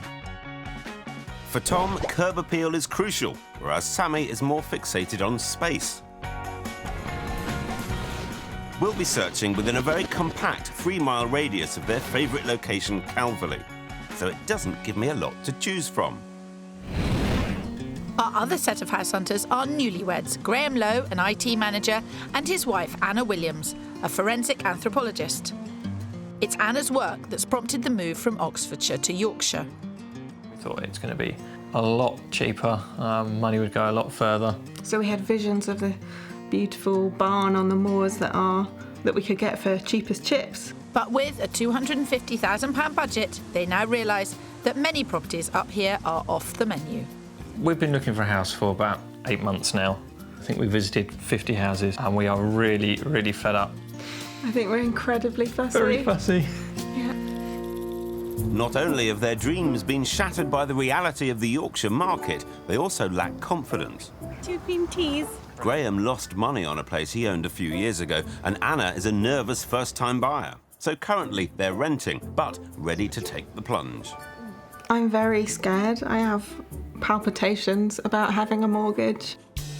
And what's making me feel a bit unwell is that they don't want to play safe. They're looking to take on a large property with enough space to fully indulge in their hobbies. With Anna, it's all about collecting crockery and baking. Whilst Graham wants a room for his model making, and still more space is needed outdoors to keep their dog, Lucky, barking up the right tree. I want the big house. I would like a big garage, big man cave, big office area would be nice, working from home. They've got an eye on rural areas in the south and west of the county, close to the Peak District. But with a limited budget for this area, they're wanting to have their cake and eat it. I want to help them get that idyllic Yorkshire life they've been dreaming of. But first of all, there are some issues of focus and nervousness to settle. What do you think is at the heart of that, nerves? I am incredibly risk averse, and this is all my savings going into the deposit. That scares me. That doesn't leave me with the safety buffer that I'm used to. I dread the day when someone rings me up and says the house that you advised me to buy is worth less, has fallen into the ground. And touch wood, so far, that hasn't happened. There is a degree of trust. Well, I certainly feel that I need someone to take me by the hand through this process. What are your top 3 I can't live without? It's got to have a lot of space. Off-road parking is an absolute must for me, and it's got to have the broadband. That is a true male list. Isn't it? Yeah. It's got to look good. Nice area. Yes. Countryside. Right. Altogether, a very ambitious wish list for the money. They're making me nervous now. With a maximum spend of £250,000, they want a minimum of 3 big bedrooms to incorporate a big office. Graham wants a big kitchen and a big garden. Spot the theme? For Anna, it's all about curb appeal and countryside. And in principle, they don't mind a bit of a project. Anna needs to be within an hour's commute of Huddersfield for work, and they both want to be close to the Peak District. So I'll be looking as far north of the county as Almondbury and as far south as Stocksbridge. Morning. How'd you get on with Graham and Anna then? Oh, you start. Come on, it can't be that bad. Well, Anna is very risk averse. And I think he is quite picky. Fuse angelic night, if you ask me. Okay. How'd it go for you? Well, I'm a little bit worried. I'm looking for 2 different things. And every time she says something positive about a house, he finds something negative. And they're just kind of moving in a different direction. So they need a... Do you think Relate would give me a job? They'd probably give us a... They'd give us both a job. I think they'd give us a job. I'd make a good marriage counsellor. I'll remind you of that next time you disagree with me. Anyway, back to the job in hand. We need to find Graham and Anna their corner of Yorkshire. With their list of requirements, I don't think it's going to be easy. Deep breath, I'm going in. We're kicking off in Thurleston, a lovely little village on the edge of the peaks. With rolling hills and reservoirs, it's perfect dog-walking country. The house I'm going to show them offers a safe option for Anna with her mortgage phobia, as it's significantly under budget, yet on paper delivers pretty much all of their criteria. I'm feeling quietly confident. The look of somewhere is important, isn't it? I quite like it. I quite like the porch. I like the colour of the door. Yeah. Graham, what is that? That's an off-road parking space. That is an off-road parking space. First prize for that man. I'm a little bit worried by the size. It looks a bit small. Right. But you're happy to go in and have a look? Yeah. Keen. Brilliant. Yep. Keen. Oh, keen, that's what I like. I want to work out exactly what these 2 mean when they say small. One man's pile might be another man's potting shed. This place has a lovely kitchen, diner and sitting room that opens directly onto the garden. It is on 2 levels, but still perfectly usable. Upstairs, there are 2 double bedrooms and a huge attic room for work and hobbies. It's in great nick, and best of all, a substantial 75 grand under budget at £174,950. Nice. Nice Yeah. kitchen. It's a very big kitchen. It's very high. Its ceiling height is lovely. Now this is another big room. They've got a wood-burning stove in there. Yeah. It's I'm a just wondering little if we bit could small for fit all of our furniture in here. We'll probably get sofas You in. might not have to fit all of your furniture in here. Okay. Because if this room isn't big enough, I've got a bigger one at the top of the house. Aha. Wow.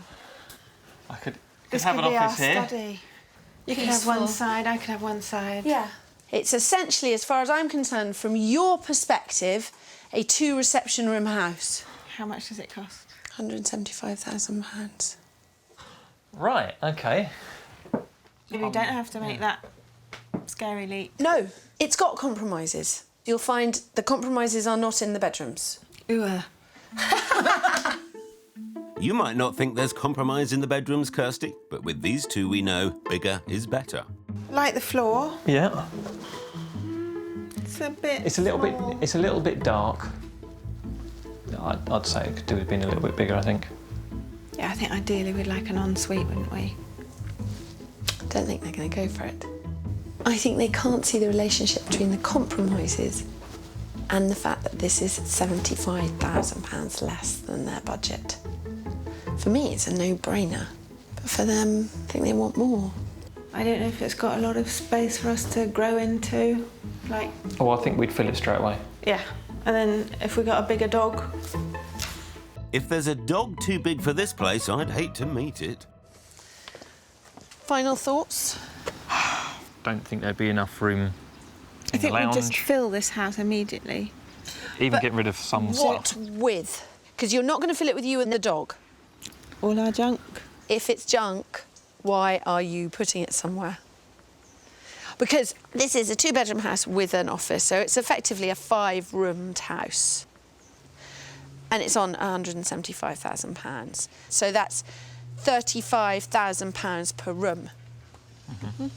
Now, if even one of those rooms is for storage, that's fiscal insanity. So we're saying goodbye to this house. Yeah. If this place is not big enough for them, I think we can safely say this is not going to be an easy journey. Want my advice? When in Yorkshire, run for the hills. This week, we're in Yorkshire. My couple, Graham and Anna, have moved north hoping for a country pile. The reality is a rude awakening. And my couple, Sammy and Tom, have fallen for each other, but are falling out when house hunting. Don't know anyone who does that. Nope, me neither. The first house I showed Graham and Anna in Thurleston left them wanting more space that is, which I've now got to try and deliver. As for first-time buyers Sammy and Tom, their life plan of house, marriage and children has stalled because of Tom's refusal to compromise when it comes to finding his perfect house. They've got a £175,000 budget, and it's my job to make it all happen. Just want it to end. Just want to buy a house, move in, be happy. It's the wrong attitude. The wrong attitude. They love upmarket Calverley, where they're currently renting, but average house prices are £220,000, 45 grand more than they've got. But against the odds, I've managed to find a stylish place within budget. But will it be stylish enough for ultra-picky Tom? Right, well, here's the first one I've got for you. Right in the target zone of Calverley. Yeah, right in the centre of the village. I would classify this as best of its breed. Perfect location, I think. It's exactly where we want to be. The house looks fantastic from the outside. It's exactly what I was looking for. A winner Happy? at the moment. Yeah. Come on then, so am I. This place is in mint move-in condition. It has the spacious rooms that Sammy was after, with the decor and feel I think Tom's been holding out for. And on both of their lists, a large kitchen diner with space for a table. There are only 2 bedrooms, not the preferred 3, but potential in the loft should a later stage of their life plan involve a family. The garden is small, verging on the petite, but there is a park nearby. It's at the top of their budget at £175,000. It's an old house, but it's been modernised well, so it's completely ready to go. Yeah, perfect. You've got the ceiling height, you've got the fireplace. Yeah, I really like it, actually. I really like it, yeah. Got some original features, but Yeah. still modern. And it's big enough as decent well for... space. Yeah. The key element of your search brief involved the kitchen, didn't it? It did, yeah. Ta-da! Wow. Perfect. The 6-seater dining table. Yes. I thought, is this going to be a compromise on kitchen space in this house looking from the outside? But no, that's perfect. Yeah. Really nice kitchen. Good. I think I'm breaking new ground with Tom, heading to the first floor and no negatives. Master bedroom to the front. Love this room. Really like this room. How does this compare to where you are now? Slightly smaller, but still a good size very from what good we've size. seen. You've also got walk-in wardrobe with Really window. like that. Yeah. That is a very natural place to put stairs up to the loft. Yeah. And just if you look down the street, most of the houses down here have extended into the loft. So it's absolutely good potential for doing that. Yeah, really Tommy, you're good. looking at a slightly frightened man at this point. I know, I can't believe that we've not. Can't believe it was satisfying Tom. Yeah. Everything's fantastic. I can't believe it. It's just not usually the case when we walk around a house. This is the first time I've heard this. Yeah. Oh no, he's going to be insufferable now. This is going far better than they expected. I knew, of course, that it was a good one. This is nice as well. Yeah. Fine, perfectly fine for a guest room. Almost too perfect to be true. There's got to be something wrong with it. No, don't think that way. Poor Tom, he struggles with positivity. Maybe the undersized garden will make him feel more comfortable. Hopefully this qualifies as a garden, or is it more of a yard? This is No, fine. it'll do. Yeah. Yeah. We wanted low maintenance. Is there anything that troubles you so far? The only thing it doesn't take is a 3rd bedroom, but as you said, there's loft conversions. The parking might sometimes be a pain. Because you've got the park. It's not like there's two sides of houses and everyone's got a car. You've only got one side. Yeah, that's true, yeah. So if anywhere, if you're going to be this close to the centre of the village, it's quite a good one. Yeah. Sammy and Tom are clearly impressed, but if they do want that third bedroom without doing the work, we're not going to find it in their dream spot. Back with Graham and Anna, I have to say I'm pretty hopeful about the second property I've got lined up. It's in the village of Flockton, a bit further away from the peaks, but nearer to Anna's work and surrounded by rolling fields and farmland to keep their beloved pooch happy. They've said they want more space for their hobbies and junk, and this house delivers it, but at a cost.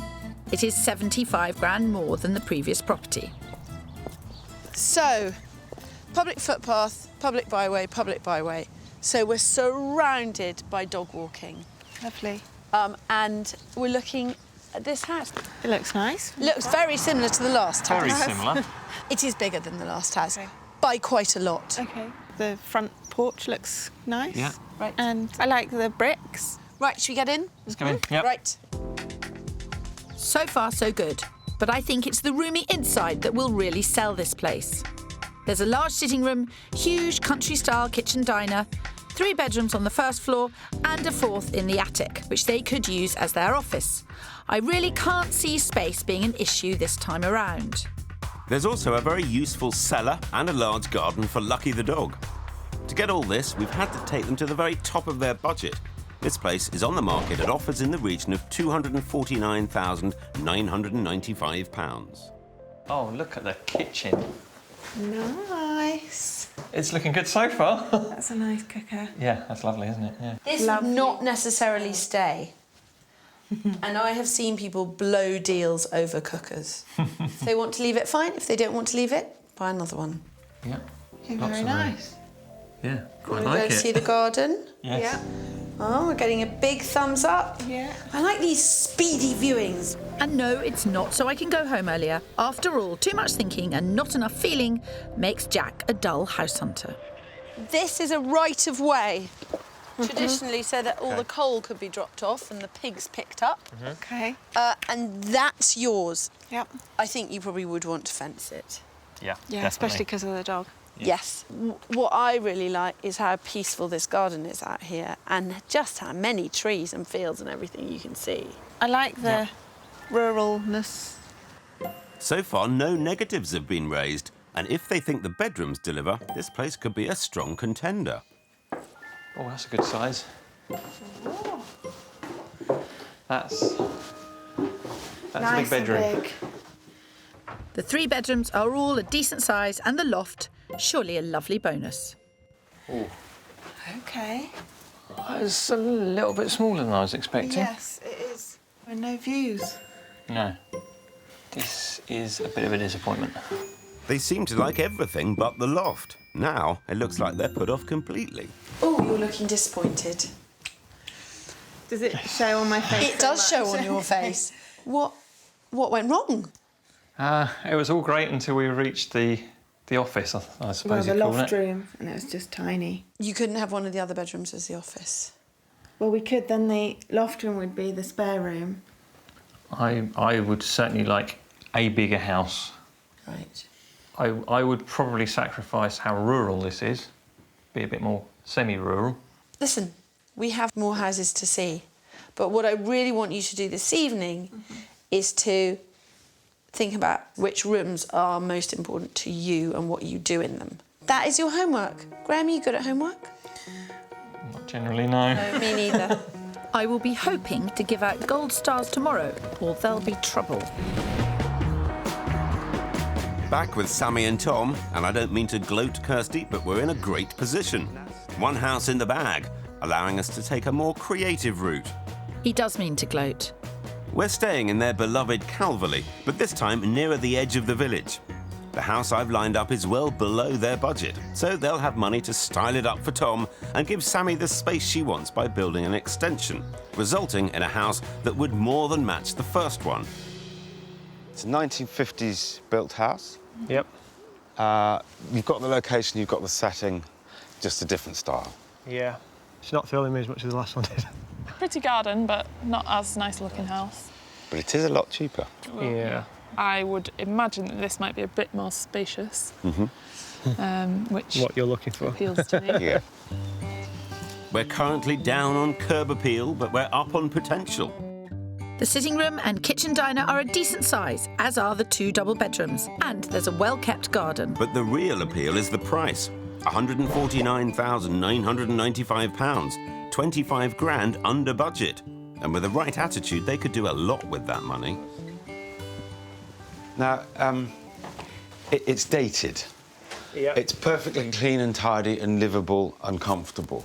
It's just of its age. All cosmetics, quite easy to do, but you're going to need a bit of imagination, a bit of vision. Yeah.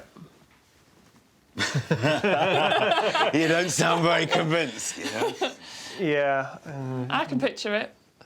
Yeah, I hate the fireplace, but I know you could get rid of that, but the wallpaper's horrible as well. Yeah, but look past that. Yeah, I know.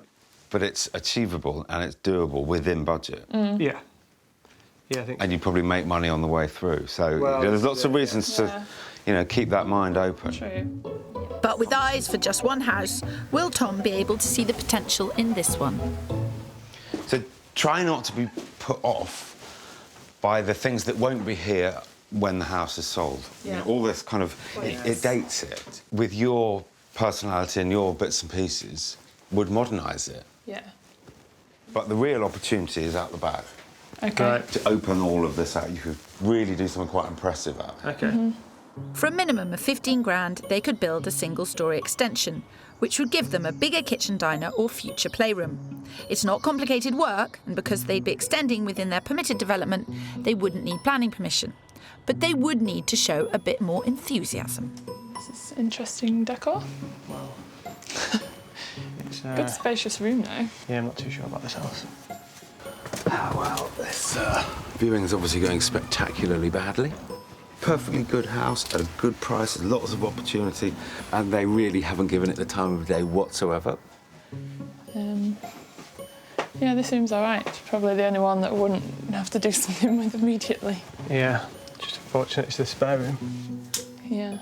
The writing's on the wall. This place just doesn't match up to property 1. You actually need to love the house and its position and everything about it if you're going to roll your sleeves up and tackle it. Yeah. And I don't think. I never got the impression. No, I don't think. We don't love the exact location in the village. We don't love the the house on the outside. Or the inside. Definitely not on the inside. Must do better next time, Phil. May I remind you, you're not exactly top of the class yourself at the moment, Kirsty. I'm in Yorkshire with Sammy and Tom, and after a history of Tom rejecting over 20 houses, I've shown them this, that they both like. And it doesn't end there. I've got an absolute beaut waiting in the wings. Whereas I'm forced to admit I'm lagging behind with Anna and Graham's search. So, do you trust me? Implicitly. Absolutely. Glad to hear it. Yes, I'm changing my approach. The first 2 properties we saw were in plum areas, but Graham and Anna felt they were too small. Our next house is in Stocksbridge, and to be honest, it's a bit of a risk. It's not necessarily the location they were looking for, but they wanted a supersized house, and we found one. So it's a semi. This is the garden. This all comes with the house. I think it's gorgeous. I think it's I farmhousey. Really like the look of that. Anna and Graham would need to take a bravery pill, as this place requires guts. It's a big project, but it could be amazing. And it's over twice the size of the places we've seen so far. It's currently split into 2 separate flats, so room configurations require a bit of imagination. On the ground floor, there's a large living room, a kitchen, a dining room and a bathroom. Whilst upstairs, there are 3 big bedrooms and another kitchen. The garden is charming and there are various outbuildings for hobby stuff and storage. But what about its position? Didn't like the area very much. It's not a rough area. It's just not such a sort of upmarket area. It stands to reason, isn't it? It's 450 grand's worth of house. And it's 250 grand. Yeah. It's right at the top of their budget. But we've heard there's a deal to be done. Which is lucky, because that extra cash will have to pay for the work. Here you have your drawing room. Ooh. That's grand. Every room has a project. Every part of the house has something you have to do to it. I love it. I love it. Big enough? But plenty of places to store things. There's masses. Yes, I do not want you to buy this house and just store a whole lot of junk in it. Still, it's nice to see Anna smiling. It's hard not to get wooed by the available space, but I want to make sure they understand the work involved in making this place beautiful.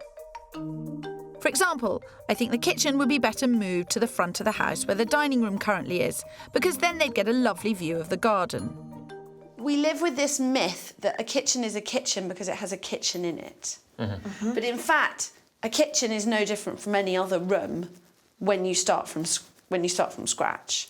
I'm a bit daunted about the idea of sticking a kitchen in here from scratch. I think it would be OK. I've done it 3 times now. I've moved 3 kitchens.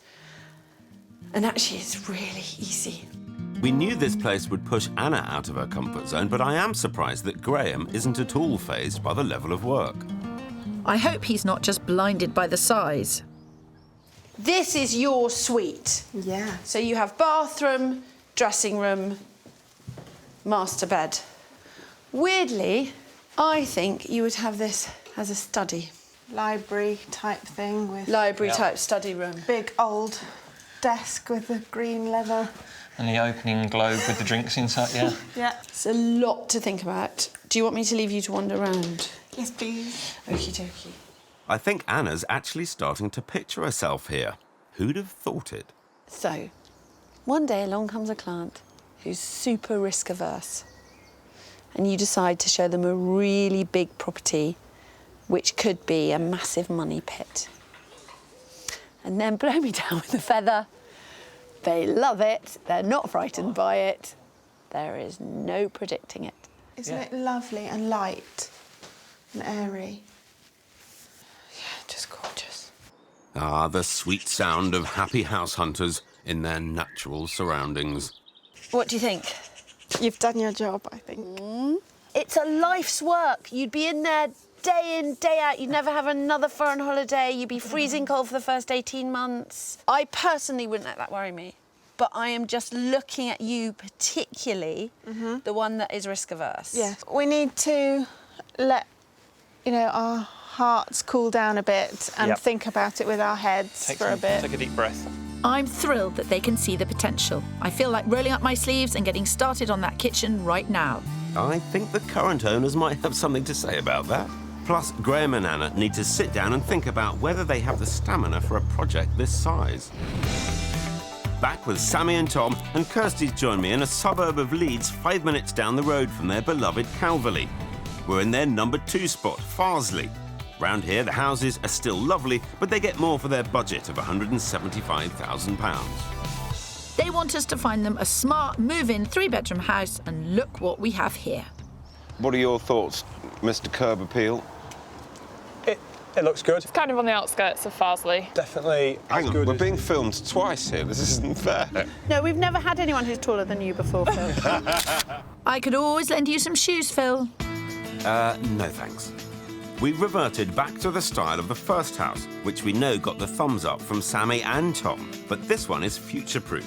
Unlike the first property, this time we've got a 3rd bedroom and a big garden. The kitchen's a bit smaller, but you've got a separate dining room that would comfortably fit a 6-seater table. It's being marketed at £179,995, so £5,000 over their budget. But we've had word from the owner that a deal could be done. So, what we've got here is front room, good size, and then lovely dining sitting room. I do prefer a dining kitchen. You could open it A up. small kitchen, but yeah, you could open it up. What are you feeling now? Underwhelmed. Underwhelmed. Yeah, I agree. But why don't I take and show you the bedrooms Okay. and see if you're underwhelmed? Can I underwhelm you in the garden? You can.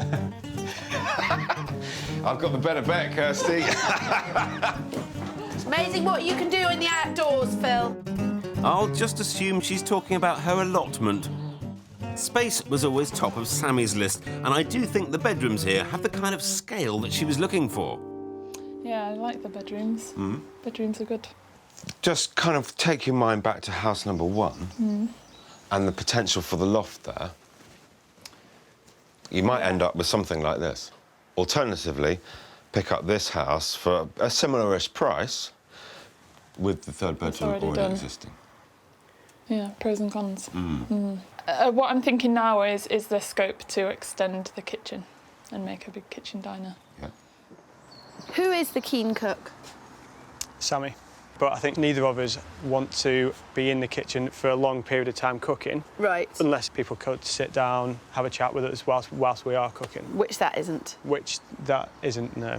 It's a big no. It's a big no. Yeah, the kitchen's... Unless we could extend it out and then take the wall out here and you'd have a kitchen diner, I don't think Would you want to spend £15,000 to £30,000 on doing that? Not unless it was going to make me 45 to 60 on the value of the house. That's a bit ambitious, Kirsty. But I think the main problem is that nothing's cutting it quite like the first house I showed them. You've got a comfy spot out here. Very comfy spot. It was sunny a minute ago. Yeah. Well, what are you saying? And then I arrived. It all went dull and dark. That is a sensible young man. Yep.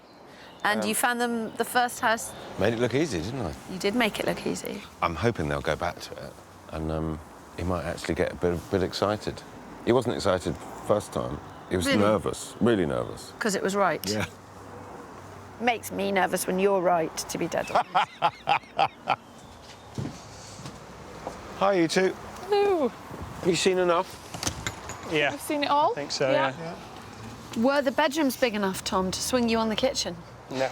No, not at all. Maybe it would be a good idea if we went back to house number 1 and just really thought about the loft and the ability to create a third bedroom. Yeah, I think that would be good. Well, clearly Phil has done a brilliant job, and I can leave you with him. Surprised.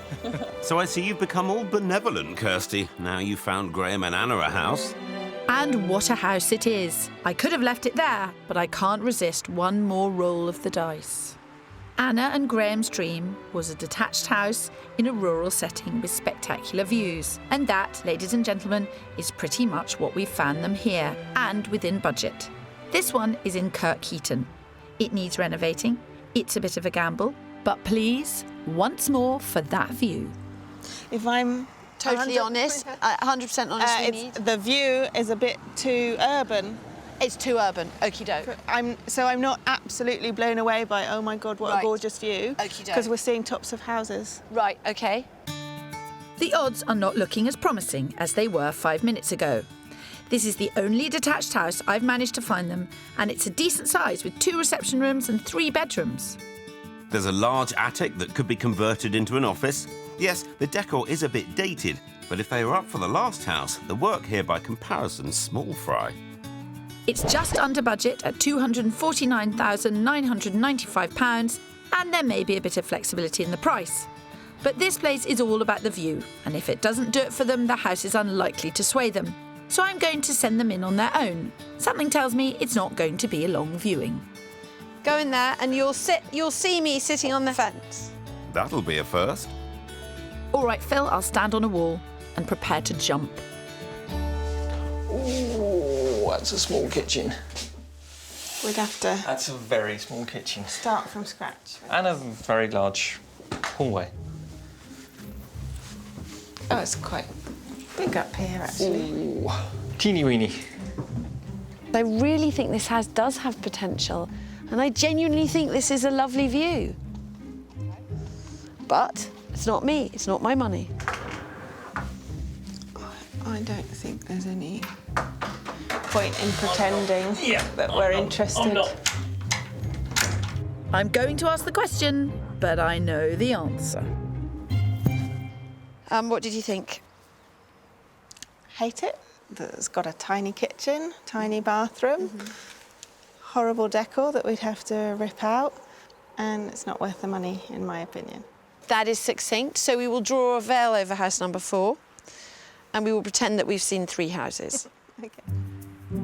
Such is the nature of gambling. If they'd fallen in love with the view, this could have been a very different story.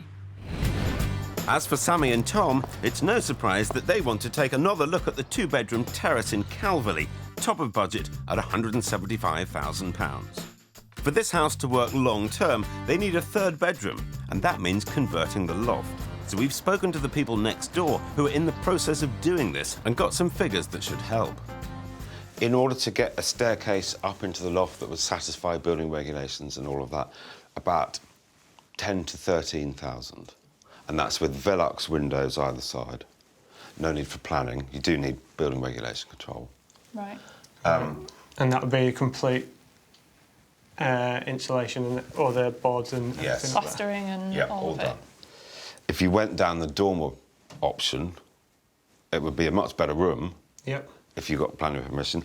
Cost of that between 15 and 18. Yeah. Adds a lot on to the cost. Would probably put 15 to 20 on the value of the house.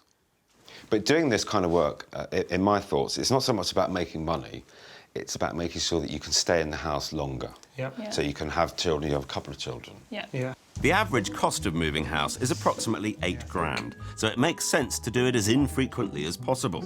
And this place could certainly see them through the next 10 years of their plan. Bathroom's fine for now. Yeah, I think we can There's do small with that, people that live here at the minute. Don't think we'll get our heads under the shower. They've seen over 20 properties now. This one is a winner. I just hope they go for it. I think I might take a load off. Relax. Think of poor old Kirsty who got the short straw this week. It's high time that happened as well. Oh, thank you to keep your short straw to yourself, Phil. There's loads of space, isn't there? Yeah. Everything okay? Getting very real. It's getting very real. You look as though you've seen a ghost. Yeah. You're freaking out. They want this house, but tread carefully, Phil. First-time buyers are easily spooked. Sammy and Tom have overcome their first-time fears and are keen to try and secure the two-bedroom house in Calverley. Whereas Anna and Graham have yet to make a decision. They're meeting me at the beautiful property in Stocksbridge, top of the budget at £250,000. One of their main concerns was the cost of doing all the work. Lift up the carpet, sand the floors, paint the walls, take off the wallpaper. Put a wood burner in. Their other concern is what it's like to live in this town. So while they carry on with their list of renovation priorities, I'm off to find a neighbour to help reassure them about the area. We're going to need to put central heating in, so we need to know that. Rough costs of rewiring, I think. I'm Kirsty. Brenda lives next door, and she's lived in Stocksbridge for most of her life. There you are. Hi. This is Brenda. Hello. Oh, hello. Hey. Is that your list? We've got a list. Okie dokie. I will take that, and I will leave you with Brenda. You'll answer any question, won't you, Brenda? I will if I think she'll answer them quite directly. See you in a bit. I'm particularly interested in knowing if you feel safe around here. What's it like at night? Very safe. You don't hear anything or see anyone. No one comes along. Right, OK, so it's really quiet. No. Meanwhile, I'm safe outside getting some quotes. Yeah. OK, well, I'll put that down. But yes. Great, thanks for your help. Bye.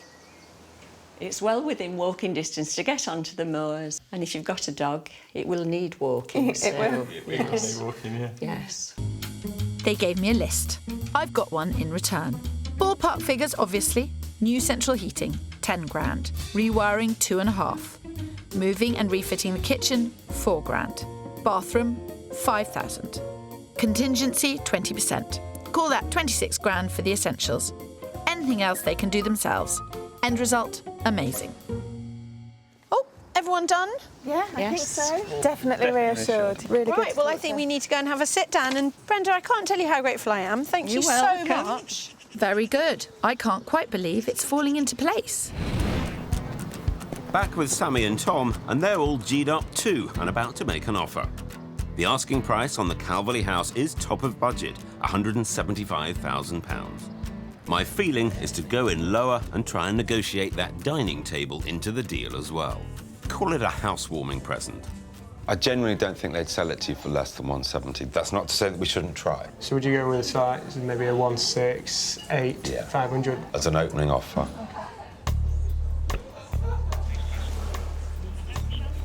Hi, Michelle. Phil Spencer. We've just had our second viewing, and I'm pleased to say that the couple really like it. I've got an offer for you. They're first-time buyers, so there genuinely would be no delay. The offer is $168,500. Thanks, Michelle. Bye. She's going to try and get hold of them right away and ring me back. Fantastic. Okay. Thank you. As for Graham and Anna, after 8 months of searching for the holy grail of properties, it's amazing that we're actually sitting here talking about a house that could be the one. The garden is spectacular, the house is spectacular, and in 6 years' time, there's going to be one evening when you're going to look at each other and go, it's done. I think in order to have the motivation to do the project, you've got to really love it and really have the vision. You've got to really love it. And that number 3 is the only one that's come close to me wanting to even pick up a paintbrush, really. The vendor would probably accept $230, but there is another interested party who the agent believes is on the verge of offering about $225. I wouldn't want to go over 220. I certainly would max out at 230. Dare I say, and you can hit me if you like, dare I say I thought it may be even a little bit too big. I'm not going to make any... And I was a little bit worried about things like running costs. Yep. It's not in our ideal location, but so, you didn't notice So anything. you're not passionate about it? I'm not passionate about it, no. But Okay. I would probably enjoy living there. I would not even consider going into that house unless you were both passionate about it. I'm just going to cry. Don't look in the sky. Look in the sky, look in the sky. I just fell in love with that house. But were you passionate about it? Yeah, same thing. I don't feel we're entirely done with this house. I think you two do have a lot to talk about. I get that a big house project is a new idea for them, so it's only right that they take their time. But it's a great place, and I'd be thrilled to make an offer on it for them. As for Sammy and Tom, the vendors have rejected our offer of $168,500, so we've upped it to £170,000. They're being very, really... Hello, Michelle. That was very speedy. Yeah. OK. Michelle, terrific news. Thank you very much. Fantastic. 170 accepted to include the table. Fantastic. Brilliant. We did it. Cheers. You did Thank it. you. Well done. Thank you. Your own piece of England. Your own home. Our first home. Even Tom's swelling up. How you doing, Tom? Just thinking about the money we just bought. It's you. Great. Many congratulations. Well done. Cheers. Cheers. But for Graham and Anna, the celebratory beer is on hold. I feel for Anna. She really wanted that Stocksbridge house, but they decided it wasn't a good idea. Another buyer stepped in and paid the full asking price. They've concluded that a big project is not for them. But they're more open-minded about where they live, and their search continues. On a more joyous note, for Sammy and Tom, all the paperwork's been going through, and they should be in that beautiful Calverley house within the next few weeks. Tom held out for the one, and to his credit, he got it. I'm really looking forward to owning a new home together. In the end, we've got everything that we want, pretty much. 5-year plan has been put into action now. After years of renting, the thought of being able to do whatever they want to their own home is an exciting prospect. Every day, think about what furniture we're going to buy, what we'll do with the kitchen, the bathroom, where's Tom going to put his clothes. So we need to get Tom a wardrobe to go in the spare bedroom to put his stuff in. Thanks, Tara. Relegated already. Not even moved in yet. We got the house for a good price, but Tom hasn't quite recovered from writing out the biggest cheque of his life. And of course, there's the next stage of that 5-year plan. Save up again for a wedding. Yeah. Then loft conversion, then kids. At least now he's got a threshold to carry her over.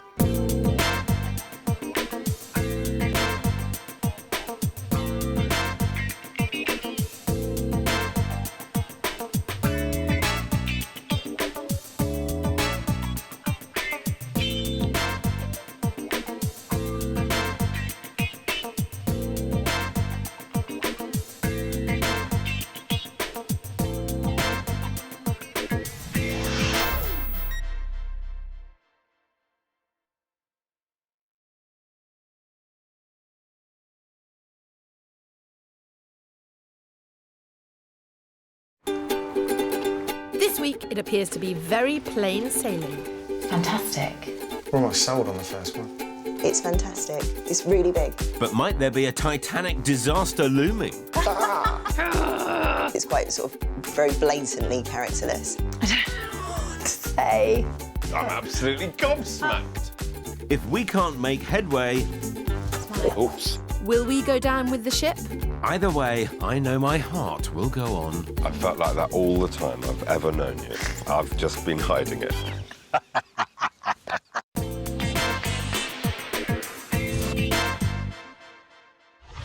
This week, we're taking on the highs and lows of the Hertfordshire property market, with two sets of house hunters whose desires may be a little dreamy. The reality is increasing house prices and a lack of stock.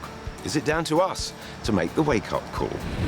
A wake-up call or a call to arms? Sitting to the northwest of London, Hertfordshire's country tranquility and easy access to the big smoke make it particularly enticing territory to those on the march from the capital. And action is currently fierce on the front line, with homes often being picked off within a week. The average property price here has risen by 9.4% in the last year to £269,000. That's 56% higher than the national average. I'll be targeting the county's third largest town, Hemel Hempstead, where fitness-focused Naomi wants her dream home. And I'll be staking out the fourth largest town, St Albans, for newlyweds Liz and Carl, who are still in the first flushes of love. They met a mere 2 years ago, and a timely 12 months later, they wed. People say that you know when it's right, and it sort of pretty quickly worked out that, you know, this was the one. It's all been just pretty dreamy, really. The only nightmare was Carl's 3-hour round trip to Amersham, where he works in car leasing. So 8 months ago, they moved 40 miles north from their rental flat in Greenwich to St Albans. Living here has halved his commute while keeping Liz close enough to her job in London as director of a military charity. Having sensibly rented first to get a feel for it, they're happy St Albans has a similar buzz to Greenwich and are now very eager to buy.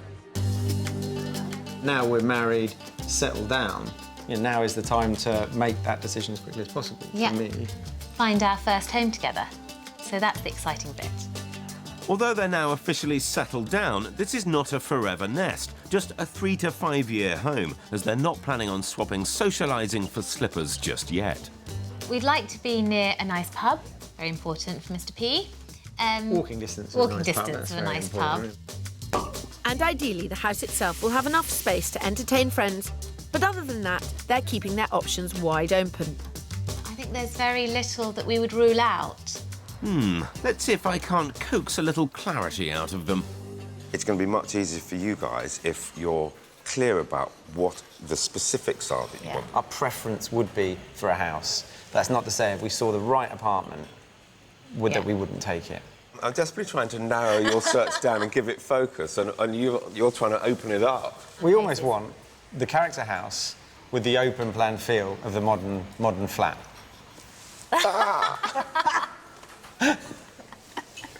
Kirsty, help! If not what, can you at least get them clear on where?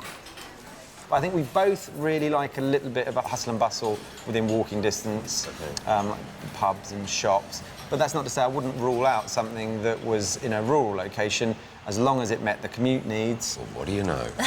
Oh, God. Best of British, Phil. Liz and Carl are clear that their top budget is £450,000. For that, they'd want a tip-top two-bed property with some character within commuting distance of both Amersham and London. Liz in particular wants private outdoor space, and walking distance to a pub is important to Carl. Well, that's what I think they're saying at this point, but I'm not convinced this is going to be a straightforward search. And while you puzzle that out in St Albans, I'm just over 5 miles west in Hemel Hempstead. Another favoured location for both the commuter and the community-minded types.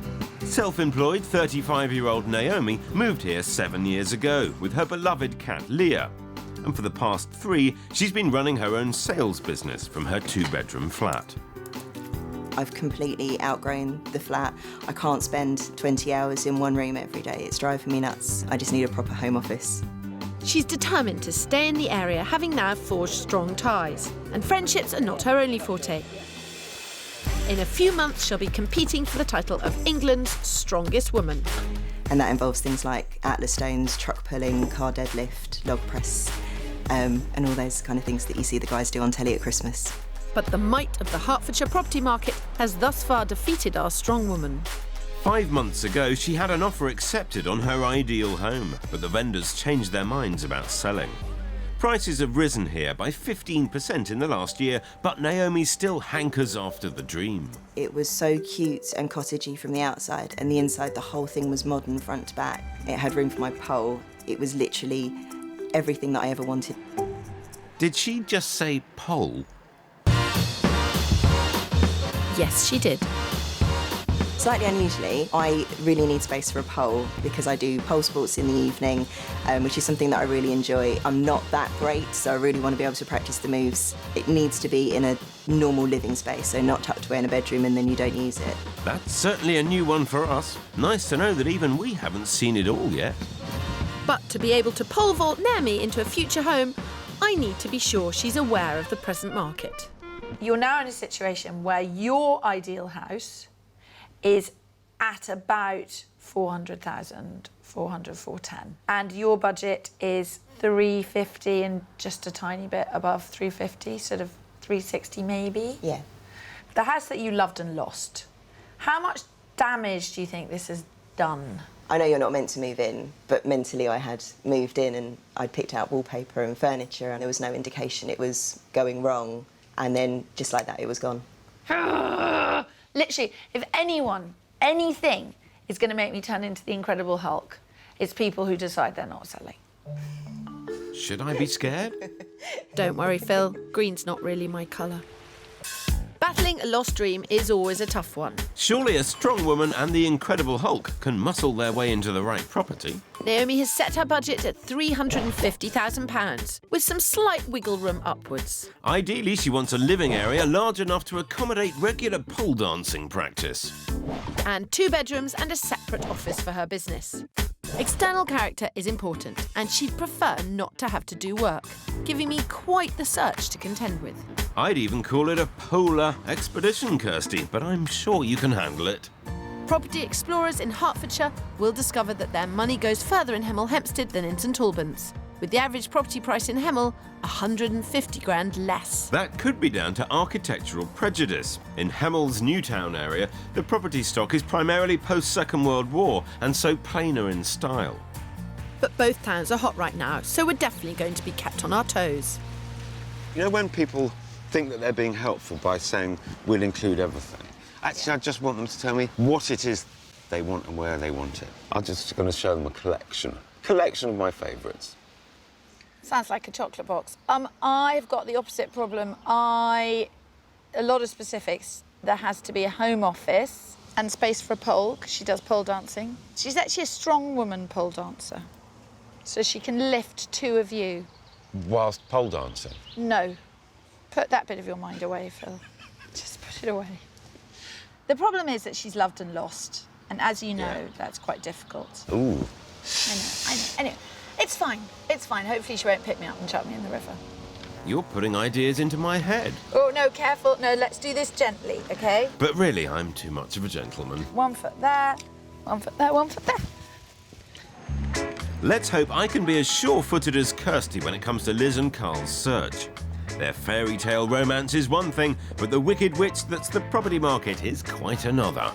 Close to London with an upbeat vibe and architectural charm, Liz and Carl's preferred location of St Albans was named in a recent survey as the 3rd most expensive place to live in the UK, outside of the capital.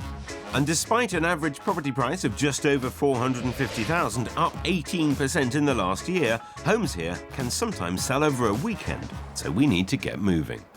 My first property for the newlyweds is an early 1900s cottage in the very desirable Bernard's Heath Conservation Area of St Albans, close to the High Street hustle and bustle thereafter, so bang on location-wise. I really like the outside of it. I like the bay window. Yeah. I like the street. Top marks so far, Pip. This terraced cottage offers character and more space than they might imagine, with 2 bedrooms and a bathroom upstairs and 2 separate living areas downstairs, plus Liz's preferred private garden. They say they're open to anything. Would they be open to doing work? It's been a rental property and there is some upgrading required, but that's doable as it's 25 grand under budget at £425,000. It needs quite a bit doing to it, but nothing complicated. Yep. I thought this was going to be a lot worse condition than it is. I quite like it. It feels nice and open. Obviously, it doesn't have any furniture in it yet. Fine, let's see some more. There's additional living space off the kitchen in what was originally the bathroom. Wow. And if you got planning permission, there's potential to extend into the side return and create a wonderful dining kitchen. It's fantastic. We're almost sold on the first one. That's fine. Early lunch. I'd hold off on asking for the menu just yet, Pip. In moving the bathroom from downstairs to up, compromises have been made, especially in the second bedroom. What's that all about? OK. A ceiling window does bring extra light, but yes, the spare room does not have a lot of room to spare. I wonder how big it actually is. It's not my decision, but personally, I think this is a great house for them. It gets them where they want to be in St Albans. The stumbling block there has to be the size of the second bedroom and whether that's sufficient. How'd you get on upstairs? Silence. Wasn't that bad, was it? No. I mean, it's not. The first bedroom's not too bad a size. Not massive, but it's not too bad a size. The second bedroom, I sort of that needs a little bit more thought whether that would work. I mean, that really is small. That is the weak part of the house, absolutely. Yeah. But what you get in return is the bathroom being upstairs, and you've got the extra living space or dining room. Yeah. And a sunny garden. Just today. I'm sensing a possible maybe, Phil. No, I like it. Ready for the next one? Yep. Yes. Come on then. Moving on. Given this pair said they wouldn't rule anything out, I suspect everything could be a possible maybe, unless we manage to focus their search. I'm afraid that's up to you, Mr. Spencer. This week, we're in Hemel Hempstead in St Albans. The sun is shining and, boy, we are feeling the heat. My newlyweds, Carl and Liz, thought that finding a house would be a piece of cake. So far, it's been slim pickings. And my strong woman, Naomi, wants all the right ingredients perfectly presented. My first property in their preferred area was well received by Carl and Liz in many ways. Wow. But a search narrowed to sought after St Albans means paying a high price for sizable compromises. So I'm planning on broadening their horizons. Meanwhile, I'm searching with self-employed sales account manager Naomi in Hemel Hempstead. Approximately 30 minutes by train to Euston, the average cost of property here is close to £300,000, which is well within Naomi's budget of £350,000. But it's hard to put a price on her very unique requirements. Slightly unusually, I really need space for a pole. Yikes. Plus, we're dealing with a lost dream, a 4-bed cottage she'd mentally moved into. Heart, soul and pole dancing pole. Then the vendors changed their minds about selling. It was in her #1 location of Boxmoor, where we are beginning our search. And a rise in prices around here means she'd now struggle to find both the space and character she wants. So I'm hoping the charm of our first property will mean size doesn't matter. It's gorgeous. It is gorgeous, It's stunning. isn't it? And that's the point. It's That really is gorgeous. entirely the point. It is a very pretty little house. She loves the look, however, little is the operative word for this Regency-style terrace. But it's big on charm, and there are certainly enough separate spaces to meet Naomi's specifics. 2 bedrooms upstairs and 2 living areas downstairs equals a room enough for dance practice. There's also a storage cellar, and at the end of the garden, what I think to be a clever solution to the home office conundrum. Well under budget at £275,000, I think this could totally fit the bill. Trust me. OK. Just, you're looking really nervous. It feels quite dark in this room, and I prefer kind of like a bit more modern Open and plan. light Yes, and open plan. So, I mean, it's beautiful. It's really beautiful. It's just whether or not it works for me. Do you want to cry? No, not yet. Let's see the working space, and then we'll work out if we want to cry after that. I guess that's a positive. I don't think tissues will be required once I've led Naomi up the garden path. Getting up every morning and walking to work. OK. The summer house already has electricity and a proper floor, so it could be the perfect home office. It's really cool and really lovely, but I wouldn't use this as an office because it's Definitely leaving the not. house. Goodness, I've only asked her to walk up the garden, not scale Everest every morning. Turns out Naomi's worried about her shy cat, who doesn't like to venture out. She's one of those cats that just chooses one owner. She's a house cat. So Naomi feels she needs to be in the house too. Shame, as this was a good one. Cat amongst the pigeons comes to mind. The cellar does have office potential, but only for hobbits, currently. Oh. It could be dug out, but Naomi's not up for any major work. I think Naomi's problem is that she's failed to recognise that it's very difficult to get character and light space and open plan living. She may have found it once, but the market may now have got ahead of her. And it's hard enough to compete with the ghost of perfection without an ever-growing list of requirements. So, you have seen the depths? Yes. Would that be a suitable place for you to have an office? No. No, I didn't think I'm so. only 5'4" and I can't stand up in it. No, for me, this house doesn't work for you if a garden office isn't an option. No, I agree with you. I think if it was just me on my own and I wasn't working and I didn't need a pole, then this is perfect. But I need all of those things. I think that might be a pole-light refusal, Kirsty. Well, she might want character, but I say move over Victorian. It's a Naomian-style house we need to find. Newlyweds Liz and Carl have said they're open to both location and style. So for my second property, I'm testing them geographically, as we're crossing the county line from Hertfordshire into Buckinghamshire to a property in Chesham in the Chiltern district. It's very convenient for Carl's work, and there's a tube link to central London for Liz. Here they can get a lot more for their money. The average property price is around 100 grand less than in St Albans.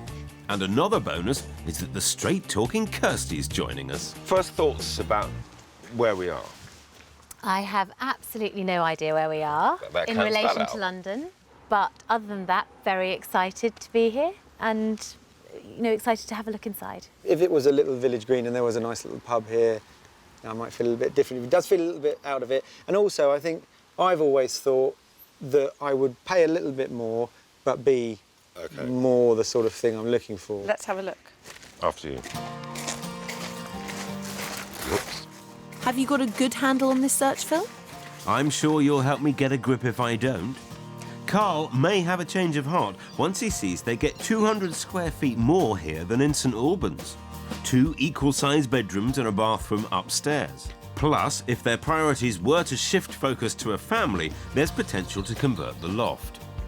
Downstairs, the proportions are equally generous and stylish, with a decked area outside that leads to a communal garden. And at offers over £350,000, it should come in well under budget. You get this, all of this, for $350. Wow. Yeah, that puts a different slant. I thought I'd almost thought I'd decided standing outside. Yeah, that's more interesting. Wow. When you say that. But would we really miss that walking out the front door, walking down to the pub that we have now? Well, the price might be right, but he really does want to be close to a cold pint. But I don't think you get to decide on a house based on that. Hopefully a bit of time with Liz will help us get to the bottom of what they really need from a home. Promise me you'll tread softly. Baby steps, obviously, Phil. Starting with Liz's thoughts on the outside space. It's quite overlooked. I think nude sunbathing probably wouldn't be on the written cards. out. Yeah. Well, that is disappointing, naturally, but it's a lovely, lovely decking area. And don't forget the communal garden. It's great from a family perspective. I see what you did there. And is this planning to be a family house? Well, I think we wouldn't rule anything out, Right. but it's not on the cards sort of immediately. Immediate or not, you don't want the deck stacked against you in terms of house size. A forced move in a few years could cost Liz and Carl around £25,000. So the longer they can stay somewhere, the better. I hope you're making that clear upstairs, Phil. Just about to play my hand. You've got the option to go up into the loft. Right. So in terms of longevity, Yeah. this house really could grow with you. You're right, this house would enable us to be able to stay longer if our lifestyle changed in the future. It's just trying to make that decision of how much our lifestyle is going to change in the future. They really aren't ruling anything out. Style of house, area, future plans. That's a nice room. You're very comfortable. Oh. Well, I'm trying to get him to think longer term, but I don't know if I'm really succeeding. Too. It's difficult to plan for the future. I mean, you know, none of us know what the future holds. But if they ever want a family, they buy something like this. One of them could give up work. Is it better now to buy something like this, which is the budget is very attractive, and know that if things change, we can stay here? And, you know, that's going through my mind at the moment. Tough discussions upstairs, but in the garden, it's time for Pip to own up that he agrees with my way of thinking. You've always felt like that, haven't you? You've always thought that people didn't focus enough on when they were having kids. And now you finally had to admit it. For years you have... I've felt like that all the time I've ever known you. I've just been hiding it. So now you've outed me. I've always been on your side, Kirsty. Of course, not everyone has to think the way I do, but it is our duty to point out the pitfalls of a short-term buy. How are you two getting on? Moved in yet? Not quite. It's definitely an option, and I think the budget is very attractive. Yeah. It's very difficult because there's a lot of stuff within this conversation that's none of our business. Yeah. I don't often say that. I'm absolutely gobsmacked, Kirsty. My only concern, which I made to Liz, was to examine the cost of selling and buying something else within the next 2 to 3 years. We've maybe not given that much consideration, but we'll worry about it at the time. Maybe just right now starting to think we need to think about that a bit more. This is definitely food for thought. If you ask me, you've got a banquet of a chat coming on. And if their priorities change, will it be feast or famine for the rest of our search? Back in Hemel Hempstead with cat-loving, pole-dancing, strong woman competitor Naomi, we're in her current neighbourhood of Apsley, where you get a little more for your money than in Boxmoor.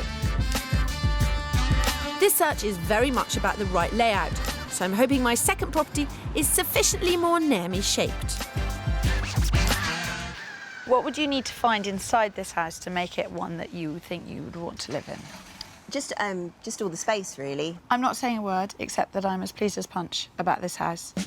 The property's just been relisted after an overseas buyer recently pulled out of the sale. And there's already 3 offers on the table. But I know the vendor wants a quick sale to a chain-free buyer like Naomi, so we've scored a viewing.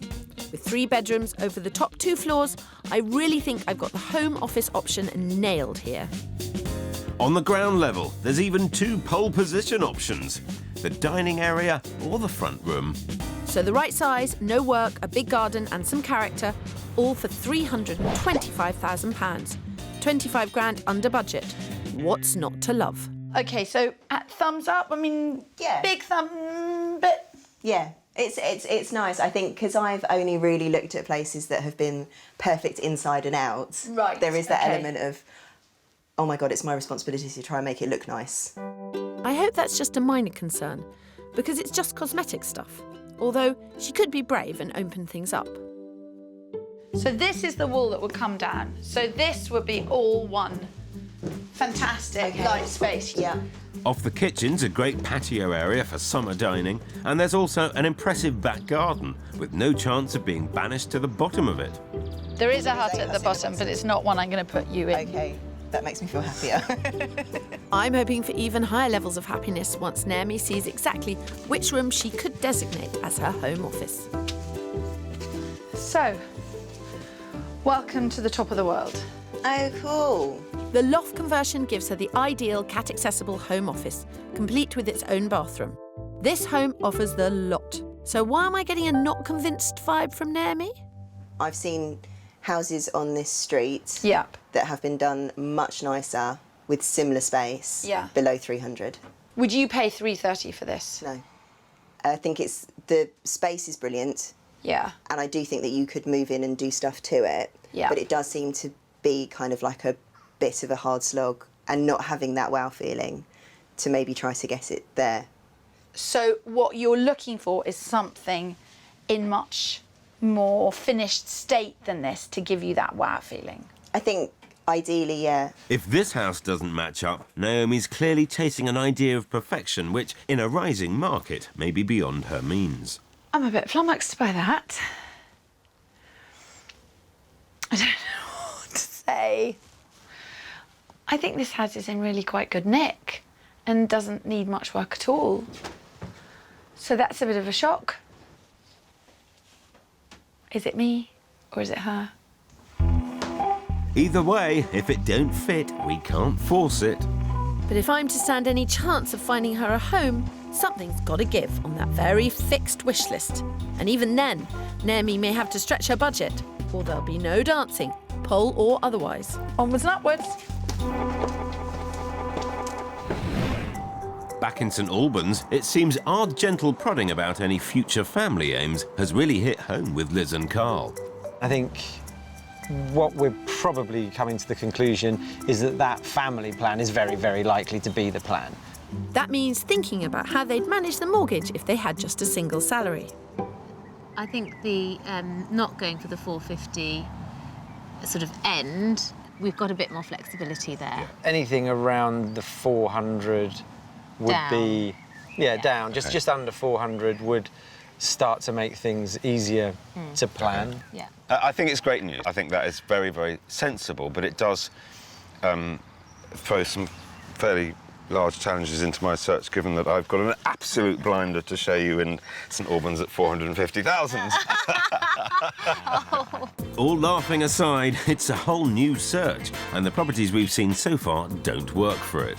You have your work cut out for you, my friend. Thanks, Kirsty. You and your baby talk. We're in the sought-after county of Hertfordshire, where I'm tasked with finding Naomi a home with potential for pole dancing.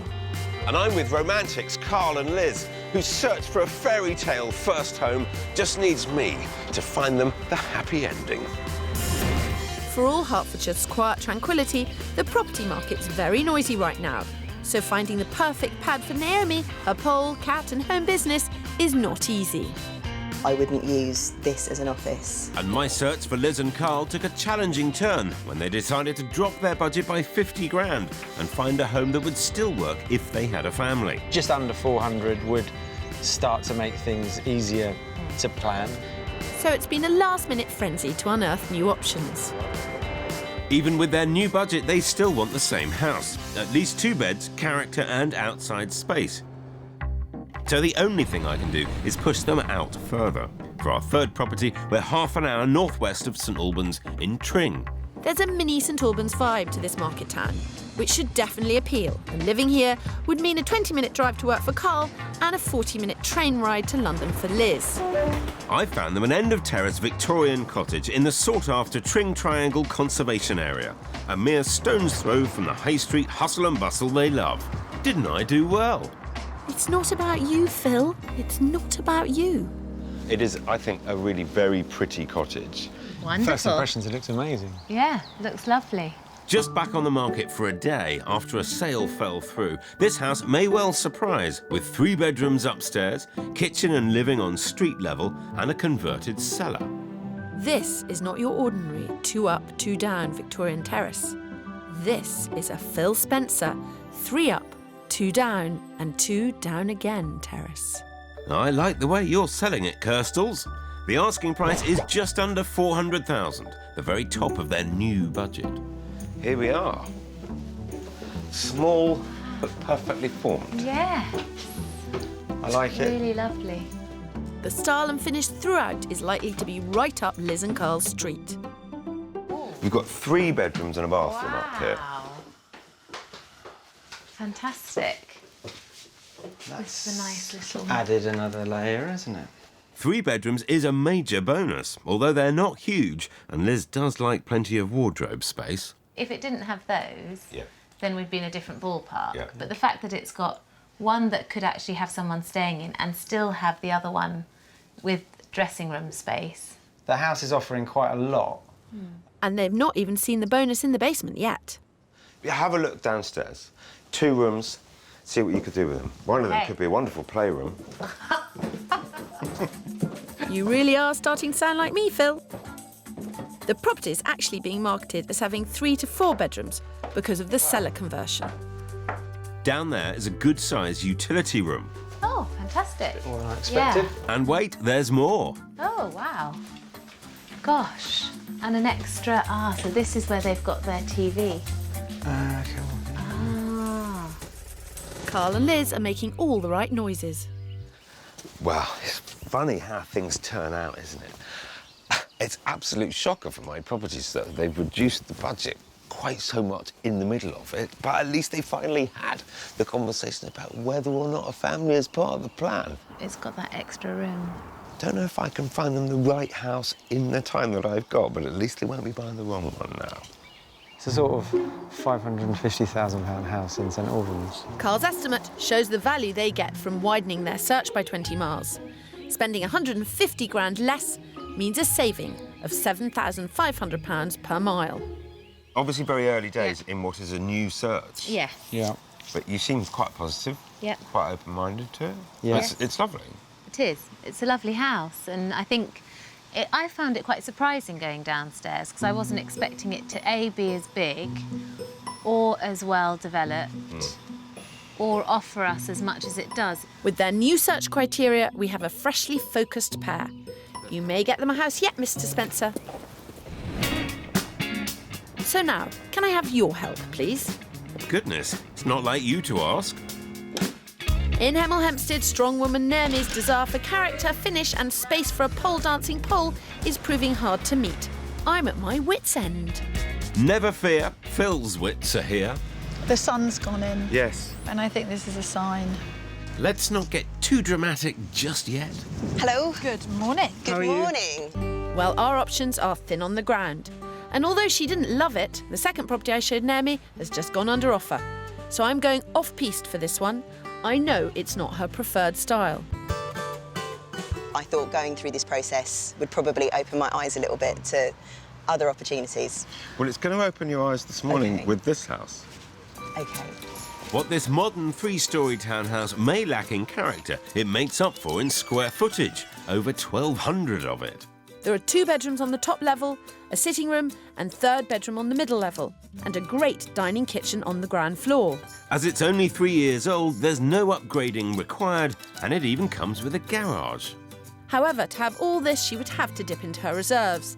The asking price is just under £390,000, although I think a deal could be struck for less. And we're talking a lot of bang for buck. It's big. It is. It's really big. It's Given nice. that this isn't even the living room, it is just a kitchen diner. Yeah, it's fantastic. It's really big. There's space for my pole, space for table and chairs. Well, the place works for the pole, but does that mean it works for Naomi? Onwards and upwards.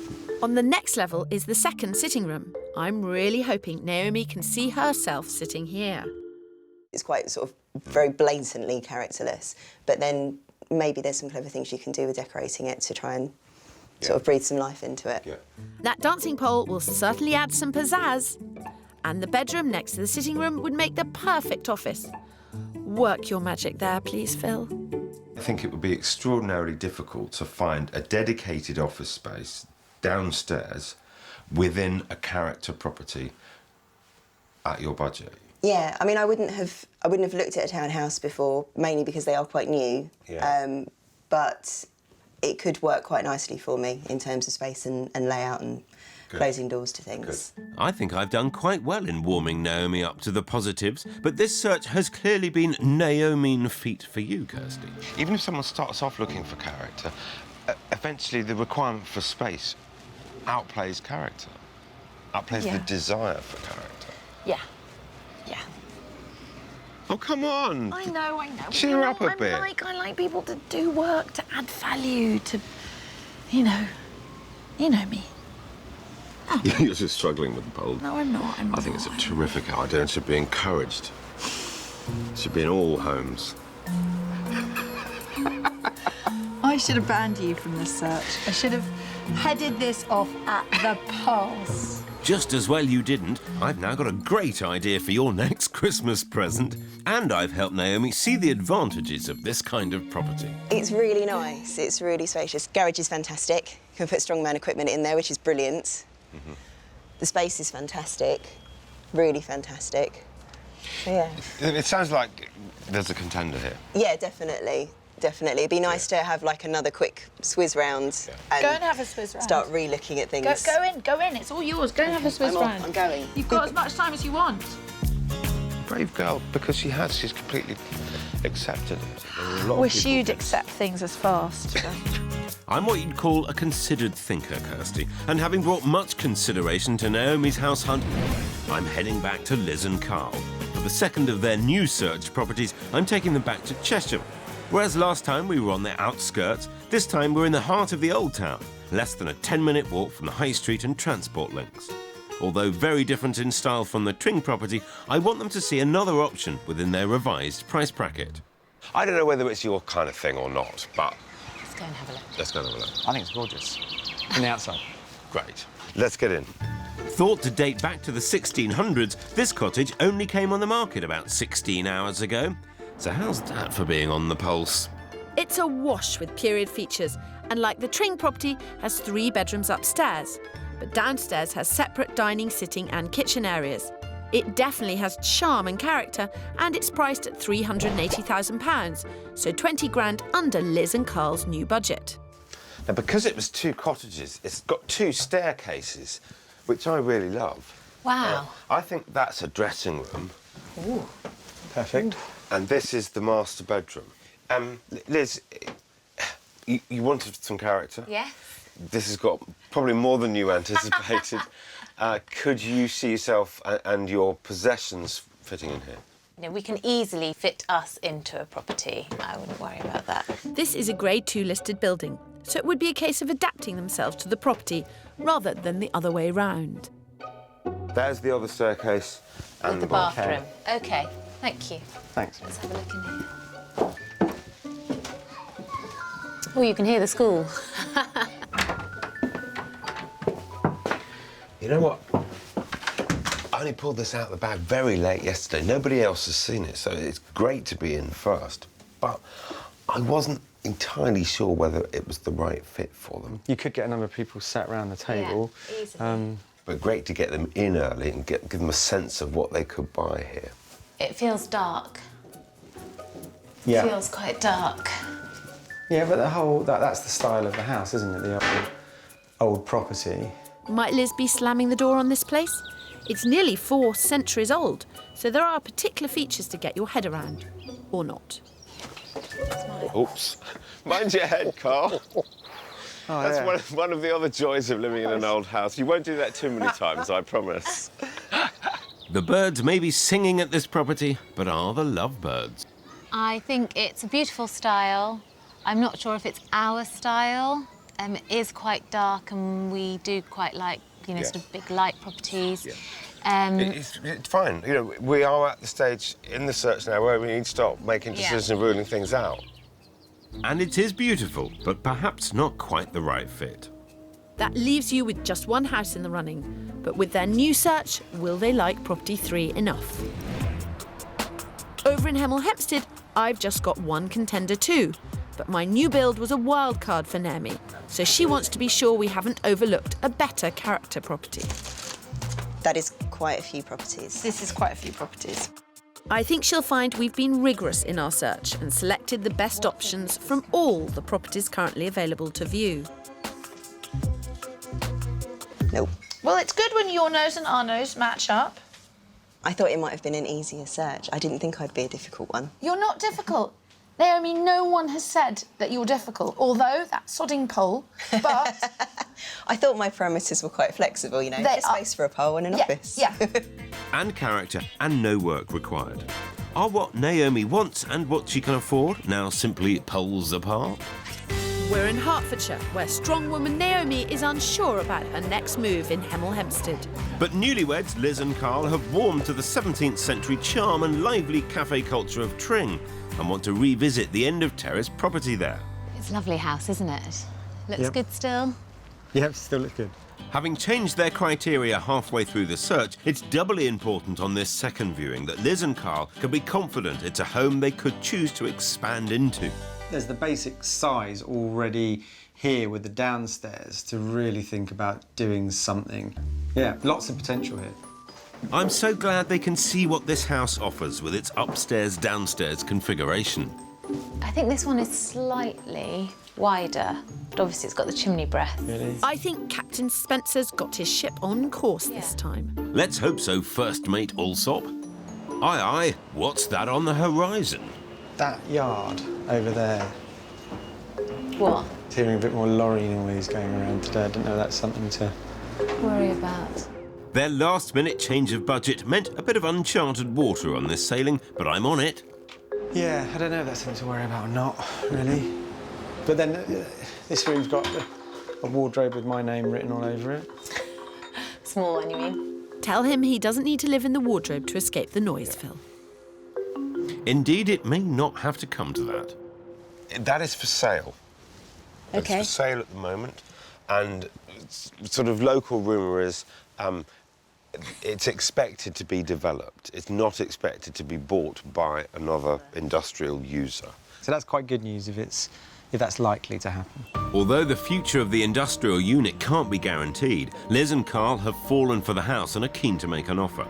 We need to be quick. It's only been on the market for 24 hours, but they've already had several viewings. In our favour is the fact that the vendors are in a chain and their previous sale has fallen through. So they're slightly between a rock and a hard place because they need a buyer quickly, and a good one. However, interest is mounting. You know, they're seeing people come through the door, so I don't think it's going to be a steal. The asking price is 400 grand, bang on their revised budget amount. But Carl and Liz want to do some bargaining. I'd have to sort of have a think about the value for money we're getting coming out here if we start this with a 4. Yeah, happy to look at 390. You know, 390. I think let's go for it. Caroline, it's Phil Spencer. They have, I'm pleased to say, asked me to make you an offer. They were talking in the region of 385. And I said to them, look, given the situation, the vendor's situation, that's not going to cut it. So they would be willing to pay the 390. Yes. OK. Understood. Thanks, Caroline. Bye. Bye. If I was a betting man, I would put money on. She'll ring back and say, they want 395. You'll have to do better. Thank you. Right. Drink. We're at a very different stage in Hemel Hempstead. We've been through the piles of rejects, and the new-build townhouse is the only property still standing up to Naomi's needs. I don't know. Tell me what you're feeling about the third property now. There's a gaping hole in my heart that says there's no character, but there were so many other better things. So do you just take the plunge and just go for it, or are you going to be really upset if something else comes up next week and you've already made that decision? If the pros of the townhouse can't swing a decision, what will? If I was going to give you any piece of advice for this search, for you to succeed, try and ignore the look of the house. OK.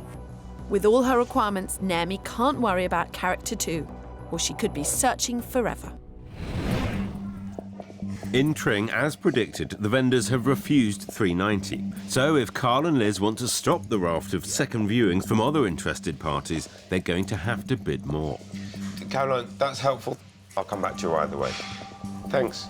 Bye. My thinking is, OK, let's push it to 395, but we'd like washing machine, kitchen, fridge, freezer, you know, as much of that as we could get. Deal. And off the market. Yes. And off the market, yeah. Nobody else sees it. Yeah. Should it? Yes, please. Thank Good decision, well made. Our best and final offer of £395,000 is going in, and we don't have to wait long. Do we have a deal? That's fantastic. Bye-bye. You have bought a house. Excellent. Yay! Well done. Well done. Thank you. Congratulations. Thank you. Thanks very much. Thank Your you very house much. hunt is officially over. Yay! The twists and turns were all worth it in the end. It's a great result for Liz and Carl. Fabulous. Well, Very exciting, yes. Many Cheers. congratulations. Thank you. Thank you. Naomi, though, chose not to take the plunge on the townhouse. And 7 weeks later, a very specific search continues, but with fresh eyes and more confidence. Spending the time with Kirsty, she kind of gave me this education that I kind of started to look at things very differently. And there are houses that I've now gone to see that I wouldn't have seen, and there's work to be done that I never would have considered. And now I look at houses with, you know, yeah, I can do that and I can change this. Here's hoping the perfect place is just around the corner for our strong woman, her business her cat, and of course, her pole.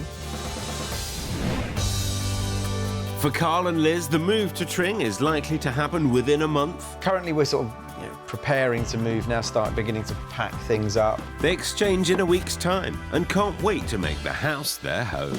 In fact, it's all we talk about. Carl's never been more interested in paint. So interesting. We're also looking at exciting things like boilers, so it's not all glamour. Glamour's overrated, Carl. To have Phil and Kirsty involved in the search was good fun. And they were able to open up the options and the range to us, and that was just hugely valuable. There's a slightly sort of relaxing side to spending less money than you have to, meaning that we've got more options for the future and staying in that house. It brought in that expertise at a time when, it was perfect. It's been such a gift, really. And as a long-term home, hopefully a gift that will keep on giving.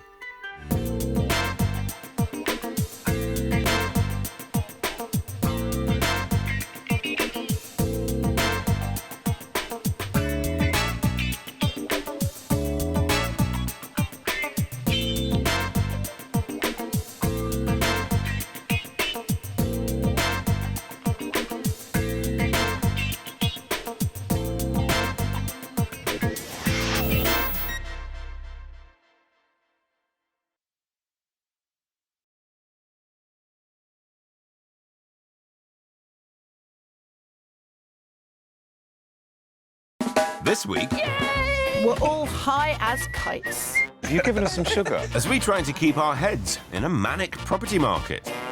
Oh, she's lying down. No, this is the house for you. But after every high comes a crashing low. I just haven't got that feeling. It's not for me. See if we can get a little higher. That's not legal, Phil, or advisable. We can only hope it will all end well in West London. So do not want the residents of Ealing to hire a hitman.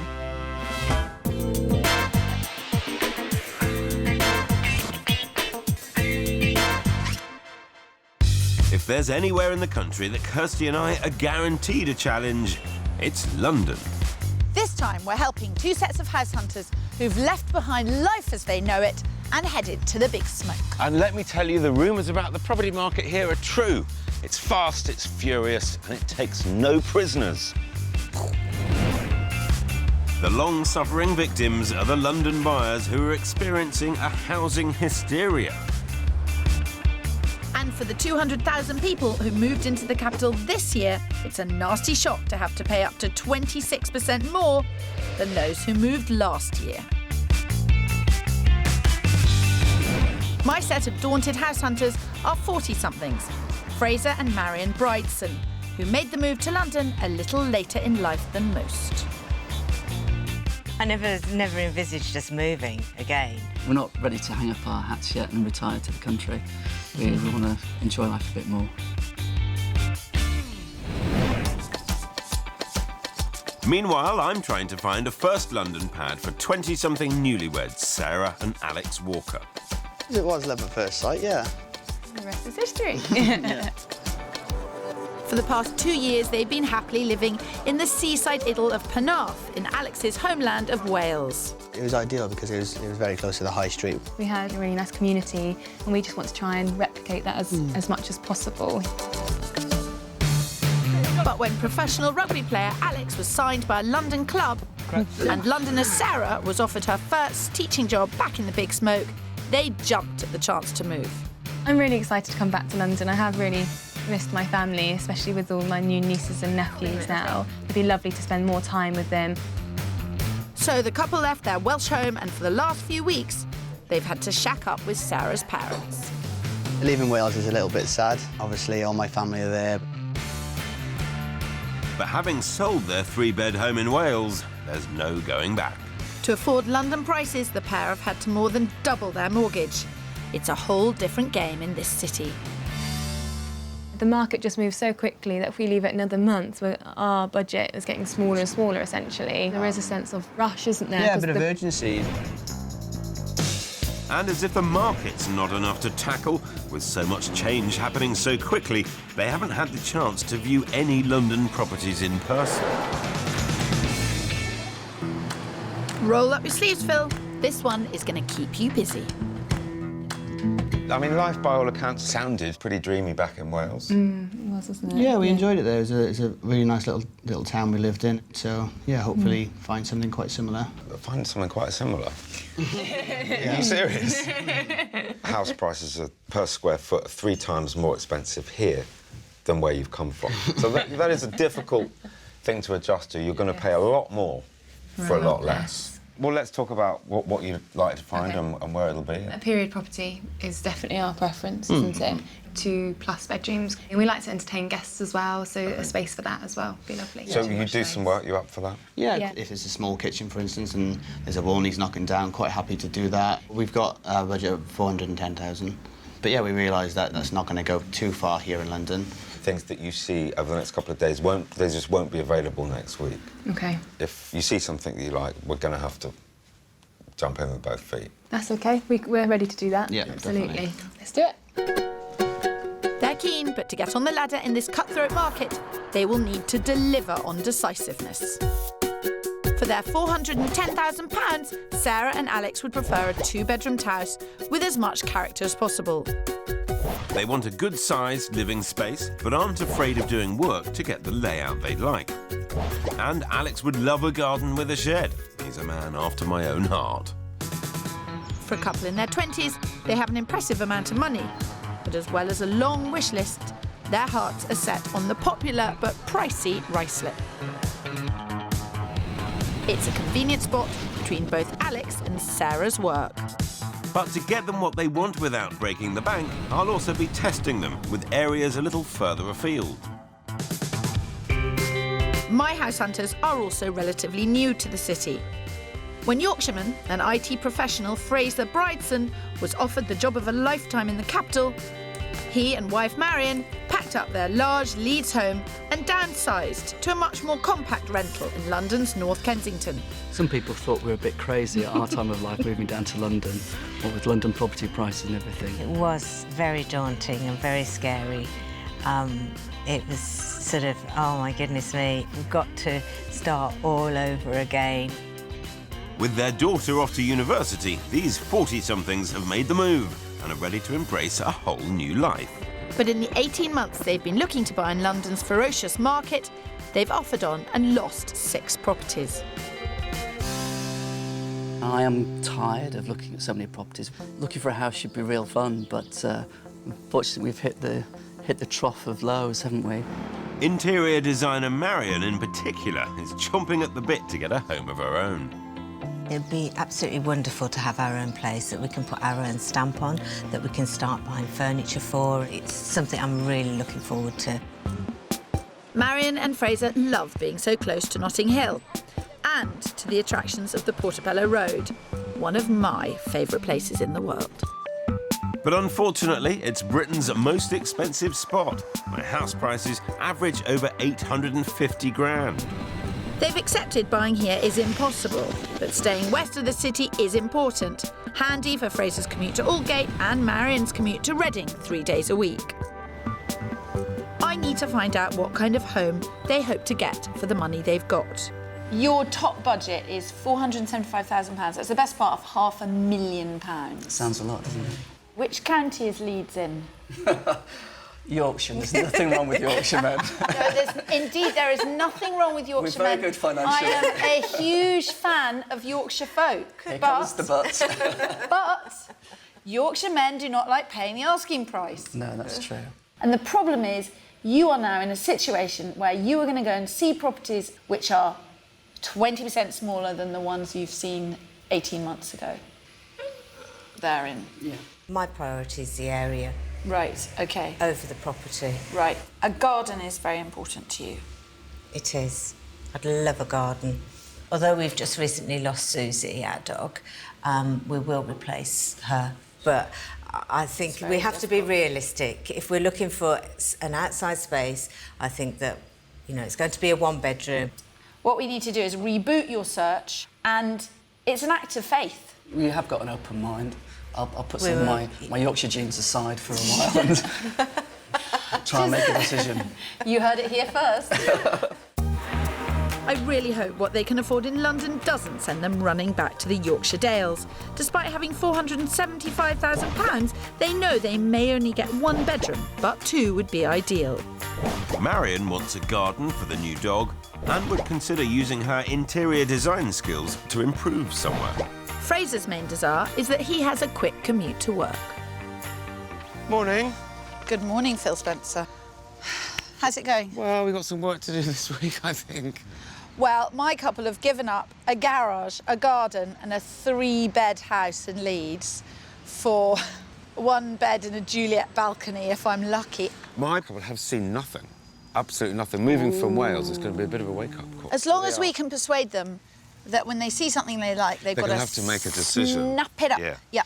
Yeah. Alex reminds me of myself, actually, when I was 27. You know, chiseled jaw, hair, muscles, everything. Well, you've still got a chiseled jaw and you've still got muscles. It's the follicles, not the muscles, that are a problem. Strange coincidence that when you came into my life, my darling, my hair began to leave. But this search could have me tearing out what's left, because the centre point for Sarah and Alex is Ruislip, where 2-bed bungalows are on the market for around £500,000, 90 grand more than the 2 youngsters have got. Ouch. Do you need a stiff drink? I'll settle for a strong coffee at this point. Lovely cafe you guys have got here. Thank you. Tell me, why is Ruislip quite so popular? Because it has got very popular, it's got very expensive. It's just a nice place to live. It's also got that villagey feel as well, which is quite different from... Everyone knows everyone. Yeah, it's quite an affluent area. What's the transport like? Any good? From here, it's probably no more than about 30 minutes into central London. It's good links, bus links, tube links. Yeah. And reasonable cups of coffee. Lovely, Absolutely. the best. I hope it's charged you up for the search, Phil. Yes, but I'm going to ease these 2 in gently and kick their search off in their #1 area. Ruislip Manor is an affluent part of Ruislip, just a stone's throw from the bustling high street. Being just 15 miles from the city makes the spacious character property they ideally want expensive, but I've managed to find this 1930s mid-terrace. To the high street, it's 10 minutes walk, and I reckon about 16 minutes drive for your commutes. Oh, brilliant. Perfect, That's really good. First thoughts of the outside and where we are? Yeah, lovely quiet street. Yeah, I like it. Yeah, really nice, like it, yeah. Good. Sunny responses from them both. And it gets even brighter inside. Modernised throughout, the house has the minimum 2 bedrooms they need and entertaining space. But the kitchen certainly couldn't accommodate Alex's whole rugby team. The back garden, on the other hand, could probably hold a scrum. And a comfortable 30 grand under budget. There's scope here to make it what they want inside. Right, so your first London viewing. I particularly liked it because of the layout. Yeah. That's the living room, dining room here leads to the kitchen. It really kind of it works. Yeah, that's nice. I think ideally we'd be after something with a little bit more character, but it's definitely not the end of the world. No. It's a bit of a blank canvas. Yeah, it is. Which is good isn't it? sometimes, yeah. For their first ever viewing, these 2 seem very realistic about what they can afford. So this is the master bedroom. Yeah, lovely. Really, really nice size. Good size, isn't yeah. it? Surprised. I am very mindful of what you've sold in Wales Yeah. and what you're getting in London. Yeah, this is about the same size bedroom as we had in Wales. So Yeah. that is Ooh, brilliant. great. Excellent. Yeah, it's Excellent. big. Yeah. Have a look at the other rooms. Oh, this is a good size. The second bedroom shouldn't be a letdown either. Perfect for one family stay. Yeah, it's good. A nice sized garden. And that is a good outhouse. An actual shed. Yeah, man cave. I'm delighted with how they're reacting to this house. It's actually going much better than I dared hope for. However, it is their first viewing, and of course, they're excited. And it's a question of whether they're still excited once they've seen it all. It's not a bad garden, is it? It's huge. Yeah, very nice. Yeah. And how'd you get on with the rest of the house? The kitchen really isn't as big as we'd like it to be. In terms of extending, I mean, there's a big extension there that you can see. Yeah. And it's very natural to imagine where it would go. Yeah, absolutely. Close, but no cigar, Phil. The compact kitchen has left them hungry for more space. And to get that, I need to take them out of their beloved Ruislip. Wish me luck.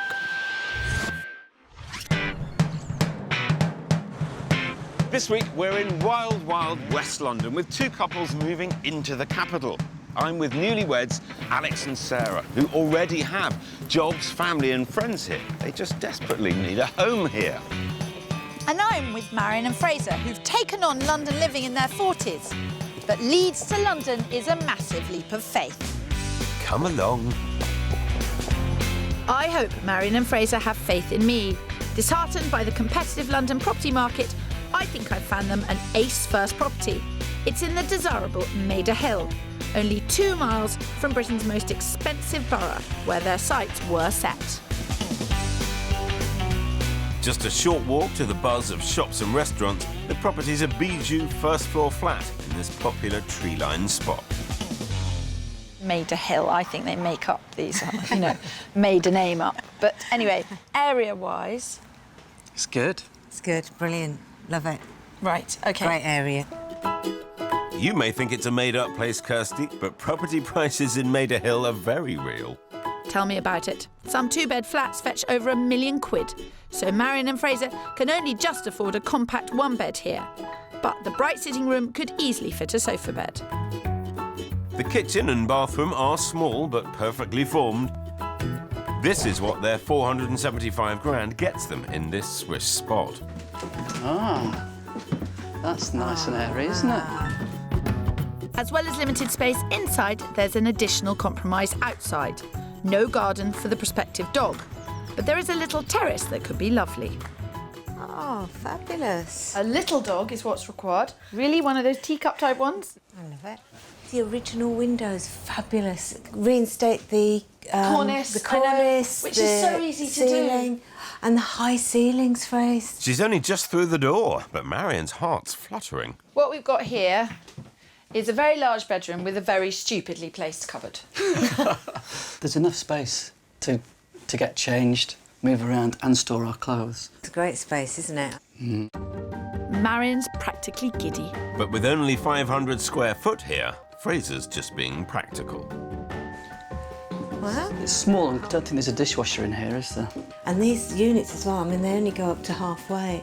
You might as well utilise the whole of that and just take it right up to the ceiling. That's great. It's difficult to take people to see a little 1-bed flat and say this is what you can get for the money. But as little 1-bed flat goes, I think that was pretty strong. It should be £475,000. That's almost £1,000 per square foot. For Marion, small is beautiful. For Fraser, I think it might just be small. It's not overlooked. You are a little bit overlooked here, but you're not going to do any nude sunbathing, are you? So how did we do with the first flat? That's the question. Fantastic. Not sure where to put the telly. Marion's certainly sold, but space seems to be a concern for Fraser. It's going to be tricky to supersise their search in this postcode. Welsh professional rugby player Alex and teacher wife Sarah have moved to her home turf of London. Having never viewed any properties in the flesh, I was worried that the space they could afford would be a shock. But the first house I showed them in Ruislip went surprisingly well. Really, really nice size. Good size, isn't yeah, it? surprised. But it was smaller than they wanted downstairs. And that means I'm taking our search to Hillingdon, just a few miles away from their favourite costly spot. 3-bed houses here are close to 100 grand less than in Ruislip. And with plenty of shops to satisfy our youngsters' needs, Hillingdon could suit them to a T. Their commute would remain under half an hour, and the property I found them is much bigger than the previous one. Fantastic. Room for me too, then. As you can see, it's a nice residential family area. It's a busy road, but it's a 20-mile-an-hour zone. And this is rush hour now, basically. Yes, it is. It's as busy as it's going to get. Yeah. I sound like a salesperson. I have no reason to want you to buy this house above any other. I'm just pointing out the bleeding obvious. Yes. Yep. Thanks for your input, Kirsty. Always happy to help, Pip. This house is a gem. Not only offering fabulous entertaining space and open-plan kitchen, which is bigger than the last property, it also has a 3rd bedroom. And I would imagine the garden ought to score points with Alex. This place needs no work.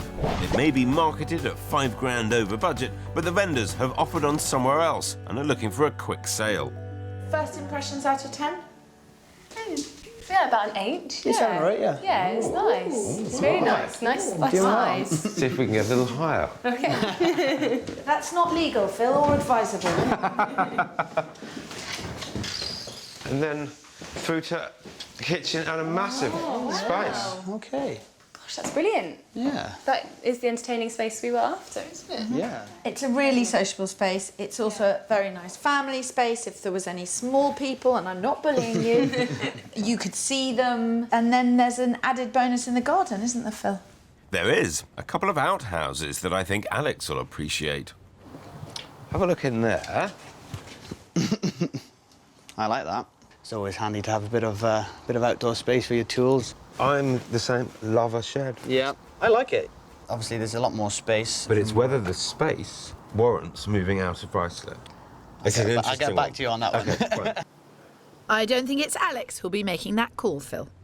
I haven't seen the other house Phil showed you. No. How do you feel it compared? I think the compromise will come with the area, but the house itself is beautiful. The house is a hit, but it is called location, location, location for a reason. Got me a little pew. What? Your collar's turned up. Oh, is it? There we are. So, what was it like in the garden? He's been very positive. What did Sarah say upstairs? She is slightly less keen on the area than on Ruislip. Do you get a lot more for your money here than in Ruislip? Yeah, you do. Any kind of buying signals? Any lights being turned on? Any Phil, excitement? it's day one. She's seen 2 houses. They've come a long way. Yes, but this market waits for no man or woman. Well, it's a bonus, isn't it? 3rd bedroom. Yeah, this works perfectly as an office. So. Yeah, space for me to do my work. Rugby your game, Phil? Yeah, used to be. Slow and steadier pace is what you need these days, isn't it? You couldn't really... Where are you going with that? And I can't bust it with the big guys on the rugby pitch. I'll have you know, in my day. I dread to think. But this is today, and I want to know what these two think of this house. It is really nice. Yeah. It's really, really nice. I can hear a but. There's a but. The feeling we got from the other house, with it being close to the high street, we sort of preferred that more central feel. Even though this house is much bigger and essentially much nicer than the other one, I just haven't got that feeling. That's fine. It's okay. You've seen... It's so okay. We're not here to go, no, this is the house for you. Phil's job is, in your case... She's about to tell me what my job is. What Phil's job is to show you the best of what's available. Yeah. In different prices, different areas, different sizes. Okay. But if it doesn't make your heart flutter, it doesn't make your heart flutter. Quite right, Kirsty, but I'm afraid hearing a no in this market's enough to give this property finder palpitations. Over with Marion and Fraser, I don't think area is going to be a problem. For their second property, we're staying in the location they love and heading just around the corner. I found them somewhere a bit bigger and cheaper than property 1. But that comes with a couple of compromises. What we're seeing here is a basement flat. But we're still very close to all the things you know currently. Not quite the quiet atmosphere of the previous one. Okay. That's not really quite what we had in mind. No. But let's see what's inside. Let's see what's inside. Inside is the sitting room with dining space, a much bigger kitchen than the first flat, and a good-sized bedroom. Plus, they gain the garden Marion said she wanted. At £460,000, it's 15 grand cheaper than property 1. Happy days. That's a car outside, isn't it? Or not. That's upstairs. OK, I'm just going to do something. This isn't very ladylike, and I don't advise other people to do it. Whatever you're doing, it better be good, because I think you're losing them. Feel the vibrations. That is loud. For me, yeah. Especially daytime, because I work from home. I couldn't have music blaring all day. It drives me to distraction. Oh dear, Kirsty. First a busy road, and now a rave upstairs, eh? Wham bam, no thank you, ma'am. OK, I knew the road was busy, but the loud music was unexpected. Best part of £500,000 and you can't even buy yourself quiet neighbours. What has the world come to? Quite a big kitchen space. It's very cold, it's very white. I'm not overly keen at all. I know what you're saying. Marion's not even considering getting creative here. The garden is the last chance for this place to hit the right note. If you didn't have the problem with upstairs, would this appeal to you more than the terrace at the previous property? No. No, I have to say. Got that, Kirsty? Loud and clear? With that noise in the road. No, it's something I want to live with. The garden just wasn't enough to sow any seeds of harmony here. All right, I'll make sure my next property is beautifully composed.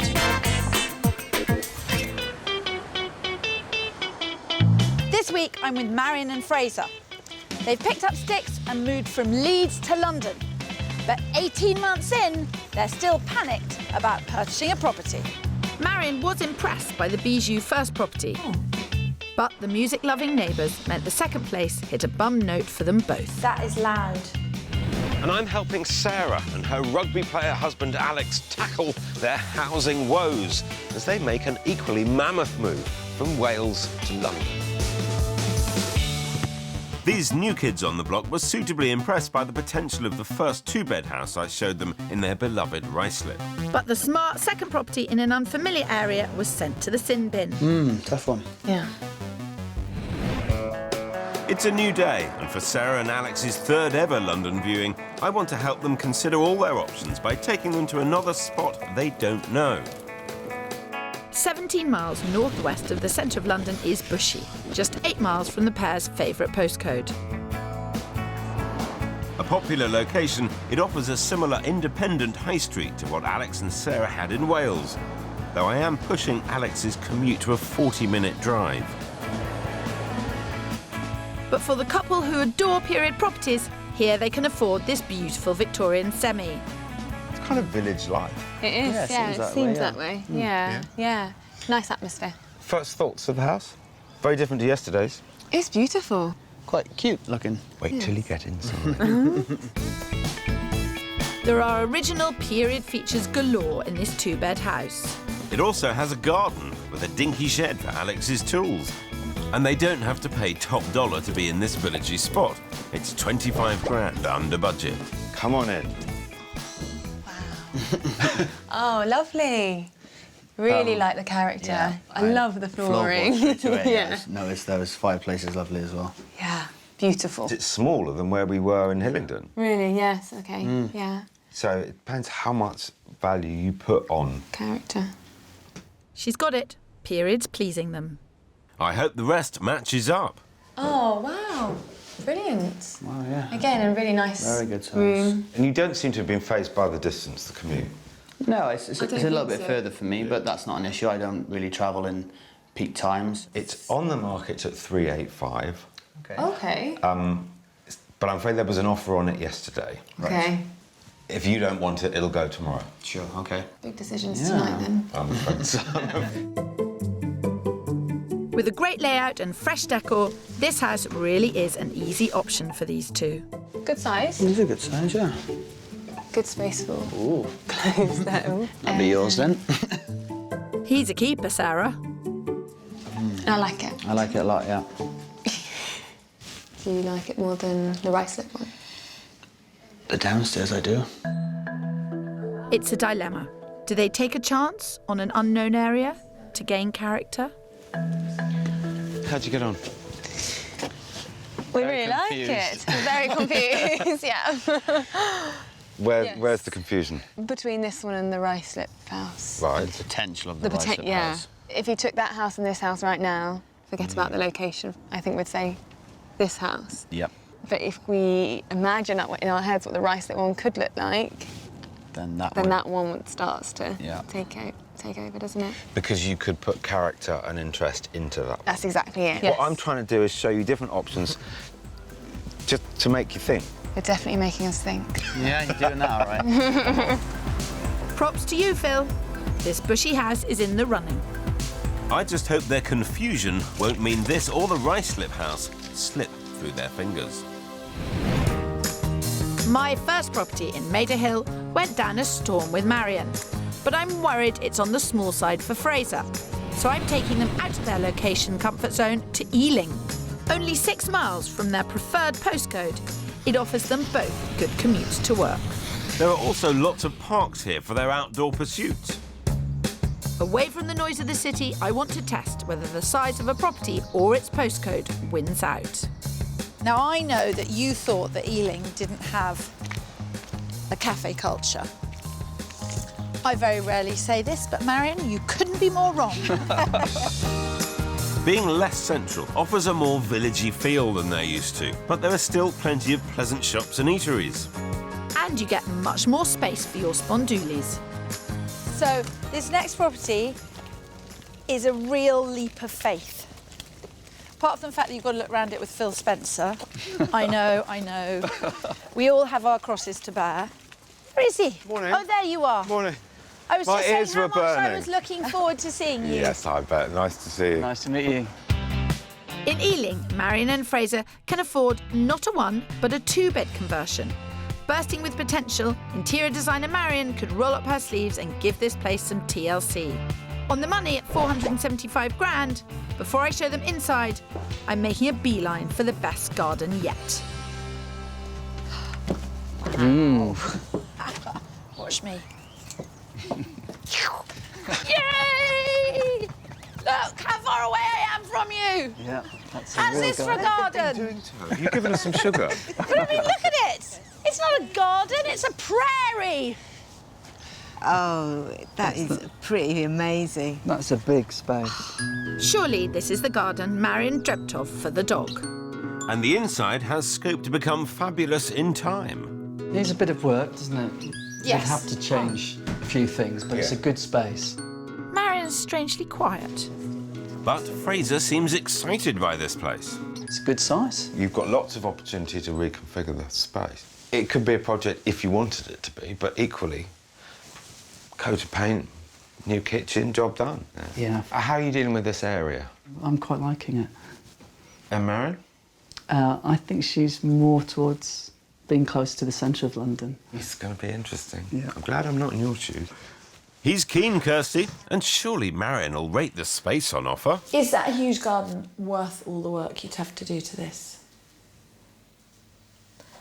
My heart's back in London.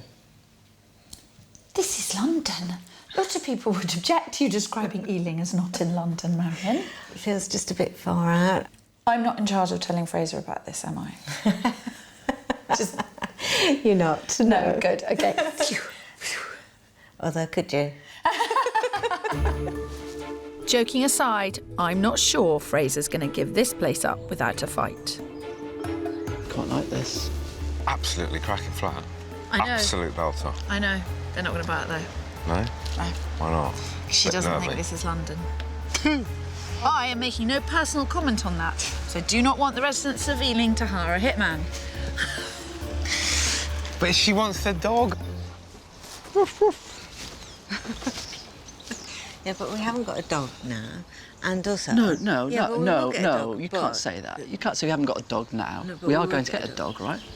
Take Marion for walkies out of her top spot, and a new pooch isn't getting a look in. It's tiny, isn't it?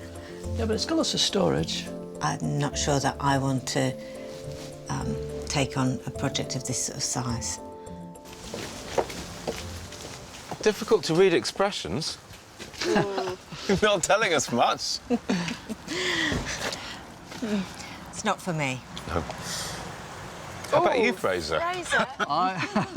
Yeah, I would consider that one very carefully. I think it's got a little bit more to offer, some more space, a slightly better quality of life, I think. We've seen 3 properties. As they say, that's all, folks.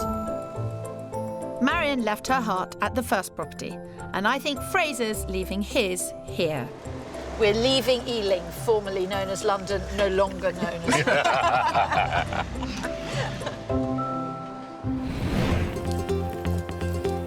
My couple, Sarah and Alex, are swaying between a pristine house in a new location or one with potential in their ideal area.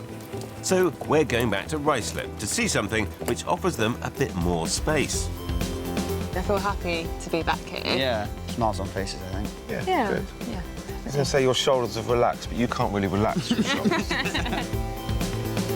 Compared to the two-bed I first showed them in this area, I'm pleased to have discovered a bigger property, recently reduced comfortably within Sarah and Alex's £410,000 budget. Unlike property 1, it has the open-plan living Alex and Sarah want for socialising and a great garden. That's a work in progress. And a bonus bedroom. The only compromise is a downstairs bathroom. Let's see what you think of this. Oh, wow. This is very similar to our house in Wales, Yeah. isn't it? It's nice. I like that it's open. I do. Thumbs up in here, and hopefully Alex won't see any problems with the outside. It's not quite finished at the back here, but the vendors have assured us that it will be finished before sale. Yeah, OK. Overlooked a little bit. It's not the end of the world there. Still got a nice shed. Yeah, the shed's there, yeah, perfect. Always important. It's a good size, yeah. Alex has his shed, but Philip Spencer, I want you to talk Sarah through the possibility of moving the bathroom up to the third bedroom. I think we'd all prefer a bathroom close to our bedroom. Yes. You would be potentially ripping out a very nice bathroom downstairs and spending money bringing it up here to the sacrifice of the numbers of bedrooms. Yes, absolutely. It's a hard one. I don't think it will be our family or forever home. We might be here for maybe 5 years, but you never know where life may So take you're you. not imagining having one of those cots in your house? Maybe one. Maybe one. OK. Maybe. You're starting to sound just like me, Pip. Perish the thought. Either way, I'm not hearing much enthusiasm from Sarah, and I doubt Alex will be talking her round. It does put me off it. Does it? Yeah, me too. Yeah. It'd be a lot of work to... Obviously, To move it up. I think this viewing is sinking, Phil. Are they going to buy this house? I doubt it. I think what this house is doing, it's serving a purpose, just to demonstrate that the first house I showed them is a very strong property at a very sensible price.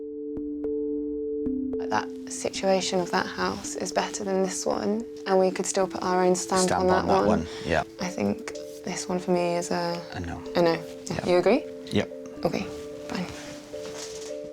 This property is out, leaving them torn between the characterful house in Bushy and the blank canvas down the road in Ruislip. If that's within our budget to extend, that would be the one. Right. If it's not, then maybe Bushy is the one. OK. We're still in the world of confusion. Still. But tomorrow's the day for decisions, don't you worry. It is indeed, Phil, or at least you hope it is. In our London West Side story, I've divided opinion with Marion and Fraser. She's determined to stay in a central spot, but he isn't quite so happy to sacrifice space. Sarah and Alex face the dilemma of a property which requires work in a familiar suburb or diving into the unknown for a turnkey house. So we're going back to their beloved Ruislip to see if the house they already like could be made bigger and better downstairs. And to help them decide, I've invited Bill the Builder round, who's recently extended a kitchen at a property round the corner. Well, I think just to fill in this corner here, you would be looking at somewhere around 15,000, but then you would still be left with substantial works to do to the existing extension to bring it up to current regulations. I think if you just demolish the whole thing, start again, you'd be looking at somewhere around 25 to 28,000. That's sort of the budget that we were thinking of. It would be big space. I mean, all of these options. Yeah. When can you start? As far as Sarah's concerned, you can get the sledgehammer out right now, Phil. So where would you put the bed? It'd have to go there, wouldn't it? Oh, she's lying down. Property viewing is tiring. Indeed, but despite everything measuring up nicely, I don't think our day's work's over yet. Do you love it? We would love it if the extension was done. They've made their decision. Now it's down to their money and your metal. I'm taking my pair back to the one bed in Maida Hill that Marion adored. But Fraser's yearning for more space, inside and out. Oh, Fraser, how could you want a garden when you got this light and sun? It is nice. Fabulous glow. I get the impression someone's on a mission to change Fraser's mind. Wow, a little sun trap. It's nice out here. It's a nice space.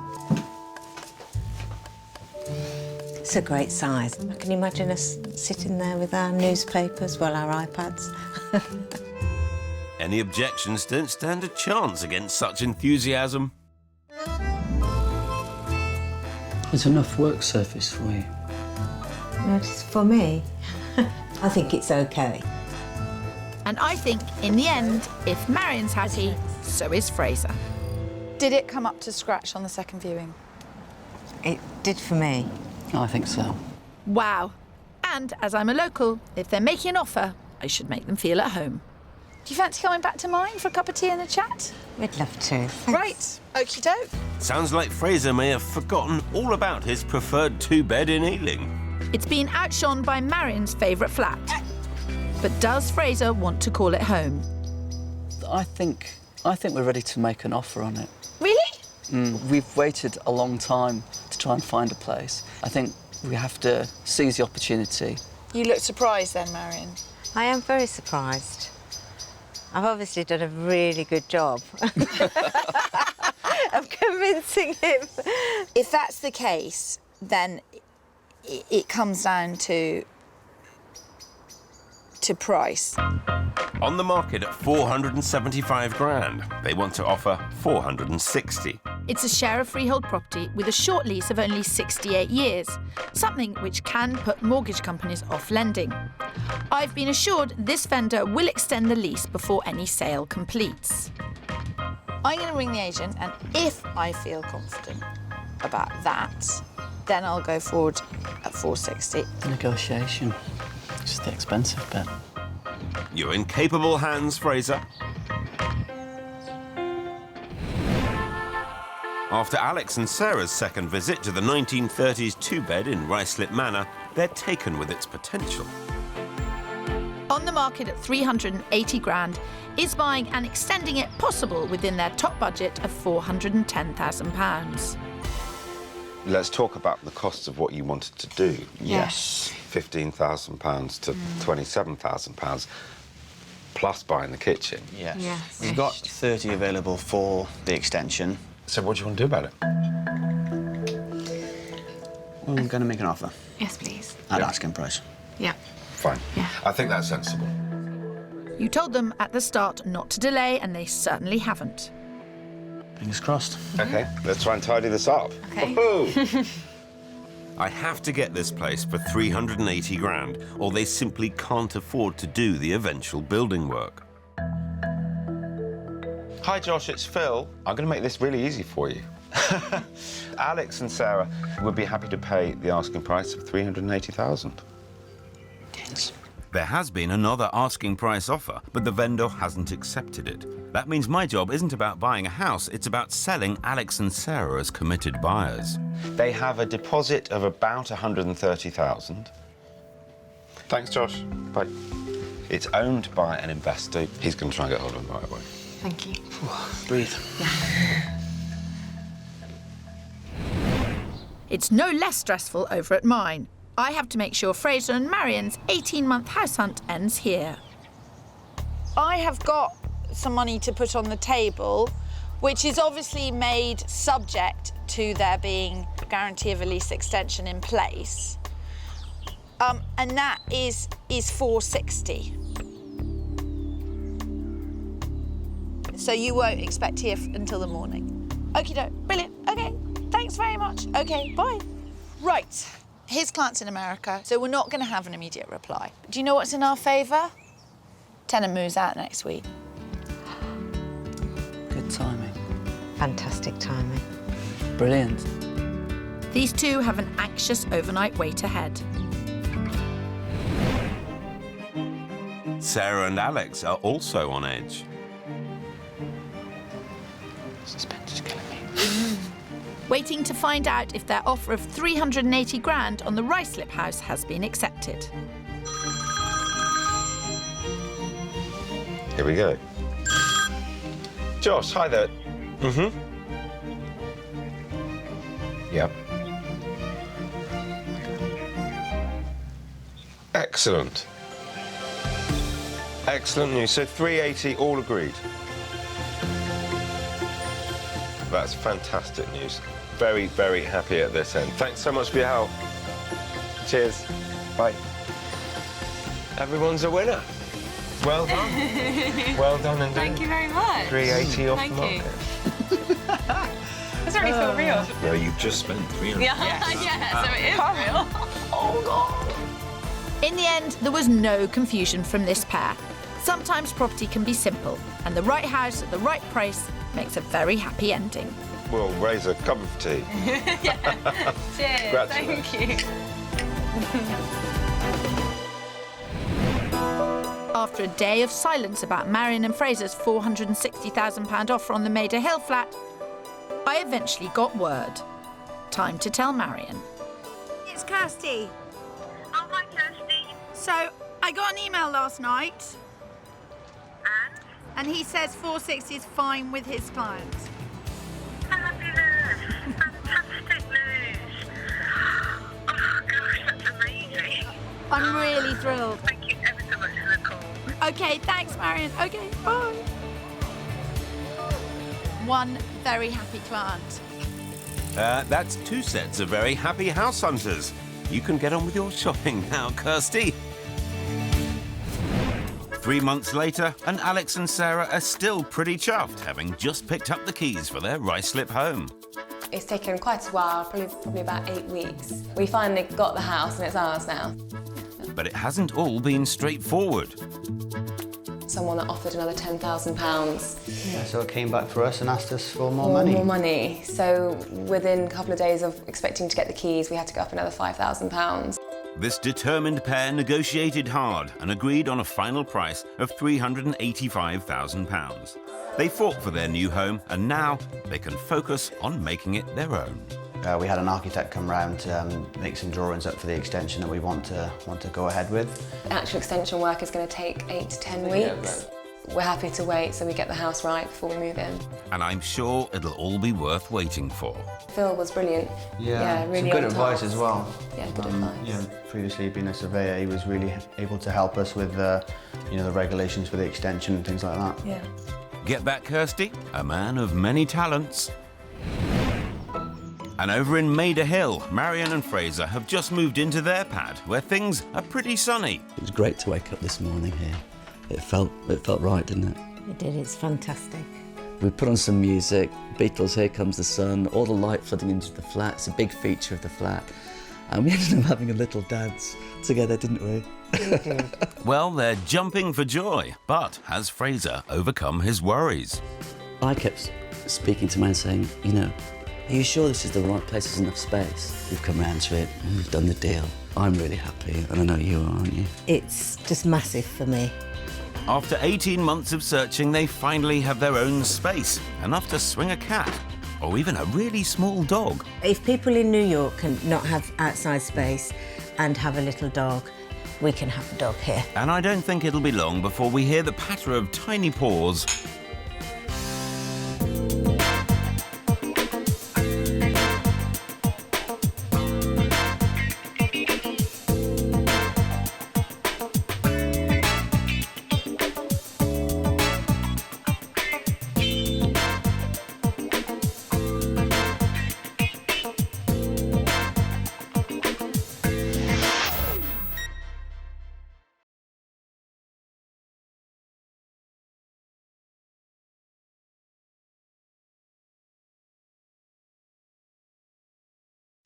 This week, we're bouncing back, That is brilliant. revisiting 2 couples who really knew what they wanted. This does not work for me. I think we should have said 3 good-sized bedrooms. Right.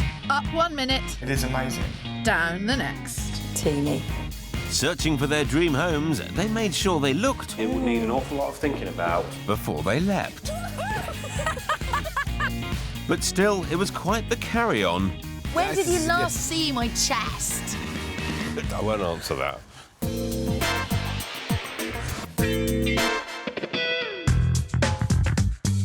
This week, we're catching up with 2 couples who were literally travelling in opposite directions. One set were trading urban life for country living, whilst the other was swimming against the tide and moving into the city. Needless to say, both searches caused a few ripples. Accountants Neil and Liz were heading out.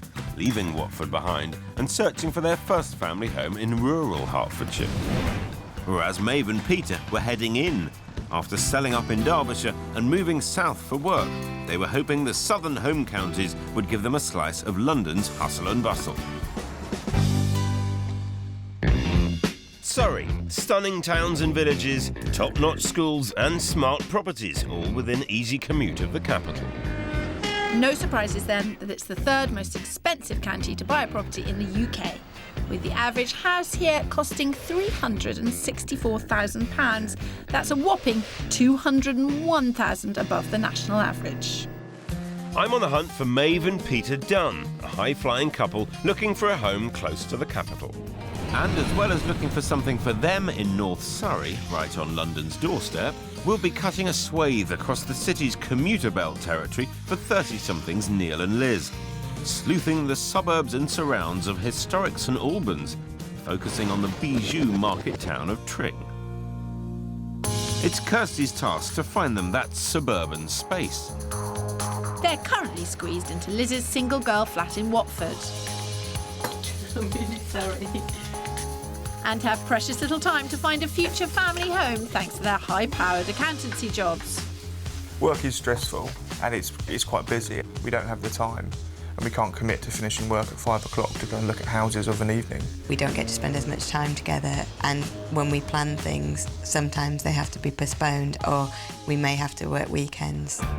Recently engaged, they've been struggling to juggle planning a wedding and finding a house with long working days and busy social lives. Yes. But they deal with it the way they know best. It is ridiculous, but because we're so busy, we have spreadsheets that we use to track everything. The wedding, the honeymoon, even their friends and family time, visits to the bathroom. Everything has its own spreadsheet. It's a bit pathetic, but a necessary evil at the moment. Yeah, so we actually are typical accountants, even though we say we're not. They have an eye to the future and are looking for a home they could start a family in. Tring is only a 30-minute commute to Watford. Plus, it's where Neil grew up and where his mum still lives. But their search hasn't just foundered for lack of time.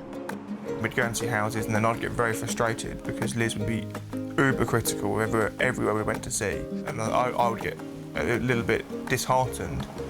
If we made a mistake, it's very expensive to get out of. Neil feels a bit beaten down by me and he needs some backup. I reckon I know the perfect woman for the job. The decision to come to Tring is whose?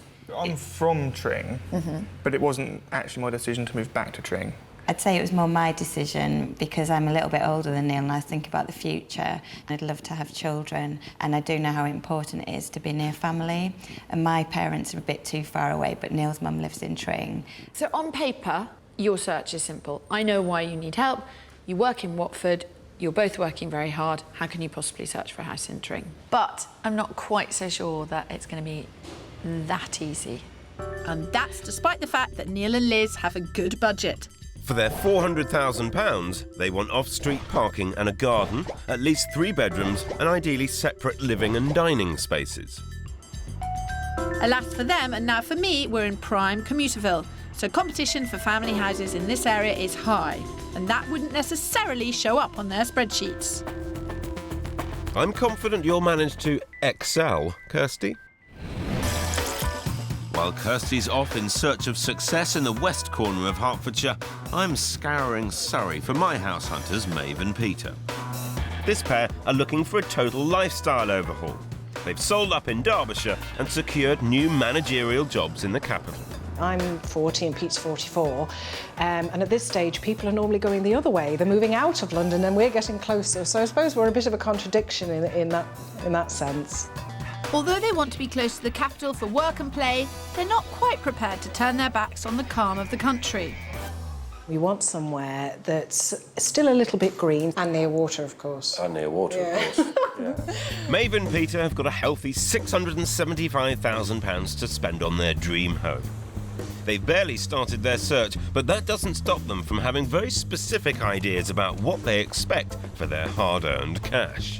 I think we know what we're prepared to accept, but there are certain things that we would not compromise on, like the setting and the location. Sounds like I'm not the only one with location worries. Do I sense that the location is going to be more critical than the house itself? Yes. Yes. I think there's a unanimous yes there. Right. Because our view is where it is and its setting and the village it's in, you can't change. And inside of a house, you can knock it around, do it up. A woman after my own heart. Tell me what it is you're looking for out of the location. You've got a big pull towards water. Oh, yeah, that was on my dream list. If you really want to live close to water, for me, I'd like to make that our centre point. Yes. What are you looking for out of the house? Something that needs putting our own stamp on it. I'd hate to be paying top whack for someone else's taste. It is difficult finding genuine opportunities to add value around here, simply because everyone's done it. It's been popular for a long time, and there aren't too many of the, the sort of old grannies' houses where there is genuine development opportunity.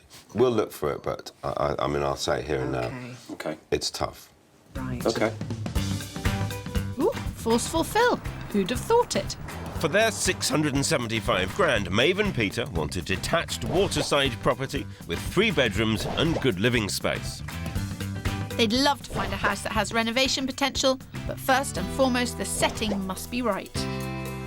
While they've given us a wide brief in terms of location, I'm taking the initiative and focusing their search in the towns and villages of North Surrey. It's an area with picturesque rivers and estuaries that also boasts excellent train links into town. Both our couples want to be in areas enticing to many a capital commuter. Maeve and Peter are leaving the Midlands behind to get closer to the city. But for Neil and Liz, they want more of a rural feel. Sitting at a low point in the Chiltern Hills known as the Tring Gap, this Hertfordshire market town is close to the capital and what some would say is the finest countryside in the UK. Add in 17th century charm and it's not hard to understand why Tring has an attractive ring to many.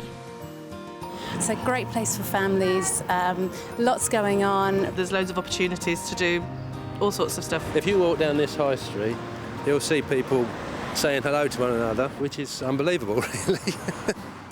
But good neighbours don't come cheap. The average cost of a house here is £290,000, 78% above the current national average. And although Liz and Neil have worked and saved hard to achieve a budget of 400 grand, it doesn't make this search any easier. There's a gap in the property stock currently available in their price bracket. My first property is on the lower side of that gap. It's literally a couple of minutes jaunt from the high street, and on paper it's ideal. At nearly 70 grand under budget, it would certainly keep financial pressure to a minimum. But will they see that as a bonus? This house is on the market at £335,000 and it is the perfect, let's not stretch ourselves, good location, good garden, 3-bedroomed starter home. I don't mind it's 335,000 because it means we can still go on holidays. Yes, big tick for staying open-minded. The price does mean there's a lot of leeway for improvement. Although perfectly adequate, the kitchen and dining area could benefit from more space. So, this is what we felt you had to make bigger. So that's the current kitchen. So basically you just have to push it out. This was one when we looked on the internet and the pictures, Liz hadn't thought there'd be enough storage in the kitchen. And actually when you look at it, and you talk about how you'd have to extend it to get the big family kitchen, it does sort of make more sense. I hope this is a case of genuine interest, rather than first viewing politeness. Upstairs are the required 3 bedrooms, ample storage, and even the bonus of a master ensuite. Teeny. Is it? Well, it's an ensuite. Practical. Granted, the proportions are not grand, but the house has a very livable feel. What they feel about this house, I can't read it yet. Hands up, I couldn't predict. Right now, what is in my tea leaves is not entirely visible. No future for you then as clairvoyant Kirsty? The fate of the house may rest on the 3rd bedroom, which at best could be described as bijou. I'm a little disappointed at the size of this room. Yeah, I think so. It's just... I do think it feels like a home, though. Yeah, it does. But could it be their home? That's the big question. So, you looked slightly as if you were going to cry when you went up the stairs, Liz. Were you horrified? No, not horrified. When we say one of our must-haves is 3 beds, I think we should have said 3 good-sized bedrooms. Right. That says it all, Kirsty. Moving on. Hopefully I'll have more luck with Maeve and Peter. For them, it's all about the setting. They want a 3-bed property on the water and have a budget of $675,000 to spend. Finding this has been tricky, to say the least. Having said that, I am really excited about our first property. I brought them to Weybridge, just a 40-minute train journey to London. It's a sought-after town with boutique shops, wine bars and eateries. The house is definitely unique in both style and location. It's part of an exclusive gated development on the banks of the River Wey, something I know they're both going to love. Now, I don't like to blow my own trumpet, but I think we found something rather special here. Now, we're on a private island. Right. With 9 houses on it, all built as part of the same development. That sounds and they're all good. these rather attractive, sort of timber-framed, single-storey, all quite interesting. Yeah. Yeah. I definitely agree unusual. with interesting. Yeah. Yeah. Think it's going to take more than interesting to convince Peter.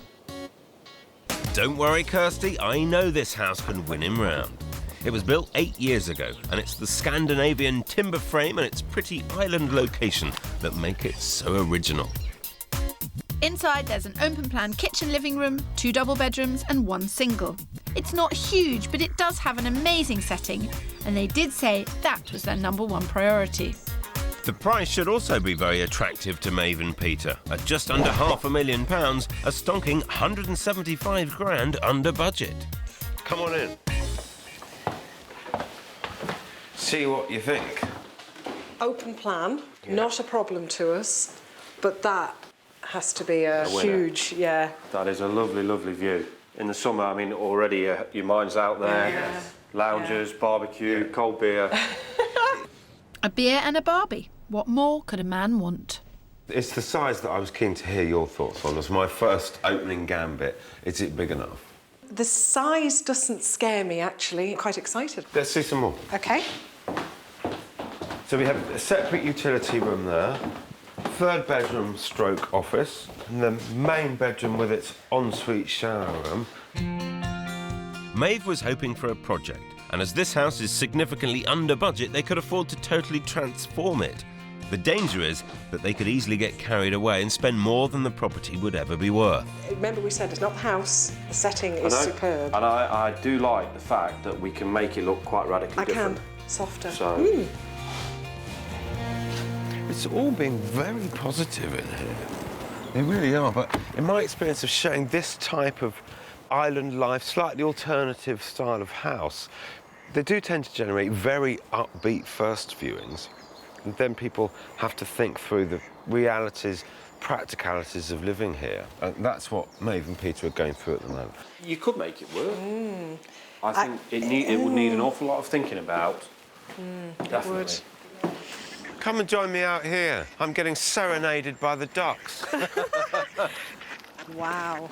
This is lovely. The setting's fantastic. Yeah, I mean, yeah. look, the sun's just come out now. Absolute It's winner. a lot of difference It already. is. Certainly for me, being able to enjoy nature and still be able to catch a train into town and go to work in the city would be very simple. I'm quite excited, but I know it might be too quirky. Well, look, let's move on. OK. We've started something a bit alternative, something well within budget. Yeah. Let's see where we get to. It's going to be interesting. As predicted, this place is pulling them in two directions. The setting has blown them away, but will the space work? We'll have to wait and see. We're catching up with two couples who are heading in opposite directions. Maeve and Peter wanted to leave the countryside in favour of Surrey and being closer to London.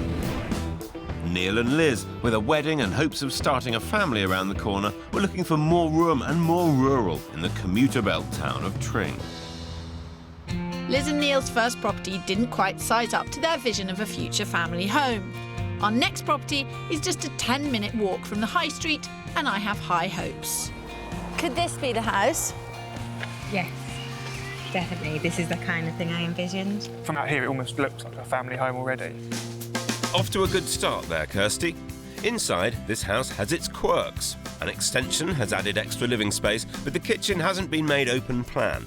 An unconventional layout, but it works. With an asking price of £380,000, it's 20 grand under budget. The sun is finally coming out. And look, you've got a trampoline and a dip. Just as well Phil's not here. He'd only get all giddy. Don't worry, Kirsty, I'll leave any trampoline tricks to you. This is quite nice, this bit here. It's quite a lot of house, £380,000. Yeah, I'm surprised it's that much. An offer at the asking price had been accepted, but then fell through. They put it straight back on the market, and they have someone saw it at the weekend, is coming back for a second viewing tomorrow. We'd have to move pretty quick. Yeah, if you really wanted it. Well, that sounds positive, but they've not even seen the whole house yet.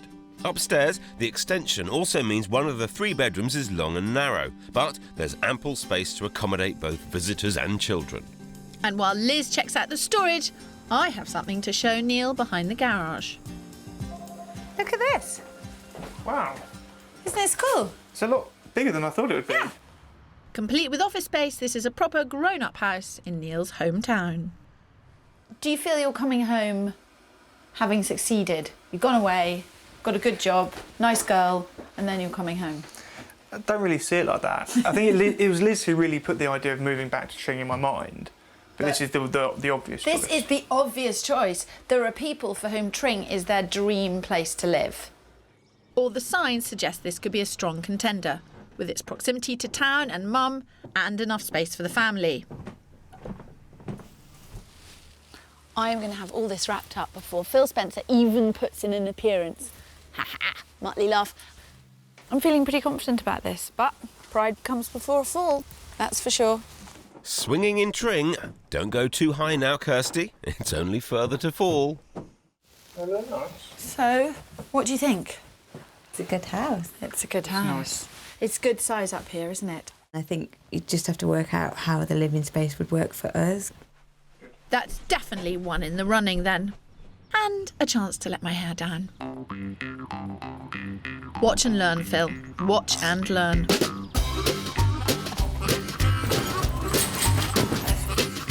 That is brilliant. Oh, no, let me go on.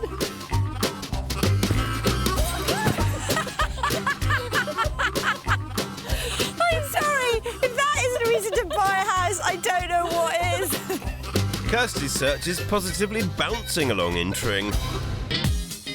For my house hunters, their first property, a Scandinavian-style bungalow on a gated island complex in Weybridge, was maybe a little too far out of the box. For Maeve and Peter's second, very different style of house, I've drafted in my property wife. They're still on the river. Nice weather for ducks. Yes. We've moved 6 miles north to Staines-upon-Thames. With trains to London in around 40 minutes, it's a commuter's dream. It's a beautiful conservation area with independent shops, local pubs and pretty properties. But more importantly, the house we've come to see sits right on the river. So what do you think of this? An old boat house converted into a very sweet house. It's very pretty from the outside. It's very pretty in the inside. What we've got here is essentially an upside-down house. All 3 bedrooms are downstairs, but to make the most of the amazing views of the River Thames, the living space and kitchen are up on the first floor. It really is a stunning property, with its own 40-foot private mooring. As for the price, we're near the top of their budget with this one, just shy of £650,000. But it's bigger than the last place we saw, and I reckon the decor is much more to Maeve and Peter's taste. What do you think of this? You've got a 30-foot living room. Gosh. Vaulted ceilings, exposed beams, windows across the river. It's done beautifully. Very nice. That is lovely. It's quite special. It is. I don't know. Do you ever feel life is going too fast? Yeah. And you want to find somewhere where it's just a bit more... Tranquil. Yes, and this is tranquil. That's exactly what it is.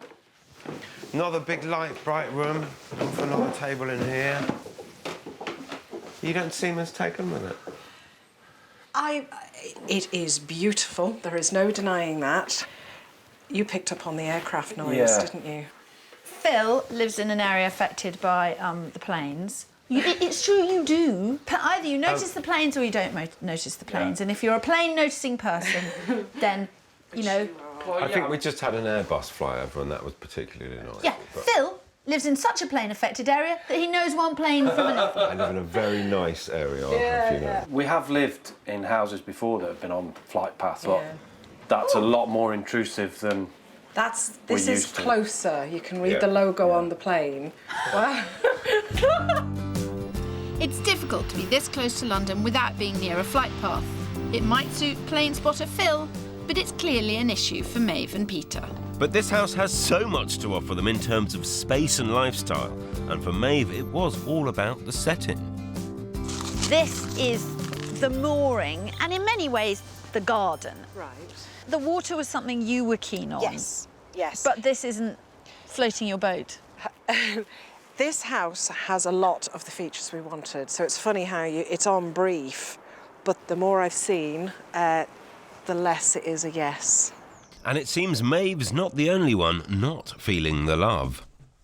The house itself is lovely, you know, you can't deny that, but I think the thing that's missing is that thing that's really hard to articulate. It's the emotional attachment. It's just not there, unlike the first one. Fine. We're in the wrong house. I guess so. Let's move on. Well, that didn't go to plan. I'm a little disappointed because I thought this was a fantastic house. It is fantastic. Anyway, they're not going to buy this house. They're not going to buy this house. Deep breath. Deep breaths. Well, Kirsty, if we both want to breathe easier, we just need to crack this equation and find our house hunters their perfect homes. I have one more entry for my accountant's spreadsheets before their final audit. We're on the edge of the town's conservation area, known as the Tring Triangle, and we've got Phil along to square things off.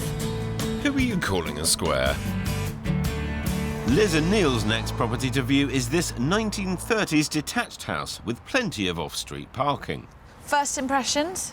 Being here, but much closer to my mum, much closer to more shops, more sort of known amenities. It's more of a known quantity. Favourite pub? Is literally round the corner. Why don't you and I just go for a pint and we'll let them work it out? How Neil gets to the pub might be at the core of this search. Priorities, Kirsty, priorities. A deceased estate, the property is on the market at £390,000, 10 grand under budget. The proportions and layout are good, but although the house is a little dated, it could still be improved to create the ideal family home close to future childcare.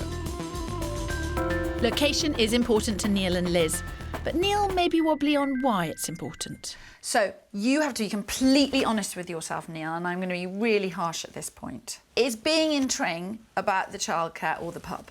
It's about the childcare. But It's the pub. You struggled with that. You struggled. Do I trust you, Phil, to have a serious word with Neil? Leave it to me, Kirsty, leave it to me. Are you dealing with things? yeah, I think so. We've seen at least one house that we'd looked at or thought to look at before, one we didn't even know existed, and one in a place we would never have considered. Okay. So all that combined is really helpful. Helpful or confusing? Bit of both. For what it's worth, I think you need to go through the confusing period in order to make a confident decision at the end. Let's hope we're creating more confidence than confusion. No, I just had to drag Nia away. A bit of man-to-man time. You didn't say, oh, she goes on about baby, she's so No, I wrong, didn't. did you? No, I didn't. No, I didn't. I know it's hard to buy a house in anticipation of something, but Yes, it's the only but sensible way. I completely agree, but it is difficult for them. Everybody tries to do it, but you're making a long-term decision. You're forecasting your life into an area that you know nothing about, and that's difficult. Yeah. If anyone's capable of the ultimate forecast, it should be our spreadsheet-loving accountants. And you've got more space up there. Could be your cupboard. Just the one. Outside, the appearance of the sun seems to be sending someone dotty. This is my first no-coat day. Please note, no coat, no coat, no coat, just the dress, the sun is out. No scarf, look. When did you last see my chest? I won't answer that.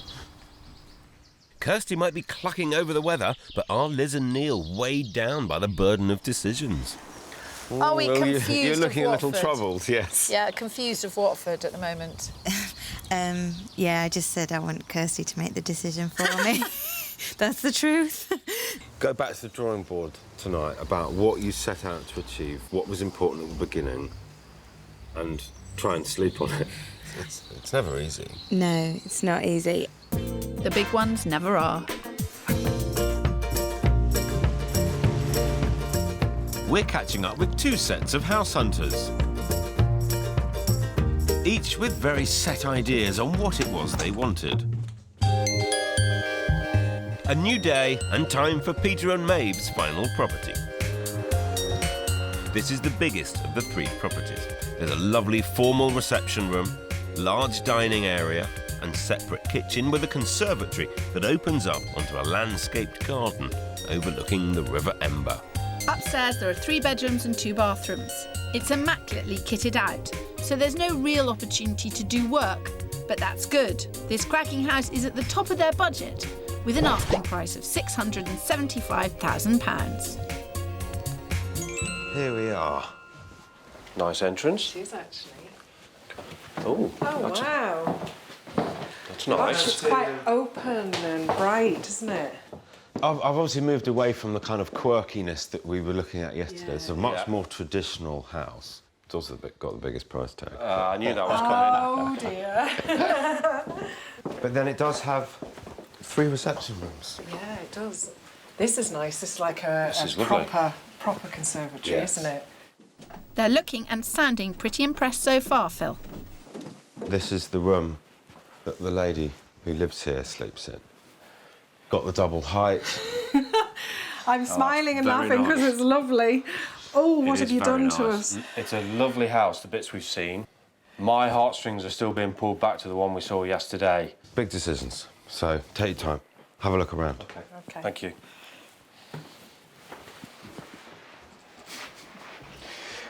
Deep puzzlement, I think, going on. I've posed them a really difficult one because this is a traditional house and it's absolutely stunning. They quite wanted quirky. I don't know which way it's going to go, I really don't.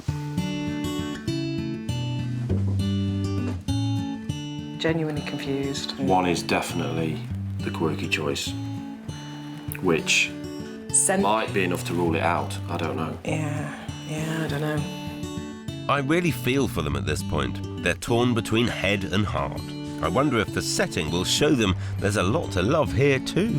And then we have the river.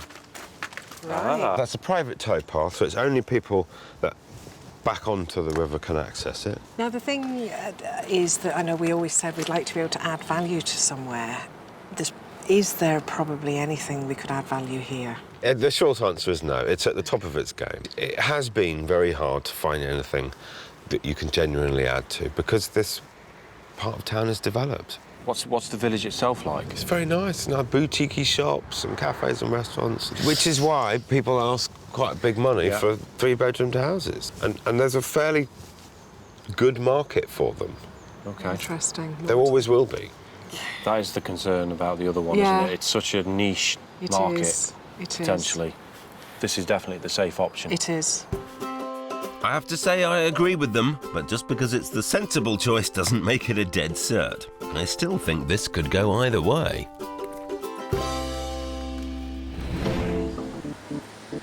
In Tring, has Neil and Liz's spreadsheet approach helped them decide on the right house?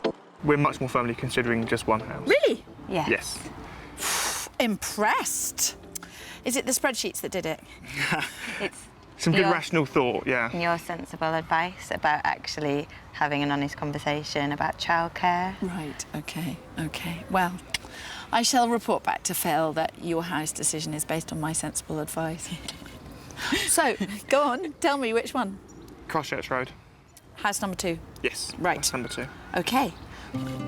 I told you that trampoline would swing it, Phil. Trampoline, you say? This property's a mere 10 minutes walk from Neil's favourite pub. It's also a 10-minute walk from his mum Marion's house. So Liz and Neil have asked her along for her opinion. First impressions? It's good. I can imagine you living in this room, really, Yes, because you've got yeah. the sunshine and the big the patio doors. It's not a renovation project. No. It's definitely livable in its current guise. Yeah. You've done wallpaper stripping before, haven't you? Well, that's not renovation, though, is it? No, but Have you done wallpaper stripping before? Has he not I told have. you? No, I did it for my grandparents when they moved in Tring. Right. The whole house, top to bottom. This is why it's useful to have people's mums come on house hunt. You've not said anything about your DIY skills. I was keeping it under wraps, to be honest. You were keeping it under wraps, yes. But everyone's pleasantly surprised rather than massively disappointed. Undersell, over-deliver. That's my motto too. So this one, they didn't use it as the master bedroom. It's a decent size, isn't it? Maybe not the yellow, but... Not my colour, but it is a good size. Yeah. Well, by now I think I know the answer. But just to be on the safe side... Would you like to be the proud owner of that house? That's the question, isn't it? Yes, and actually I think I'd be disappointed if I'm not. Could you see yourself coming here to look after your grandchild? Yes, I think I could. That's a relief.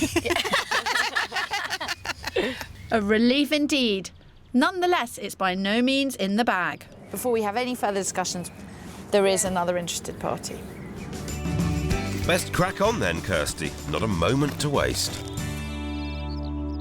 You are in a dream position, you're dream buyers, your position is worth money. It is worth something. I agree, it's definitely worth something. I don't want to jeopardise the house, though. Daniel, it's Kirsty. This house had been under offer at the asking price of £380,000. Can I sell the vendor on the benefits of a chain-free buyer? The question I have for you is, what is that worth? Because I think it's worth quite a lot. What if we said that I wouldn't pay a penny more than £375, but we would settle at £375? If you could give it a really good shove at that, I'd be really pleased. Fantastic. OK, bye. Neil's legs were shaking. I'm like, trust Kirsty. I just hope that we've played it right. Things are equally tense for Peter and Maeve. It's taken a lot of deliberation, but they've decided that the quirky island property just isn't big enough for them. Instead, they want to go for the more traditional Edwardian house, on the market at £675,000. Right at the top end of their budget. I don't think I'd want to pay anything above $650 for that house. In fact, I think I'd prefer to pay less. $625. Do you want to say $630? If those are the figures you're thinking, which are a long way from their expectations, and I also believe beneath market value. Right, Really? OK. OK. I think we should just go in and say, look, this is what it is. We're not here to muck about. Leave it on the table. Come back to us. OK, we take it from there. Deal Fine. to be done. Happy? Yep. Fingers crossed. Nick, hello there. It's Phil Spencer speaking. Whilst I've got an offer for you, I also recognise it's some way from what your vendor perhaps was hoping for. It's $630,000. In Tring, we're still waiting, but I've had a text from the agent. So he sent me this text. Vendors are having a quick talk together and will call me in 15 minutes. We'll let you know ASAP. I just don't like having a situation where I can't influence it. No. It's completely out of our hands. As for my couple, we've also got a low offer on the table, but unfortunately we're not the only ones interested.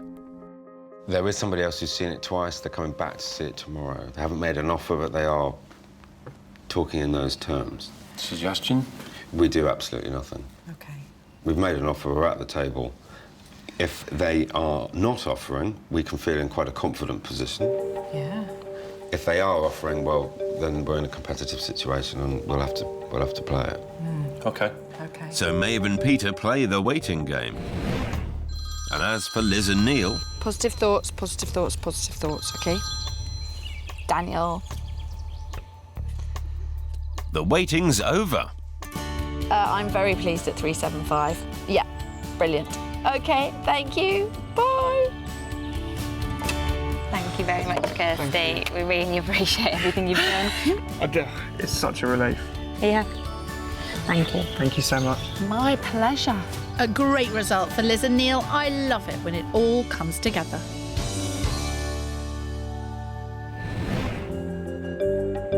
As for Maeve and Peter, well, unsurprisingly, the other interested party did offer on the house. Maeve and Peter increased their offer from £630,000 to £647,500, but it wasn't enough. So their riverside dream is over, for now. In Tring, Did it all go to plan for Liz and Neil? That's the cheesy one. Well, 4 months after signing on the dotted line, they moved in, and it's been non-stop ever since. So we got married in December. We've been in the house about 3 months. And then after that, I ran the London Marathon. And then we've had Lucy, which is absolutely amazing. Kirsty helped us find our new home by sort of making us prioritise what we wanted, working out what was important, and for us it was being near family if we needed them. And she was helpful with lots of things, and she helped us pick our honeymoon as well. So I heard, safari in Kenya. Whether it's a honeymoon or a house, it seems Kirsty can do no wrong. It's nice and peaceful here. I love coming home and you can walk out and look over the children's and it feels very calm and very relaxing. It's just a really nice, friendly place, and Neil's mum's here. Well, we were living in Watford and we couldn't decide between moving to a house in Watford or moving out away from Watford into the countryside. I'd lived in Tring for a lot of my childhood, so it seemed like an obvious step to move back here. And when they did move back, life was so hectic with wedding planning and marathons that redecorating took a bit of a back seat. So one of the main changes was the really long room, and we couldn't quite decide what to do with it. For a long time it was Liz's walk-in wardrobe, so surrendering that was quite a challenge for her. And we asked some friends what we should do. Someone suggested a bowling alley, but it's what we've turned into the nursery. So it's got 2 parts. The front part's a safari-themed play area, and the back is a sort of more calming sleep area with all the furniture. Yeah, we're really happy. It's the best room in the house. We think Lucy's lucky. She is. 3 months old and ruling the roost. Well, there's no doubt a baby mixes things up a bit. So my social life has changed pretty dramatically since Lucy's been born. Liz spends all week with Lucy, and I want to spend the weekends with her rather than in a pub watching football with my mates. Who are you trying to kid, Neil? One of your search requirements was to be close to your favourite Tring boozer. Saying that, Liz doesn't have it too bad here either. When you hit your 30s, your priorities change, and if I think about how often I'd go out in Watford, that was getting less and less and less and less appealing. And I'd say it's now more about dinner with friends. I haven't been lonely on maternity leave. There's always somebody I can see or something I can do, and I've probably made more friends than you just because I was pregnant and I was going to different clubs. So it just felt, I don't know, it feels quite close. I don't feel isolated at all.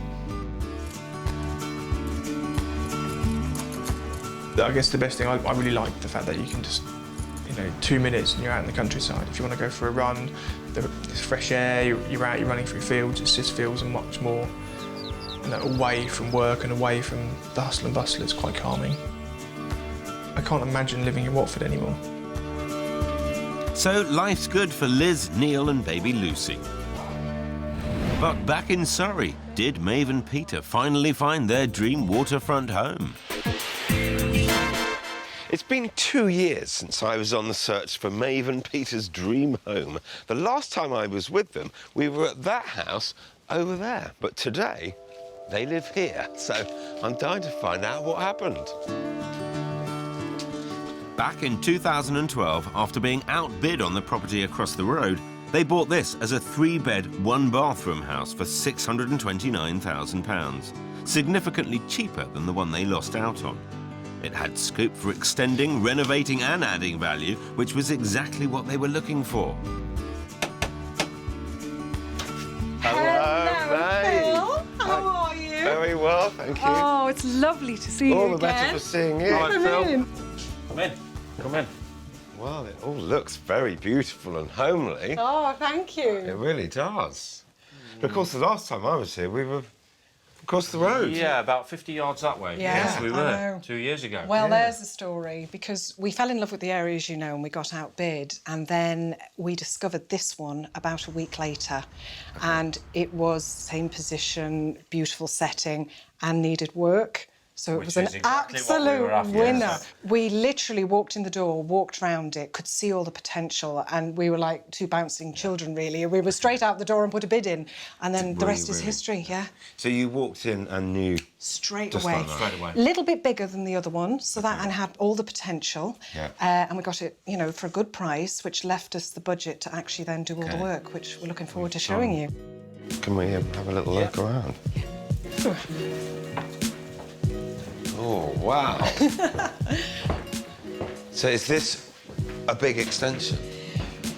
It is. It is fantastic. I mean, the actual floor area that's new is just that half. Okay. The whole configuration of the house has changed. This was a downstairs bedroom, so this bit existed that we're standing in, but the other half didn't. So that's new. So we've only added about, I don't know, 150 square feet. Okay, but your usable space has been transformed. Completely changed. It is sensational space. This is the sort of heart of the home, to be honest. I bet you spend all your time in We here. do. We sit there in the mornings and have breakfast, when we're not obviously rushing off to work, but at a weekend when we can sit down and think, definitely. And then when we have friends, this is a lovely little sociable area in the middle. Stunning kitchen. It's huge. Yeah, it is. And we've got our little utility area as well. So. And did you enjoy the process of renovating? I know you wanted a project, but actually, once you got stuck into it. My answer immediately is yes, very much. Now you can ask Pete. No, it just became a bit of a slog at the end, in all honesty. It is time-consuming and stressful and expensive and blah, blah, blah. But actually, the satisfaction that you have for years and years afterwards, of every time you come home, I chose that, I did that, I dug that, you know. I think it's brilliant. And did much happen upstairs? Yes. Pretty much took right down every wall, so... Can I have a quick... Of course. Quick scoot round. Maeve, Peter and their team have worked wonders here. The square footage they added downstairs is now a magnificent kitchen, dining, living space. Even more impressive is their clever reworking of upstairs, which means they've now got an extra bedroom and an extra bathroom. The whole upstairs has been reconfigured, so it's gone from 3-bed, 1 bathroom to 4-bed, 2-bathroom. Okay. But no extra floor area. Beautiful ensuite. Just really clever design from the architect. The architect was really good. Yeah. Turns out you had a really good team. We were very, very lucky. It is stunning. It really is. And every room hits the same high standard. But it wasn't so much the house as the location that was Maeve's priority. Well, they've certainly nailed that too. Maeve, I remember it was you that was driving the search towards being near water. It was. That was the top on the list. And Peter, at the time, you didn't seem that bothered about it. I love the spot that we've ended up in. I didn't think we'd be able to get it. It was more about trying to be realistic. Yeah. And I just thought we've got all the big move and the expense of all that, as well as getting a river view. Yeah. I wasn't convinced. And you kind of took the area on my recommendation. Has it worked out OK? Perfect, because we can literally get off the train from work, literally less than 10 minutes walk here, and of course nip in and grab some food There are a few distractions between us and the train station. Very, very nice. No, they're beautiful food places. So and also not having to park a car up and literally be able to walk everywhere down to the local shops. And the local community around, neighbours and that kind of thing. So welcoming. Within the first few days, virtually everybody had popped. Obviously not all the way, but they'd knocked on the door, introduced themselves. While we've been here already. Yeah. So we feel part of their That's lovely community. to hear. Yeah. So you paid, how much was it? $630? Just under $630. And we've probably spent over 100 on the project and all the refurb and things. So all in, we've spent about $750. Yeah. Obviously, including the purchase price. We've had it valued at a minimum of $850. OK. So yeah, you're well in. We're well in. But we're not going anywhere at the moment. That's good to hear. You got what you wanted. Yeah. I mean, 100%. Oh, yeah. Taking a lot of time and a lot of money, Absolutely. but you have got it. Ticked all the boxes. Yeah. We really, really like it here, don't we? Brilliant. Absolutely love it. So. Many, many congratulations. Very nice to see you both. Beautiful house. Cheers. I'm so pleased Maeve and Peter found a property with potential and were able to put their stamp on it, turning their waterfront fantasy into a reality. Well, it just goes to show that if one house does slip through your fingers, you still might find your dream home around the corner, or in this case, just across the road. I am so pleased with how everything turned out for Maeve and Peter. It's a fantastic result.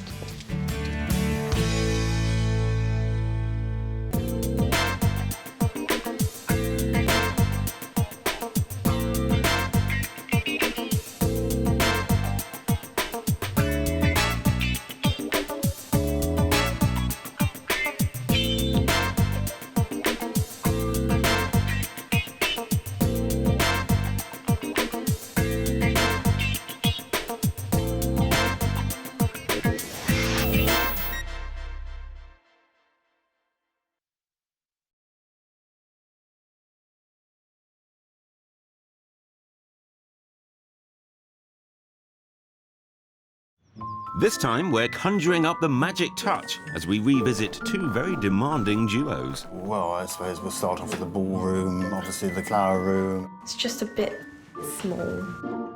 But even Phil's magic tricks can't turn pokey into palatial. Here I am. There's nowhere I could do my makeup. We might need a miracle to get them to compromise. I wouldn't go a step further. At the moment, we're kind of on the fence. Hopefully with a bit of teamwork. Location, tick. Parking, tick. The right house will leave them spellbound. You're rather pleased with yourself, aren't you?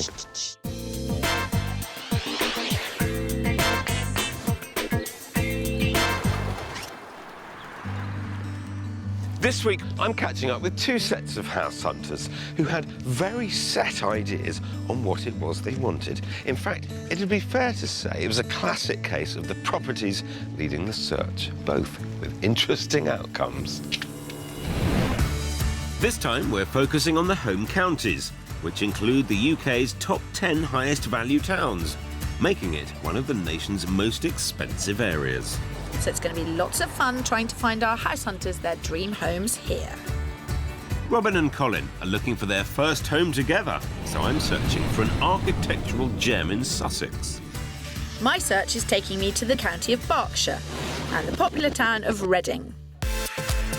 Sisters, 22-year-old market researcher Lucy and 24-year-old retail account manager Gemma have been living at home since they finished uni. But now it's time for them to fly the nest.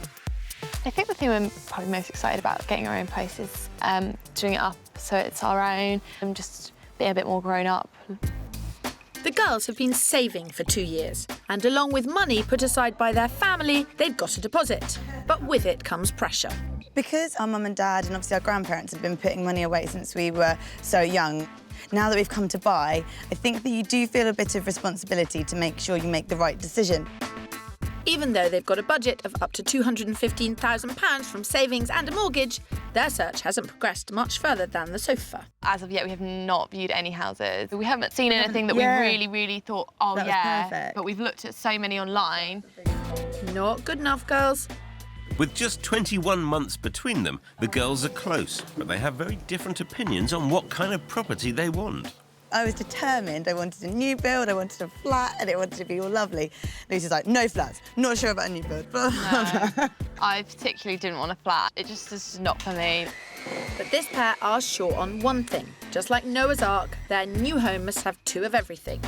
2 equal bedrooms, 2 bathrooms, and 2 parking spaces. So whether it's a flat or a house, it's double trouble for Kirsty. The girls want to buy in Reading, but they will consider places further east that are convenient for Lucy's work in Bracknell. With money from their parents and grandparents, the pressure's on to buy well, and that means a dose of reality. Rather them than me. My concerns are most traditional properties will have 2 bedrooms of different size and 1 bathroom. Yeah. If you're going for the new builds, which do have 2 bedrooms of the same size and often 2 bathrooms, you need parking spaces and you get 1 per flat. But of those 3 issues, so bathroom, car, bedroom, what would you say was the most important? If there was like a big master and a box room, that might be still a bit more tricky to deal with. The concern with the car, I guess, is for me, I hate parking so much. Oh, do you? There are sacrifices and compromises with both of your needs. You just have to absolutely be completely straight. Yeah. when you walk into the first property. As the girls haven't seen any properties so far, they'll have to realise, just like Mum, I know best. With a maximum of £215,000, Gemma and Lucy are after 2 of everything. Double bedrooms, bathrooms and parking spaces. But when it comes to property type, they want different things. Gemma would like a modern flat and Lucy would prefer a house. So while Kirsty gets her hunt on in Berkshire, my task takes me a little further south, to Sussex. Rolling countryside, fresh sea air, bohemian atmosphere and an easy commute to the capital. These counties have always lured Londoners looking for the sweet spot between town and country. Hardly surprising that they're in the top 20 most expensive places to buy in the UK, with the average house price in West Sussex being 260 grand. That's 100k above the national average. Sussex is where Colin Amory, an architectural historian, and his partner Robin Balance, a property renovation manager, want to finally settle down together after 8 years of living in separate London flats. It's the first time we've actually had a chance to live together. It might have been an absolute disaster, but then you don't know till you've tried. As a couple, they're hugely knowledgeable about property, which should make Phil nervous. I love a challenge. Their plan is to renovate something from scratch themselves. Not surprisingly, they have very specific views about how they want to spend their whopping £500,000. What we'd like to do is to turn a cocoon into a butterfly. Perhaps a historic building, but something that has a real hand of a designer in it. I think we're going to be very hard to please and exceptionally picky. Fantastic! To make things even trickier, they're not just thinking about themselves. The property also has to be right for their beloved Welsh Terrier, Bruno. Well, I suppose you could say there are 3 of us in this marriage. Bruno doesn't like busy towns, and I'm guessing he wouldn't want to live next door to cats either. Hopefully, he'll be very much an integral part of this search. Normally, we can whittle down where we look for a property to a few areas, but this isn't about location. It's all about architecture, architecture, architecture. So we'll be looking right across East and West Sussex. At over 1,400 square miles, it's one of the biggest search areas we've ever had. So I'm a little daunted working for architectural historian and a project manager. Given what you two do for a living, I can only assume you've got some fairly grand ideas about the environment you want to live in. Well, I wouldn't say they're obsequiously grand. I think we've got an idea of what we want. Well, I suppose what I really like, is the 18th century. But on the other hand, if we came across a nice, gloomy, Gothic folly in somebody's park, that would be just as good. How many rooms do you need? Oh, well, I suppose we'll start off with the ballroom, obviously the flower room. I shouldn't have asked. No, we're realistic about it. If it's got 3 bedrooms, great. If it's got the ability to add another bathroom, brilliant. It's all pretty straightforward, really, isn't it? I'm glad you think so. In fact, this type of search is a first for us. So, where to begin? They've got 400 grand to buy the property, and they've put aside 100,000 for renovations. They want somewhere of historical interest and architectural merit. It could be the shell of a building or an existing house, preferably in its original state. As far as size goes, they're not looking for a mansion, but my guess is they won't go for anything pokey either.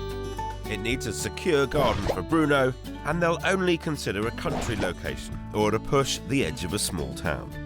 I know this part of the world well, and even though £500,000 is a huge amount of money, I still think for what they want to achieve, they're going to be really stretched. In Reading, Gemma and Lucy are posing a different challenge for Kirsty. Lucy's looking for a house, whereas Gemma favours a flat.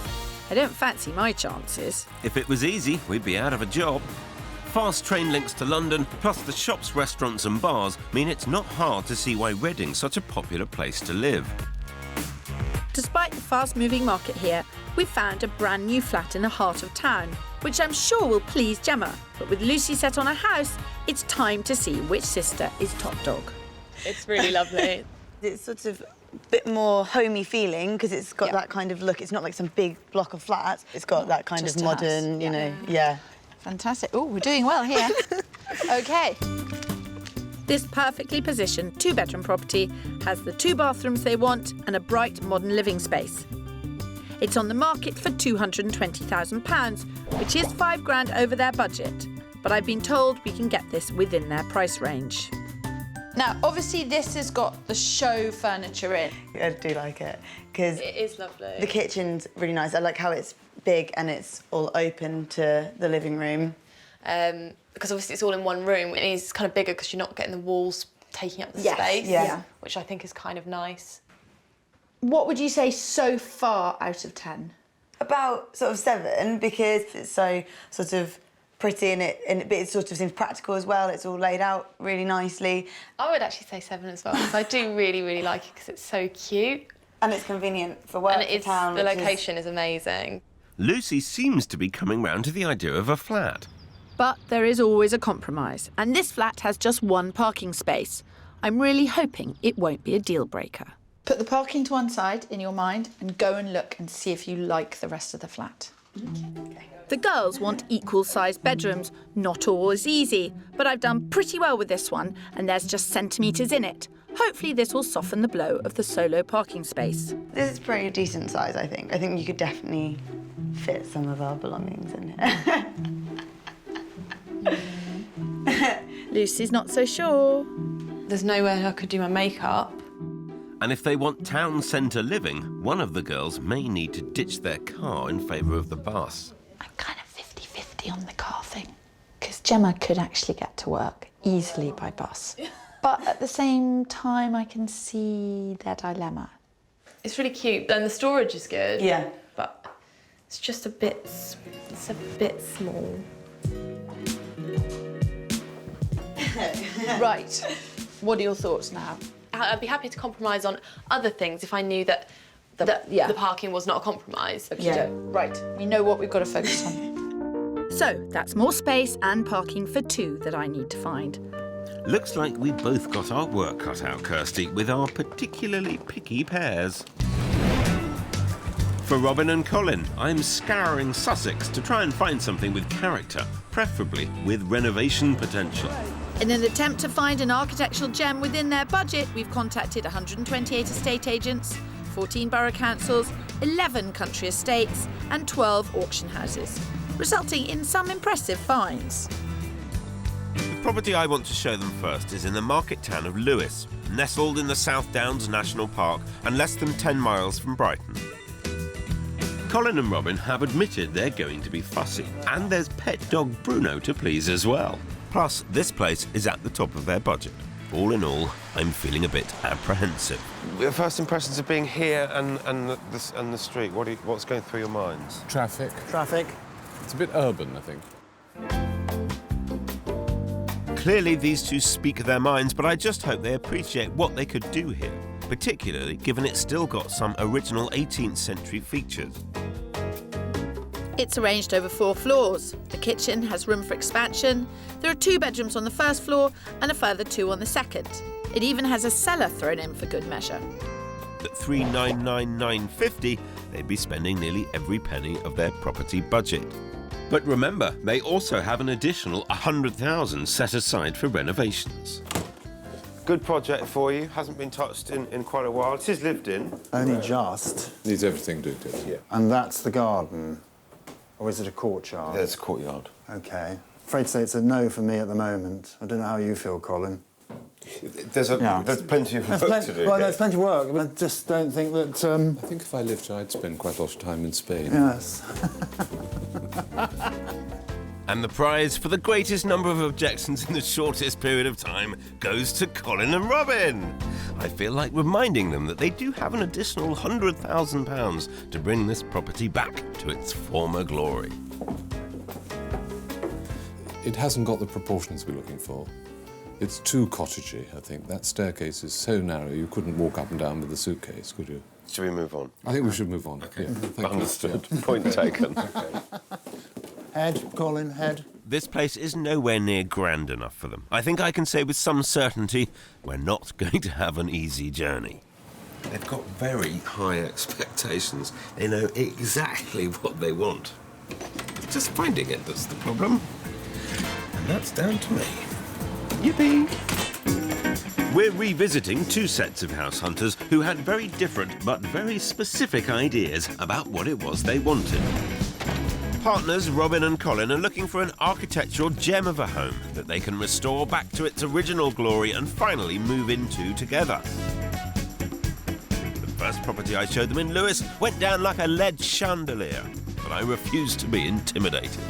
Yes, Phil. Remember, you are the property guru. Over in Berkshire, sisters Gemma and Lucy are after two of everything. I think my next property answers all their needs, and I've invited Pip along to help them see it that way. Wokingham is 15 minutes east of the girls' #1 spot, Reading, but it's closer to Lucy's work and offers them all they want. This is a property I'm confident Lucy will like, as she wants a house. A semi-detached house. Wow. It does look really nice, doesn't it? Yeah. It's big. How do you feel about Wokingham? It's so convenient for work, and Yep. you've got the benefit of being in a little town, so you've got all your amenities there, whilst being not far from Reading at all. And better parking. Yeah, definitely. I've got all up the street as well. Yeah. It's really good. Fantastic. So, location, tick. Parking, tick. House, let's see. 2 for 2 so far. Thank you. I've got a good feeling about this one. I can see why. They're getting over double the floor space of the flat, with 2 beds, a kitchen diner, separate sitting room and conservatory, plus a lovely garden. And it's on the market at just under £210,000, £5,000 under budget. Nobody likes a show-off. So, ladies, in you come. Hall, staircase, lovely kitchen. Oh yeah, it's such a nice size. Such a nice size. So, Wow. This is really nice.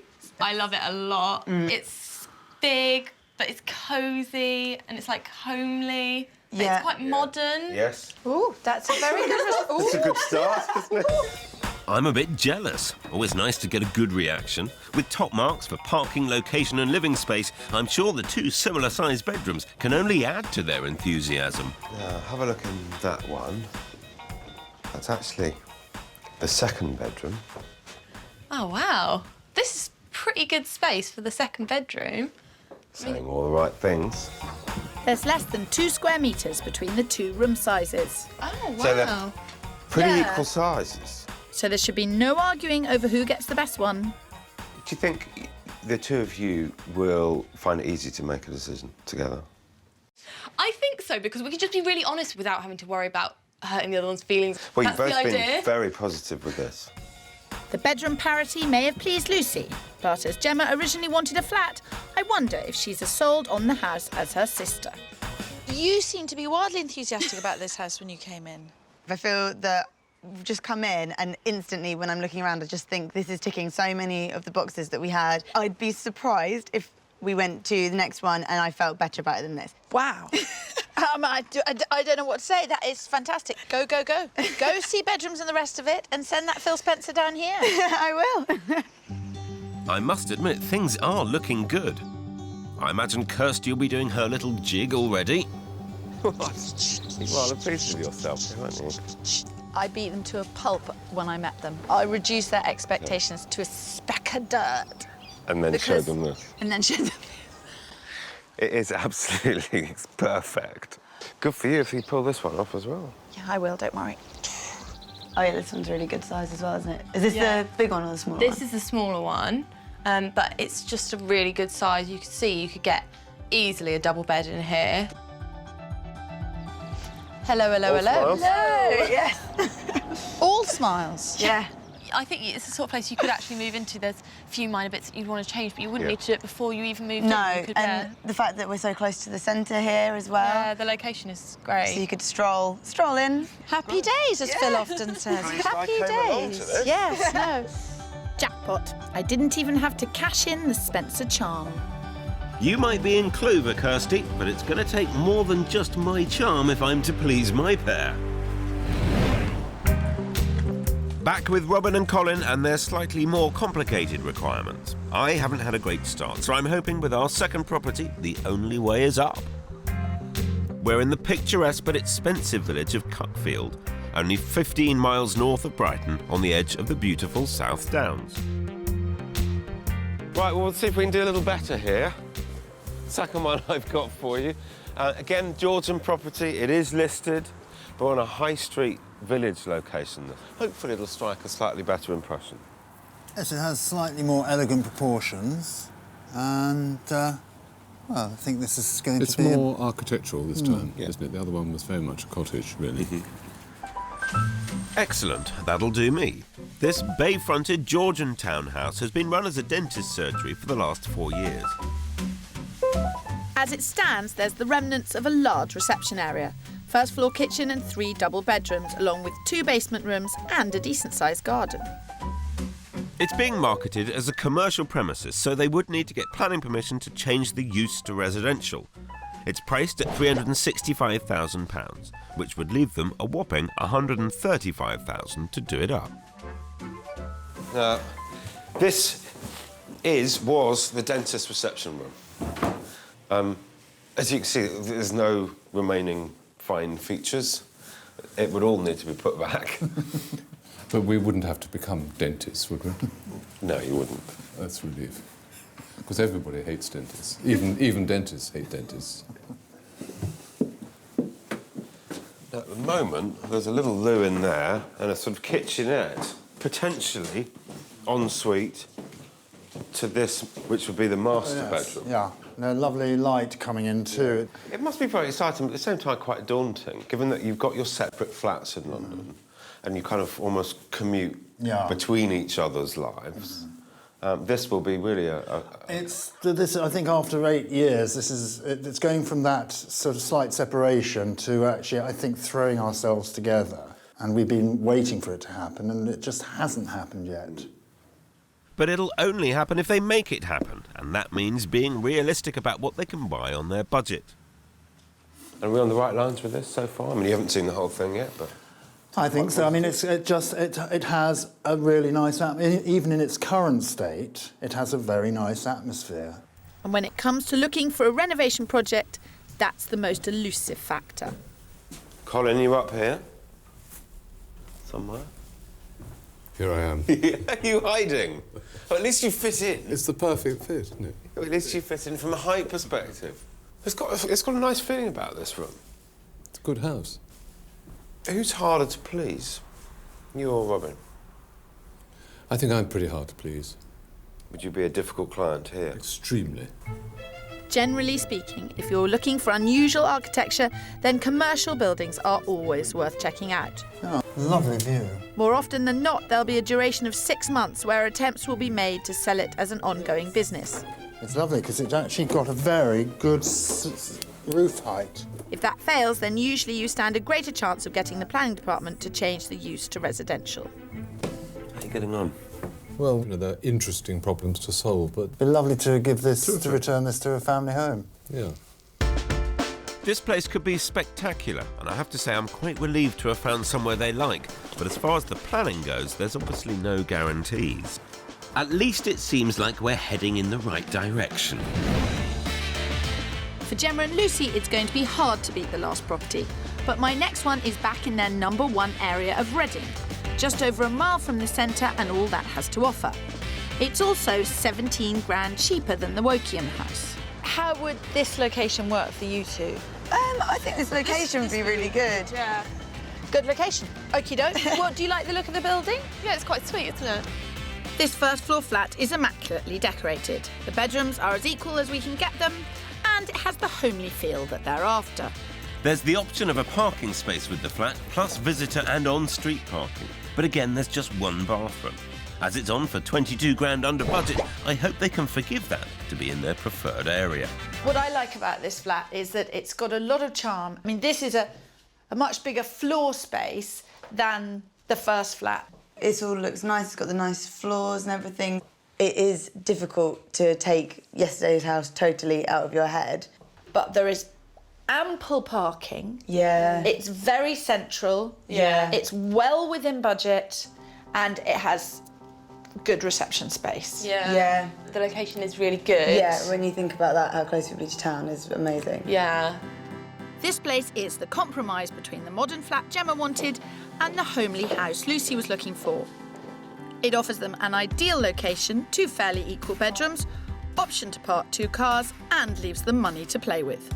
I didn't actually notice that. That's quite a big wardrobe in there as well. That's in your wardrobe before you even started. That's actually really good. You could definitely fit everything in here. It's a lovely flat, this. It's exactly what I was hoping I'd get for the girls. This property would not only provide the girls with a home close to their friends, family and Reading's busy centre, but as buy-to-let investments are in demand here, it could also offer security for the future with its letting potential. So you've seen it all now. What are your feelings? It kind of does tick a lot of the boxes that we want. The location is really, really good. It's space versus location. I mean, this is a great flat in a more central area, but Woking was a house. It's big enough that you could both live there with partners. Yeah, that's really true. Now you need to go away, talk to your mum and dad, and work out what works best for you for now and for the future. So Gemma and Lucy's search is going from strength to strength. As for Colin and Robin, we've made some progress, but I sense there's still a slight atmosphere of could do better when it comes to architectural style. So I don't mind saying that I can hardly contain my excitement about the next property we're going to show them, and I think it could be exactly what they're looking for. This stunning Grade 2 listed church sits on the edge of the sought-after village of Hurstbere Point, 8 miles north of Brighton. Properties like this rarely come on the market, but because there's another church in the village, the local diocese recommended this one for sale. The profits would then go towards maintaining existing church buildings and for good causes in the community. Unusually, there is no guide price. However, we've been advised by the diocese that Robin and Colin's total budget of £500,000 should be sufficient. It has planning permission to be converted into a 2-bed dwelling.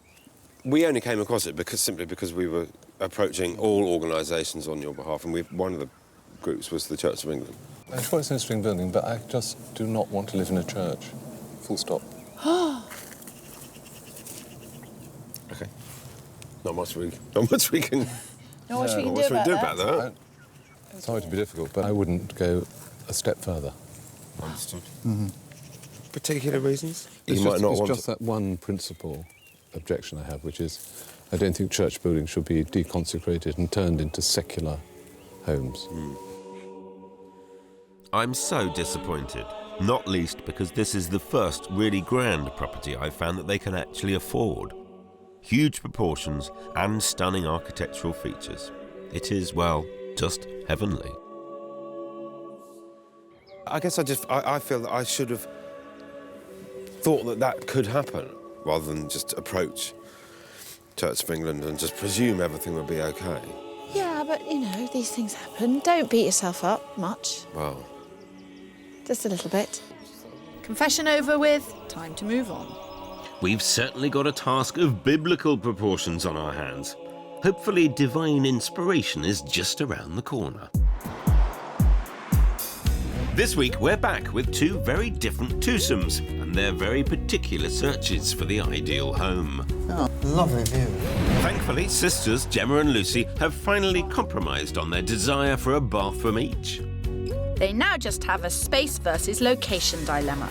The second flat in Reading has everything they need in their favourite area, but the house in Wokingham gives them around 1.5 times more room.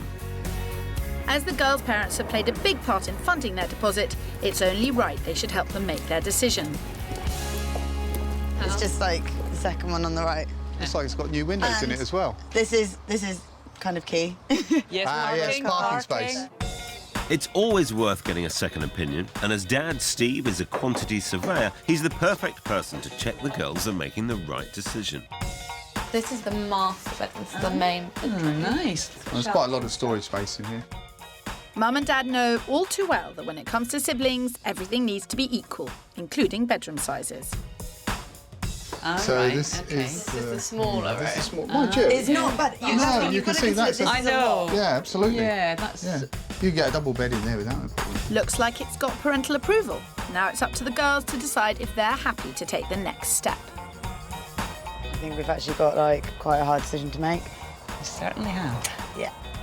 Not a dilemma Colin and Robin are facing. 3 properties down, and I've yet to find their gem. Fingers crossed for property 4. We're in the village of Stenning. home to 125 listed buildings. It's 14 miles north of Brighton and walking distance to the South Downs. It's also, on the face of it, a conventional Victorian semi. Not the architectural period they asked for, but in my opinion, a property with great potential to become somewhere they could finally set up home together. Nice big project. You don't look enamoured. Looks okay. Looks okay. Let's go inside. Okay. Oh no, here we go again. This house offers great scope for renovation. It's got 3 bedrooms, 2 of which are a good size, and 2 decent reception rooms. The kitchen is currently a bit cramped, but there's room to extend behind the house, and I'm sure Colin and Robin could come up with a super clever plan to produce something spectacular. It's on the market at £325,000, which is 75 grand below their budget for buying a property, and they still have the £100,000 for renovation if they need it. Come on in. The lady who owns it has lived here for 72 years. Oh, that's nice. Robin, I'm assuming you've done lots of this type of a project for your clients. Yes, this is... oh, there'll be a couple of little bits and bobs there, but this is quite an easy one, actually. Early days, Colin, you haven't looked around much of it yet, but architecture... It's almost better at the moment outside than in, isn't it? Well, the architecture seems to have disappeared inside. I am nervous. I confess it, I am worried about this. This is late Victorian. They wanted ideally Georgian or early Victorian. It's not exactly architecturally stimulating, but I think it would make a lovely home. Whether they accept that or not is a different matter. And to date, of the 4 properties I've shown them, haven't exactly all gone down brilliantly. Another one of these lovely, wonderful period Georgian fireplaces. Favourite fireplace. No, it's a lovely room. Yeah, it sort of gives me quite a nice feeling. I can see the potential, most importantly. Yeah, I think that's true. Yeah. Is this the sound of Colin and Robin finally matching their aspirations to their budget? Well, it's nice to see you've found a job, Phil. I've found some use. Fantastic. I'm good at one thing. It's a good period model. Yeah. How'd you get on? Great, yeah. I think it grows on you, this house. Yeah. And it has quite a lot of potential. It's got good feeling to it, I think. It's a very nice, quiet spot. But, you know, you'd have to do some interesting changes, I think, but it would make it a really rather good house. All of a sudden, I feel like I'm back on track.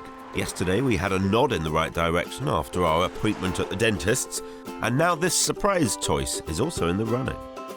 But they're an unpredictable pair, so I'm going to let them sleep on it.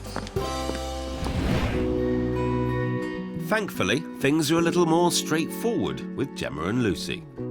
After a lot of deliberation, the girls have decided to go for the house in Wokingham. Sadly, Kirsty's had to rush off to a family emergency, leaving me in charge. I've got every faith in you.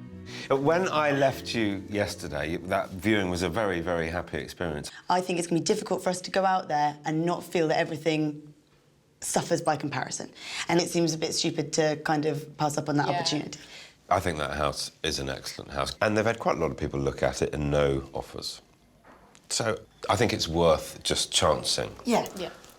a low offer Yeah. and just gauging their reaction. I think if we kind of went for about 200 with maybe a little bit of a buffer to wiggle up if we need to. Yeah. So you're happy at 200? Yes. Oh, Tom. Hello, Tom. Hi. It's Phil Spencer. The girls do very much like the house, and they've come up with a figure of 200,000. Good luck. Thank you, Tom. Cheers. Bye. Well, he didn't seem that disappointed. He's pleased to get an offer, basically. Yeah.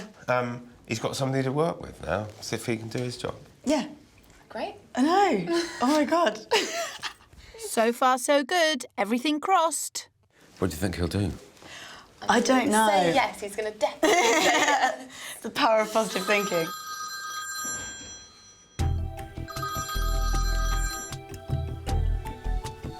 Hi there, what news? OK. Yeah, I understand. So we'll wait to hear. Good luck, thank you. Cheers. Bye. The vendors are talking to one another, and they'd like this evening, tonight, to kind of review their position. So I'll ring you as soon as I hear. Yeah. Great. Oh, perfect. Okay. Yeah. And thank you very much. Let's hope it all comes together. Yeah. Unfortunately for Gemma and Lucy, they were outbid on the Wokingham house after another buyer offered the full asking price. But the girls didn't let that hold them back. And with both sisters finally in agreement that a house rather than a flat was their best bet, 11 months on, they're the proud owners of their first home in Reading. It was a stroke of luck which led them to it. After we were outbid on the property that Kirsty and Phil showed us, we decided to continue our search. And one day, we just got a call completely out of the blue, and it was one of my friends. And she was saying that one of her neighbours had to sell their house quickly, and did we want to pop round and have a look before we put it on the market? We went round on the Sunday evening, and when we saw it, we just thought, this is exactly what we've been looking for the whole time. It's perfect. Went and had a quick chat and then just decided it was the one we wanted and just put an offer in there and then. The two-bedroom semi-detached house gets 2 big ticks for having a parking space each for the girls, similar-sized bedrooms, and there's even a front garden. We did get a really good deal because it was before he put it on the market and wanted to get a good sale. We got it for $193. Yeah. So we didn't pay estate agents' fees either. So we got, a couple of thousand or something off the price. Yeah. Well, everyone loves a bargain, but is independent living everything they thought it would be? We do love it. The area is just so convenient. We can walk to the gym from here, we can get a bus into town or just drive in, it's not very far. So it's nice that we have a conservatory, so there's a bit more space. So we quite often have people over, and it is just nice to have our own space, to have people to come round and just relax. It just feels really homely here now. We have changed a few things just to make it our own. So we've done our bedrooms, and we've also done some changes to the lounge just to make it a bit more girly. We were lucky that it was just in such good condition to move into. So they've got a good relationship with the house, but what about with each other? We get asked how we're getting on living together a lot, and people at work always sort of say it like, oh. And to be honest with you, we haven't had that many problems. I think that since we moved out, obviously Lucy was worried about my messy behaviour, but because it is someone else's space, I think that you do respect that, and you're not going to leave everything just lying around. And we both tried to sort of share the cleaning and the tidying, really, so we've not got into any arguments about anything like that. Well, if mediation's required, the good thing is Mum and Dad are very close by. And Kirsty and I would like to think our mediation skills prove useful in bringing the sisters onto the same page. I haven't been through the process, Kirsty and Phil. I think we're feeling really positive. They helped us a lot. They showed us what we needed, what we didn't need. And we've come out with, a house that we're really, really happy with. So couldn't have gone better, really. After following our guidance, I'm really happy Gemma and Lucy got everything they wanted on their wish list. And we know from Robin and Colin just how hard that can be. In their search for an architectural gem, we looked at a few diamonds in the rough. I thought it's an interesting building, but I just do not want to live in a church. Full stop. But was there anywhere that could be polished to perfection?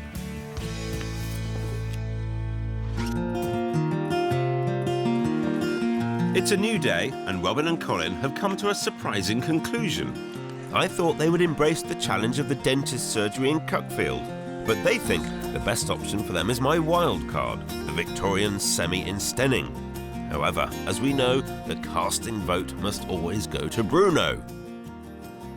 I know in the past you've been to houses where he's taken an immediate dislike. Yes. Gosh, and that's rather put you off. Mm. Not just houses, whole towns. Oh, really? One of the issues with the house is the parking. It doesn't have parking permission out there. It does have right of access across the gravel. You could create parking space here in the front garden. That, straight away, that means that's devalued the property for me on a development point of view. OK. Did he just say development? That's a new one on me. This is where I see it, the opportunity is obviously subject to planning. You're limited by the windows. Yes. Don't you get a second story on it? No, sadly not. But it would big improvement to the sort of functionality at the back of the house. Yeah. What do you think, Colin? Well, you'd have to be able to do something here, wouldn't you? It doesn't work as it is. You can hardly stand up in there. I don't know how this is going. I don't know whether they're thinking of it as a home or a project or a development. I can't read them at all today. Of course, they can spend their money however they like, but my frustration is that if I'd known they were looking for a development property, then I would have shown them places that maximised the profit margin, as opposed to somewhere they could live together. I have to admit I have no idea what they want to do now, because clearly the house we've just seen is not destined to be the family home they were looking for. Is it something that the two of you have actually seriously considered, buying it, doing the project, making some money, selling it again, and then using that pot of money to fund and buy the architecturally interesting house that you're after? This was our thought last night before we actually found out about the parking problem, that it would be a very nice project in order to help us get onto the next stage of the ladder to buy our architectural gem. It would only be worth doing up to sell if you could get it very cheaply. Yes. I don't think you're going to get it cheaply. I just don't. The vendors believe it's worth 325 and they're not really prepared to budge. And so it was that a house together eluded Colin and Robin yet again.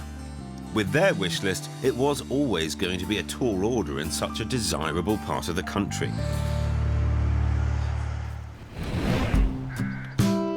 Now, though, I find myself in that very area of desirability, Sussex, 3 miles west of Stenning, on the Whiston estate, within which sits our particular pair's new home.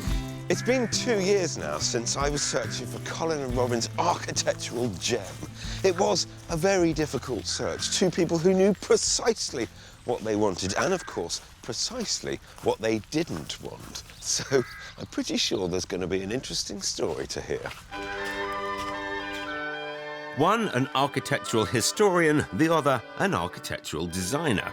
I always knew theirs would be a difficult brief. They wanted something peaceful with great views. Top marks there. And their hearts were set on a late Georgian or early Victorian folly. So it looks like dreams can come true. Robin and Colin. Phil, good morning how are to you? you. Very, very nice to see you. Lovely to see you. Hi, Phil. Thanks for coming to the Folly. The Folly indeed. Perfect. Known as the Roundhouse, it dates back to the late 18th century, and it's precisely what Colin would call architecturally interesting. I'd say more like fascinating. There are 3 bedrooms, a stunning reception room, and a very welcoming, cosy kitchen dining area. The only thing missing here are the title deeds. Robin and Colin are tenants. So the Roundhouse is part of the wider estate? Yes. So it was never going to be for sale? No, no. But it came up for rental and you were in the right place at the right time? I think that's why we had to move quite swiftly, because they don't come up very often. And when we asked you to find us a Folly in Sussex, you know, we realised how difficult it was. It's pure chance and luck, actually, that we knew somebody who knew where this place was. Yeah. Within, I think, a day, wasn't it? Yes, it was one day. Yeah, a day I'd come down to see it, and just the house gave me this really warm, welcoming hug, like I know the place. And does Bruno like the new abode? Well, yes. I mean, you've hardly seen him because he's either outside in the garden or he's probably fast asleep on his chair upstairs. Okay. Well, I'd love to have a look around. Can I have do. an explore? Yeah. Follow me. They only moved in a few months ago, so there's still plenty to do to personalise the space. But boy, what a space.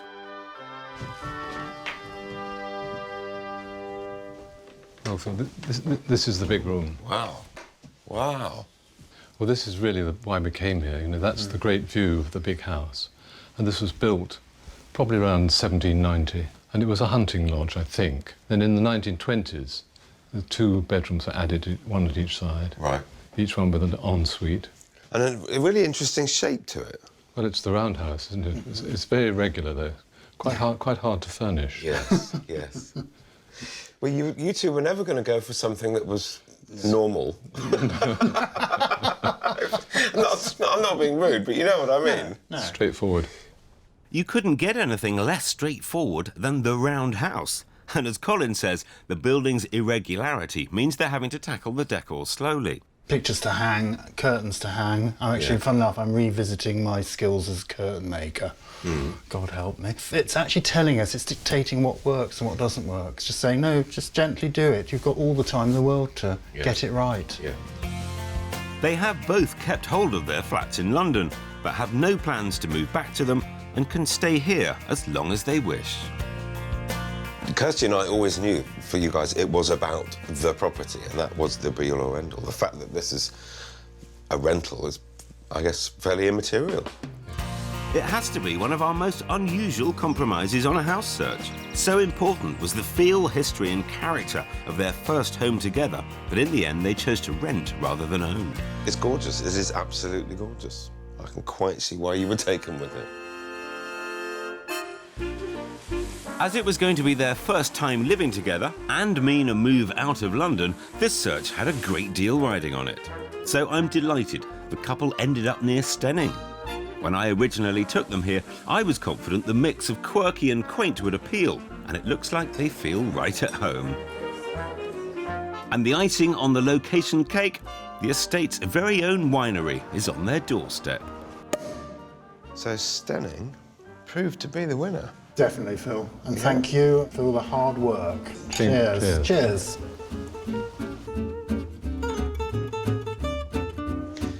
Well, no matter how much they really kept Kirsty and I on our toes during the search, it is great to be able to see Colin and Robin happy and settled in a location that they absolutely adore. Made all the better by a glass of pink bubbles.